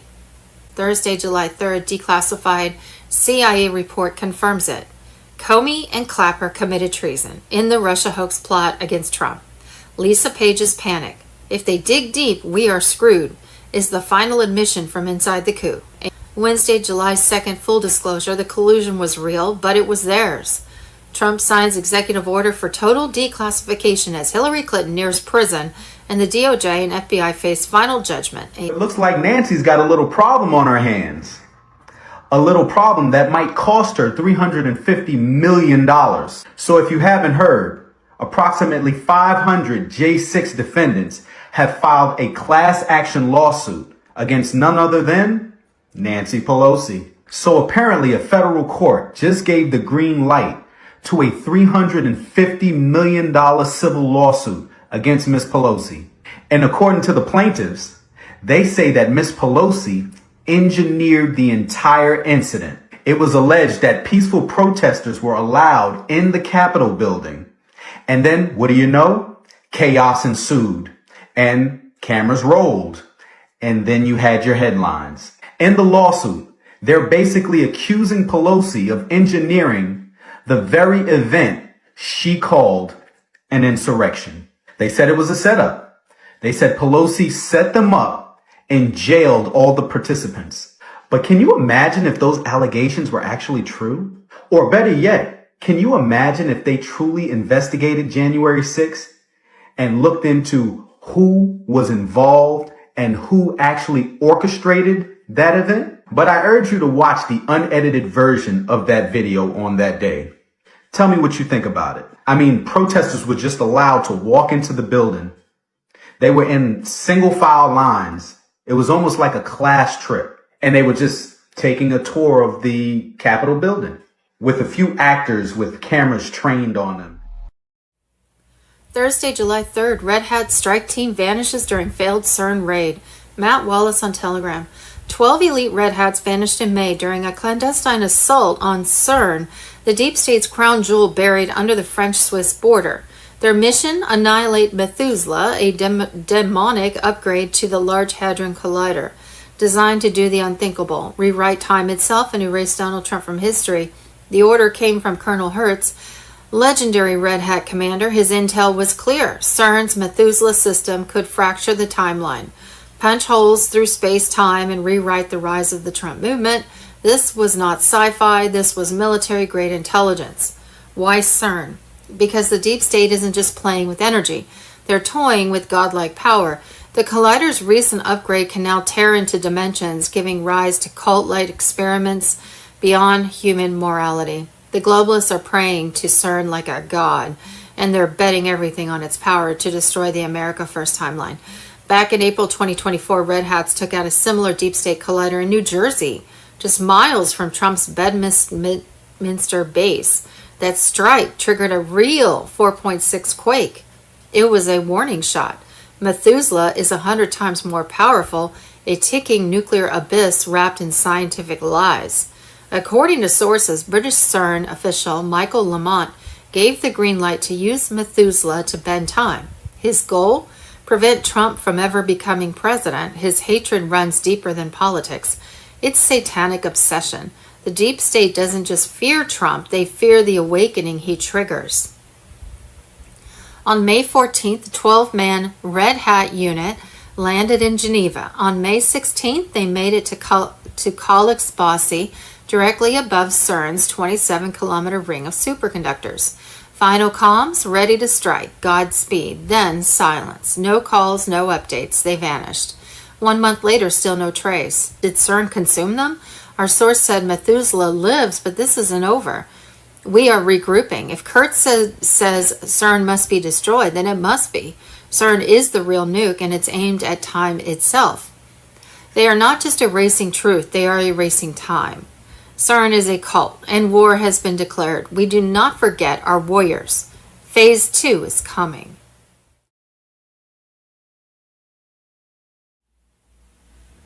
Hi guys. I sent a copy of these pictures to Commander Thor and received a message back that yes, these are good renditions, pictures of reptilian on the left and a serpent on the right. And you can see the difference. The serpent has a flatter face and more snake-like. Creepy stuff. Okay guys, I have some breaking news. This is coming from Commander Thor. He just sent me a message that they were underground, him and his light-being families, and they were doing reconnaissance, which means they're dark. And they, just basically when they're dark, they're looking for signs of these creatures maybe having been there. Usually they don't come across any real danger. But this time they came across 600 combined evil, and a major battle took place. Several of his light-being families were injured, non-threatening though, so that's good. There were puddles, and some of them were vaporized, some were incinerated. I'm talking about the reptilians and the serpents and other evil. And some were hit with the hammer into a parallel prison realm. So that just recently occurred. That is a live update from Commander Thor. Thursday, July 3rd, Trump's intelligence board named Obama as Russia collusion mastermind. Pepe Deluxe on Telegram. Trump's recent post highlighted truth and transparency, and the truth keeps pointing directly back to Obama as the man behind the curtain, with Clinton by his side. A bombshell new CIA review of the Obama administration's spy agency's assessment that Russia interfered in the 2016 presidential election to help Donald Trump was deliberately corrupted by our own CIA and FBI to frame a sitting president of treason. Then CIA Director John Brennan, FBI Director James Comey, who was in charge of the Epstein case and whose daughter is also lead prosecutor of the disastrous Diddy case, and Director of National Intelligence James Clapper. Further, Brennan's decision to include the discredited Steele dossier over the objections of the CIA's most senior Russia experts undermine the credibility of the assessment and point to an obvious political motive. Just like everything else they attempt to pin on Trump and his administration. The Tradecraft review of the 2016 Intelligence Community Assessment, ICA, on Russian election interference was conducted by career professionals at the CIA's Directorate of Analysis and was commissioned by CIA Director John Ratcliffe in May. Obama, Hillary, Brennan, and Comey tried to frame a sitting president for treason on a completely fabricated report, evidence, and falsified testimonies from our own CIA intelligence agencies and our own FBI. What does this tell you? Do you understand what Trump is really up against? We haven't even gotten to the judges and the media yet, and the amount of corruption in our court system. And you wonder why big arrests are taking so long? Trump's intelligence board stated that he wants all of the corruption and its players completely cleaned out. And that's what his administration is doing, as Cash and Bongino are leading the cleanup crew in the newly discovered documents that were recently found. We're still only about 6 months into this administration. It's time to start sending these traitors to prison. The people demand it and will never fully trust our government again until we, the people, see accountability with consequences and people in orange jumpsuits behind bars. Period. Thursday, July 3rd, Trump says to gain fair and secure elections, we must, and this is from the 17th letter on Telegram, finish the wall and secure the border, fund ICE and conduct mass deportations, neutralize Dems' ability to cheat in elections via illegal vote, remove illegals from census to give Trump more numbers in the House, secure elections with same-day paper ballots and voter ID. Once all these things are done and elections are secure, the Dems will never win a federal election again. It will be substantially harder for them to steal their state elections. They will have less seats in the House after a new census, and their plan to permanently take over the U.S. will have failed. Once we neutralize this massive election fraud scheme via unchecked illegal immigration, then we can actually obtain supermajorities in both the House and Senate, and we can implement the MAGA agenda with greater ease and not have to worry about squeezing policy into spending bills to get past the 60-vote rule in the Senate. Yes, we have to address the national debt and spending, but there are far more pressing priorities, to include the hostile takeover of the United States from within via illegal immigration. Trust Trump. He knows what he's doing. Thursday, July 3rd, Gitmo execution. FBI cyber chief swore loyalty to Obama before the drop. 17th letter. On June 27th, the gallows at Gitmo claimed another traitor. Brian A. Vorndran, former assistant director of the FBI cyber division, was executed for crimes so severe that even his own military-appointed defense could not justify a tribunal. And as he stood atop the platform grinning with jet-black teeth and tar-colored tongue, he swore allegiance not to America, but to Barack Obama and Joe Biden. "I stand with Obama," he said coldly. "It's not over." Then the trapdoor dropped. Vorndran was arrested earlier this year after JAG discovered his role in sabotaging Trump's campaign infrastructure. He had illegally breached Mar-a-Lago's digital security during the 2024 primaries, planting forged documents calling for Biden's assassination under Stephen Miller's name. The goal was to frame Trump's inner circle and initiate a political takedown before the DNC could swap Biden for Harris. But that was only the surface.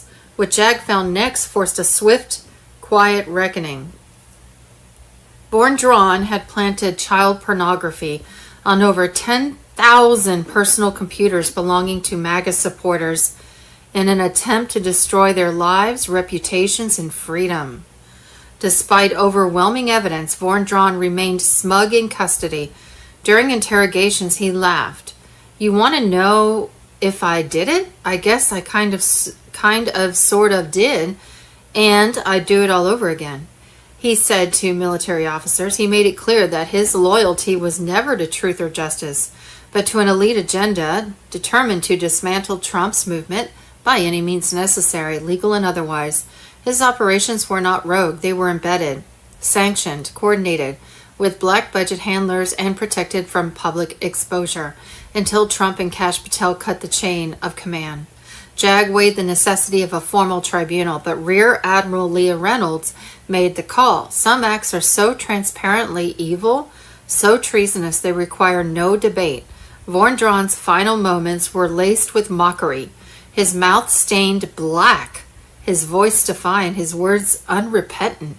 "I'm glad I led them to betray Trump," he said, before the noose tightened. Whatever he had consumed before that morning, whatever substance turned his mouth pitch dark, remains unexplained.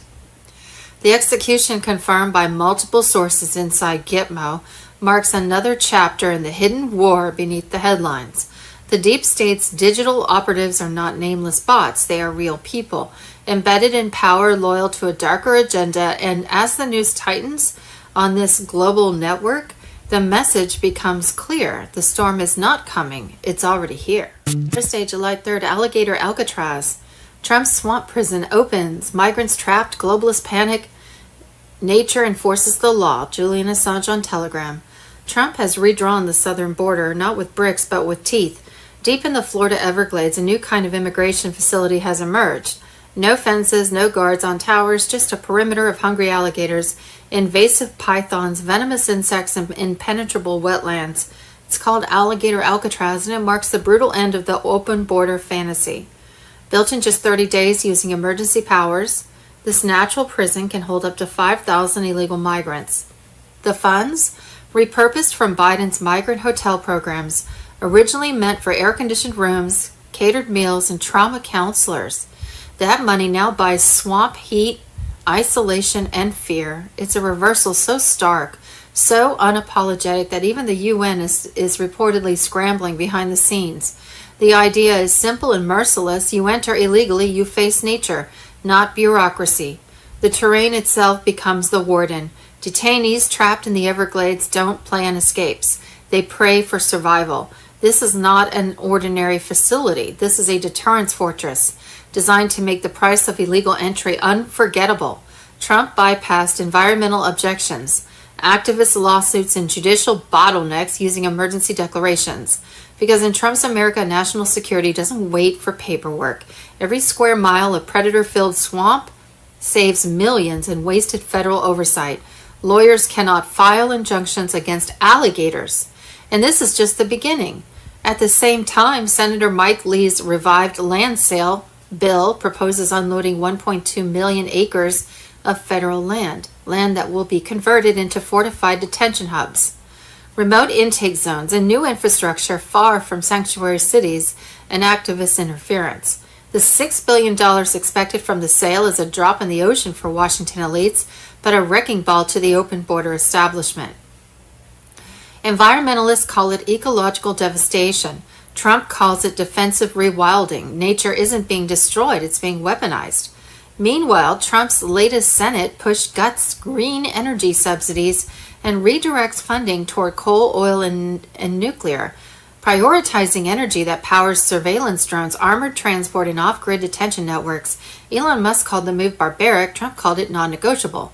The sovereignty bill passed committee despite Democrat obstruction, who tried to delay it by forcing the full 1,000-page text to be read aloud. While they stalled, Trump built why they tweeted he armed the swamps. In cities like New York and San Francisco, chaos reigns. Sanctuary policies collapse under their own weight. Crime surges, social programs buckle, and now the contrast could not be sharper. Alligator Alcatraz stands as a living monument to what happens when you stop negotiating with globalism and start enforcing reality. This is not symbolic. This is tactical, biological, and effective. Escape is possible, but suicidal. Every detainee is now faced with one truth. This land bites back. Final declaration, sovereignty now has teeth. No more migrant hotels, no more activist court delays, no more asylum fraud, anchor baby loopholes, or free rides. Just drones, swamps, hunger, isolation, and a message carved into the mud. If you come illegally, you'll face America in its rawest form, where justice crawls, slithers, and strikes without warning. Thursday, July 3rd, leaked intel. Peter Thiel's Palantir just activated a social credit system in the U.S. The WEF blueprint is live and you're already being scored. Julian Assange. And the warnings were ignored, the whistleblowers silenced, the conspiracy theories ridiculed, but now it's here. Peter Thiel's Palantir has quietly gone operational with the first social credit system deployed inside U.S. civilian infrastructure. Apparently, from my understanding, that's been going on for a long time already. We already have a social credit score that goes back to the Obama years, maybe before. The World Economic Forum's behavioral control grid is no longer a Chinese export, it's a Western weapon now targeting the American people. Your compliance is your currency, your score is your cage. Built under the guise of national security, Palantir's software is now integrated across federal databases, fusing together your financial transactions, browsing habits, political views, phone movement, social media content, health status, and online purchases. One algorithm, one score, one invisible judge. Say the wrong thing, support the wrong person, refuse digital ID, you're flagged. No court, no trial, just denial of access to loans, passport, flights, jobs, and eventually medicine. Peter Thiel, once paraded as a rebel billionaire challenging globalism, has now unmasked himself as the perfect Trojan horse. While the right embraced him, he embedded Palantir deep into DOJ, DHS, IRS, and even global health surveillance contracts. What once tracked terrorists is now fine-tuned to suppress free citizens. This isn't science fiction. This isn't a pilot program. This is already live. The WEF social architecture has been deployed piece by piece. Palantir AI assigns real-time trust scores, federal agencies feed data directly into the engine, risk models flag anyone resisting the narrative, and banks quietly freeze accounts based on internal ratings. Employment systems are integrating score-based filters. You're not being protected, you're being profiled, and the media, silent, because they're in on it. Every time you hear the words safety, misinformation, or public health, know this, they are feeding the machine. You won't get a knock on the door, you'll just lose access without warning, without appeal. This is the globalist dream. No more dissidents, no more protests, just compliant, quiet, digitized obedience, just like they have in the CCP. This is not theory, it's real, it's running, and it's targeting the ungovernable. If you are a self-reliant, anti-globalist, pro-freedom, or simply unwilling to submit, you're the target.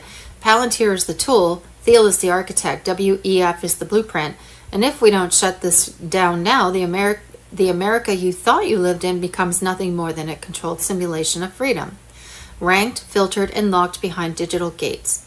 The code is live and your score is already being calculated.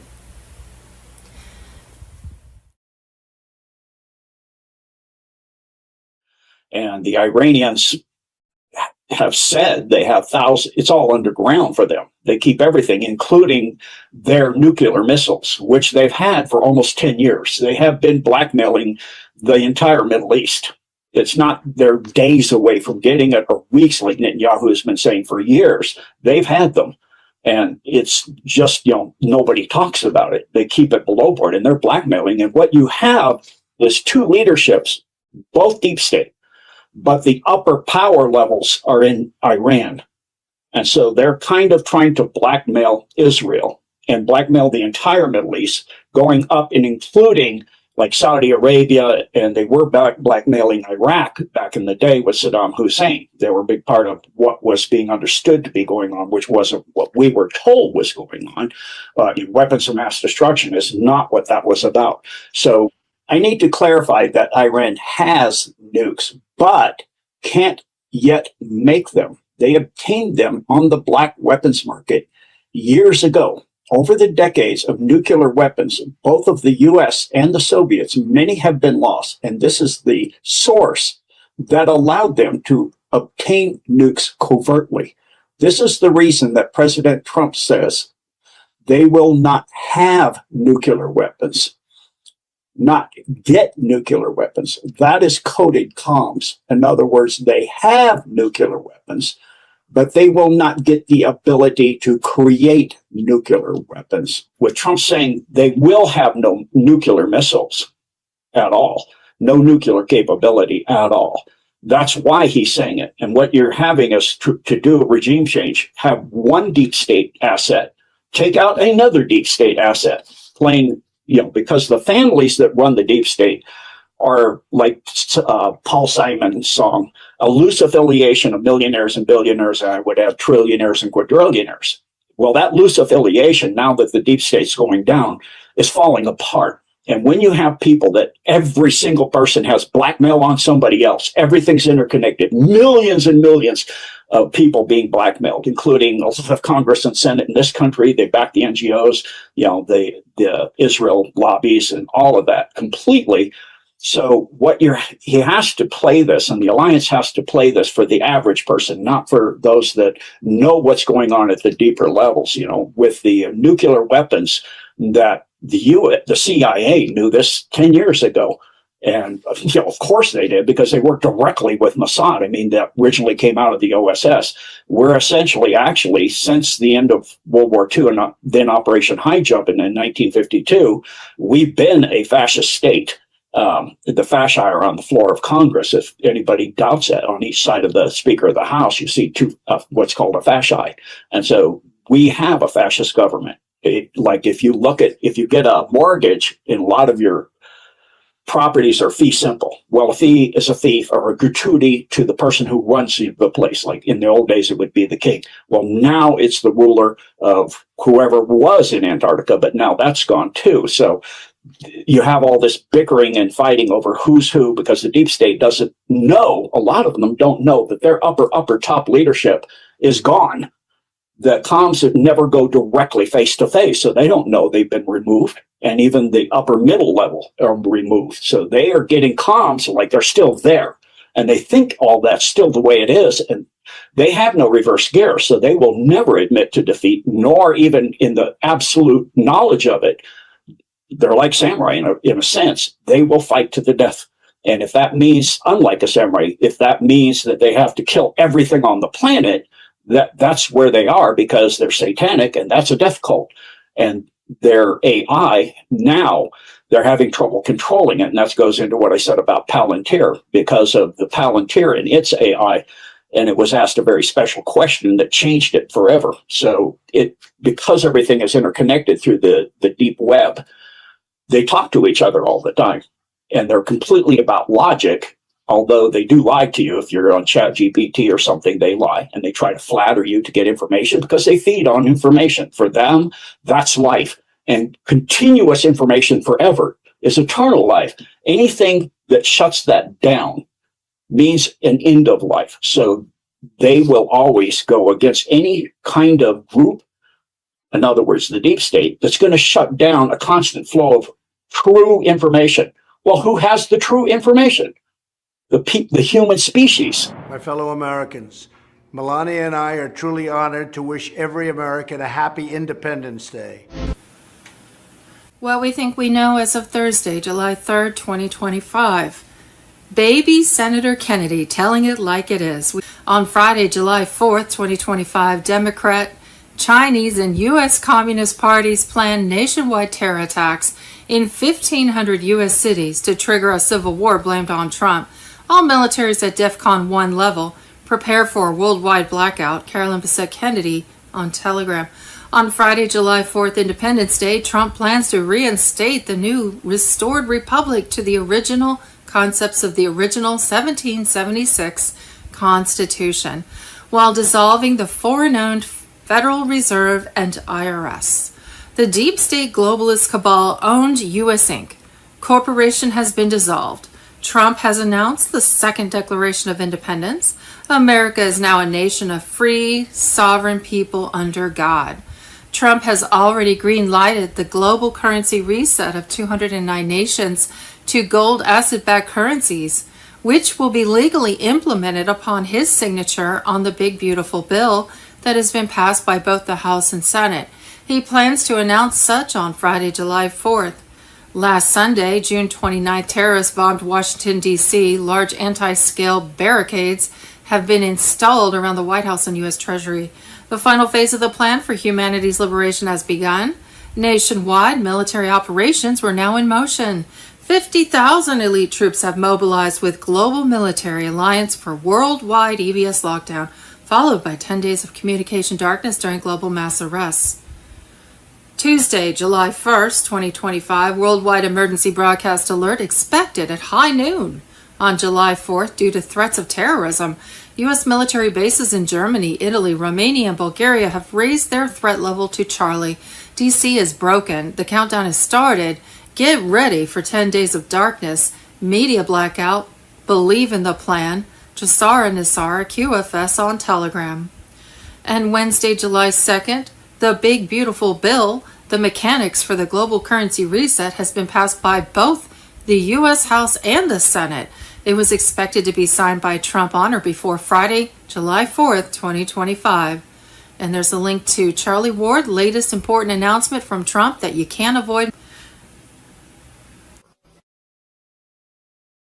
Global currency reset, Tuesday, July 1st, 2025. Bruce.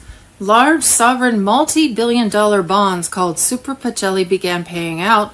Iraqi dinar was revalued again, and the new rate was on the back screen of the Forex trading. 17 currencies were shown on the front screen of redemption centers. Rates fluctuating in value. Tier 4B, us the Internet Group, could be notified to set appointments by the weekend, but it may not be until next week, Tuesday or Wednesday, July 9th. Tuesday, July 1st, Mark Z. 2 bond people had exchange appointments today. And Tuesday, July 1st, Wolverine, latest intel. We are here. Everything is ready to go. God bless. Wolverine.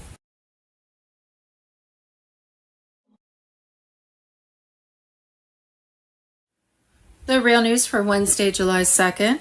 Wednesday, July 2nd, investigative journalist Liz Collin claims National Guard members who served with Governor Tim Walz stated he gave classified military intelligence to the Chinese government. Several National Guardsmen went to the FBI and claimed Tim Walz stole an SOP, standard operating procedure, of the Howitzer Army tank, gave it to the Chinese government. A short time later, the Chinese started producing almost exact carbon copies of these tanks. Wednesday, July 2nd, there's abundant research showing that regular sun exposure is consistently associated with longer life expectancy. One major reason is that when sunlight, specifically UVA, hits your skin, it triggers the release of nitric oxide, a compound that improves blood flow and reduces cardiovascular deaths. And Wednesday, July 2nd, obstruction of justice. Our brave ICE law enforcement face a 500% increase in assaults against them. If you obstruct or assault our law enforcement, we will hunt you down and you will be prosecuted to the fullest extent of the law. J.D. Vance on Telegram.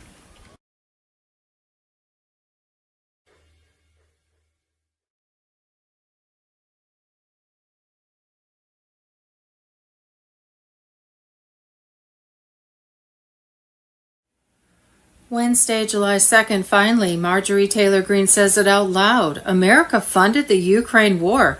How come we couldn't watch that war on television? White Hats on Telegram.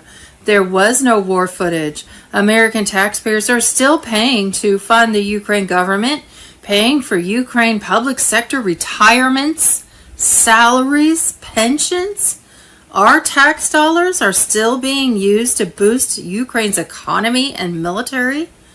Total U.S. aid as of March 2025. U.S. has allocated approximately $182.8 billion in emergency funding for Ukraine and the region, with $83.4 billion dispersed and $140.5 billion committed.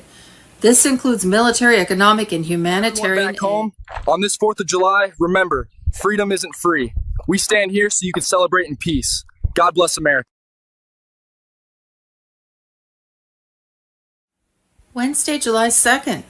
If the Supreme Court rules the 2020 election was stolen after Biden is gone, Captain Kyle Patriots on Telegram.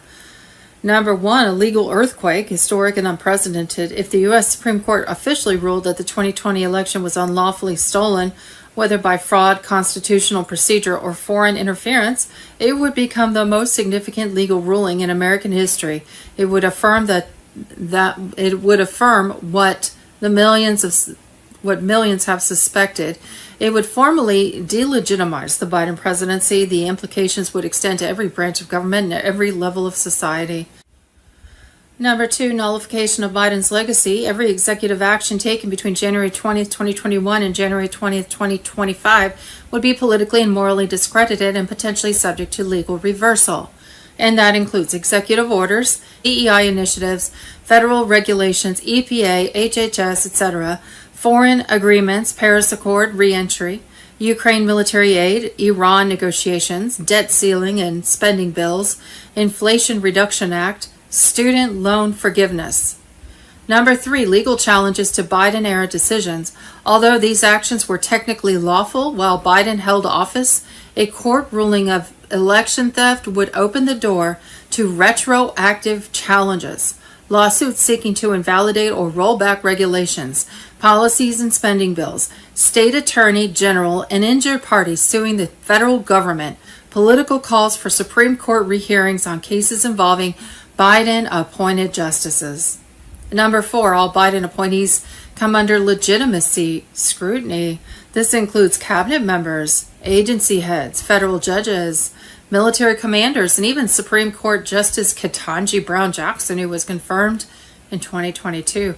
Key examples: Merrick Garland, Attorney General Alejandro Mayorkas, DHS Secretary Lloyd Austin, Defense Secretary Deb Haaland, Pete Buttigieg, Janet Yellen, Xavier Becerra, over 160 federal judges. Supreme Court Justice Brett Jackson confirmed April 7th, 2022.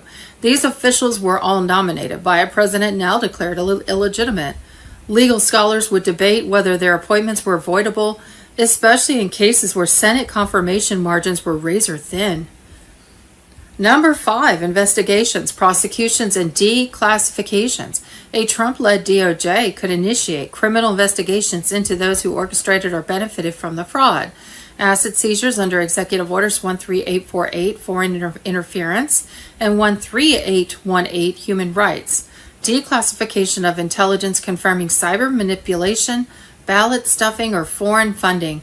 Prosecution of actors across government, media, NGOs, big tech, and foreign interests. Psychological and information warfare turnaround. The ruling would vindicate whistleblowers, analysts, and military officials who sounded alarms from 2020 to 2024 expose media collusion and censorship operations by Twitter, pre-Musk, Google, Facebook, and government agencies like DHS's Disinformation Board, reverse the conspiracy theory narrative, and force an apology tour from the press, universities, and think tanks. Number 7, national and global realignment. States could call for constitutional amendments on election integrity, term limits, and emergency powers. There may be calls for special tribunals, similar to post-World War II Nuremberg trials. Foreign nations may reevaluate alliances and treaties formed under the Biden administration. Central banks, NGOs, and globalist entities like the WEF, IMF, and WHO may come under fire. Conclusion: a fraudulent presidency, a lawful reversal? If the court rules the 2020 election was stolen, and they should, and they better, or people will lose complete faith in the justice system, the truth does not just rewrite history, it rewires the future. The system would be forced to account for a stolen presidency, an occupied government, a corrupted press, and a deceived public. And don't forget, Juan O'Savin has said this: foreign interference in an election is an act of war. And that's the CCP and the globalistas.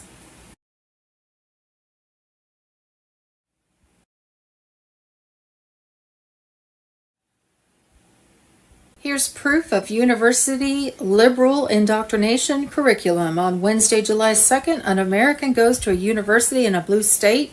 She's posting to get Trump and JD Vance to see the curriculum being provided by her professors. Truth Social on Telegram. Her actual curriculum is, now listen to this, how Donald Trump stole the 2020 election, how Donald Trump is running a racist campaign, deepening racialization, call it white supremacy. My gosh, it's the same old buzzwords that the left uses. They never change. Donald Trump sees the activation of white nationalism and anti-otherness as his path to re-election. She shows the actual curriculum sent to her in her video from her classes. Hello, Patriots. I'm at Restored Republic via a GCR update compiled by Judy Byington. What we think we know as of Wednesday, July 3rd, 2025. Emergency broadcast alert system. Now that DC is broken, the countdown has started. Due to threats of terrorism, U.S. military bases in Germany, Italy, Romania, and Bulgaria have raised their threat level to Charlie. Get ready for 10 days of darkness. The Q clock, high noon on July 4th. This is not a practice. This is not a test. The satellite communications are being sent to a different place. Media blackout protocols are ready. The quantum backup system is syncing with financial nodes. The system will turn itself off from the inside.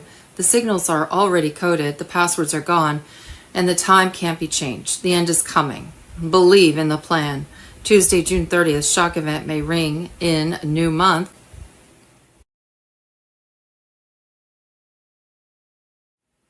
Global currency reset, Tuesday, July 1st, 2025. Bruce, large sovereign multi-billion-dollar bonds called Super Pacelli are paying out today, Tuesday, July 1st, and tomorrow, Wednesday, July 2nd.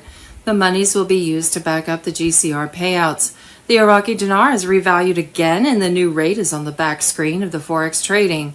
On Wednesday, July 2nd, it is supposed to show on the front screen of the Forex and trading. On Tuesday, July 1st, 17 currencies were shown on the front screen of redemption centers, rates fluctuating in value. The U.S. Treasury note is the physical gold-backed U.S. currency. The U.S. note is the digital gold-backed U.S. currency. At a redemption center, you can ask for the contract rate of the dinar, which is much higher than the regular rate. Tier 4B could be notified to set appointments by the weekend, but it may not be until next week, Tuesday or Wednesday, July 9th.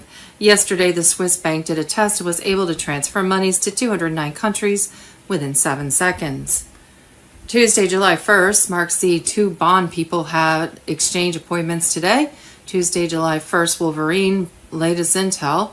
We are here. Everything is ready to go. God bless Wolverine. And we have two links. Tuesday, July 1st, Intel report, tiers 1 through 5 structure exposed, the invisible engine behind the global currency reset. And Tuesday, July 1st, exposing the lie. They owe you $495,000, the hidden wealth of America and the silent financial coup. 169 trillion missing. You were never in debt. You were the collateral. AMG News. Tuesday, July 1st, your quantum account, the below UBI level, is in the U.S. Other countries will have corresponding levels. Special Q forces on Telegram. Your QFS account is for yourself and not a joint account with your spouse, children, or parents. Details will be announced once we know how it works. Parents cannot access their children's account except if there is a parent, child, or spouse who needs care and can't access their account. You must be 18 to access your QFS account. Through EBS, you will discover that you have a quantum financial system account that has earned interest on your birth certificate and has a lot of money in it. Funds from your bank and credit union will be transferred to your QFS account once you have access to your QFS account. Homeless people need to be notified early so they can go to a designated location to access a QFS account with a temporary address to then find their own place to live and restart their lives. People who go to prison must pay their prison expenses from their QFS account. It's unclear whether the money in the QFS account will be transferred to other family members or if the QFS account will be closed because everyone else has enough money of their own. I don't think it will get to the point where you have to have fingerprint or DNA match to access, but if you lose your card, you will have to verify yourself to get a new card. Note, for older persons, the more interest income tax refund payments will go into their QFS account. Tuesday, July 1st, boom, the global reset that changes everything. Nasara Jasara, QFS on Telegram. A new world is coming. Not only is Nasara Jasara a plan, but it is also a global reset that will end corrupt systems of control and bring freedom, truth, and wealth back to the people. This change, which has 30+1 powerful provisions, ends the system of financial slavery and brings back justice, abundance, and constitutional law. Freedom from money is coming. All debts that were illegal because of the corrupt banking system are gone. Credit cards, loans for school, and mortgages, not there anymore. For decades, Nasara has fixed economic problems. This is not a handout, it's payback. When money chains are broken, freedom begins. No more IRS, your paycheck is yours. The IRS is no more. Taxes on income are no more. The parasitic system that stole from every worker is gone thanks to Nasara. Instead, there is a fair 14% flat tax on non-essential goods. You get to keep everything you earn, and for the first time, it's all yours. Federal Reserve closed. The Nasara law brings down the criminal central banking cabal. The worthless fiat dollar is replaced by a new currency issued by the U.S. Treasury that is backed by gold. Stop making fake money. Returns that are real. The right to control one's own economy is back. The return of constitutional law. Laws that are not in line with the Constitution are thrown out. Officials who are controlled by foreigners are fired. The real Constitution is back in effect, along with the title of nobility, amendment that has been hidden for so long. People get their power back and traitors are punished. New elections, a fresh start for America. Politicians who are corrupt are taken out. Under constitutional law, NES rendition starts new elections with a voting system based on the QFS that can't be rigged. No more outcomes that are rigged. Every vote checked, everyone's voice heard. More than 6,000 suppressed patents have been made public.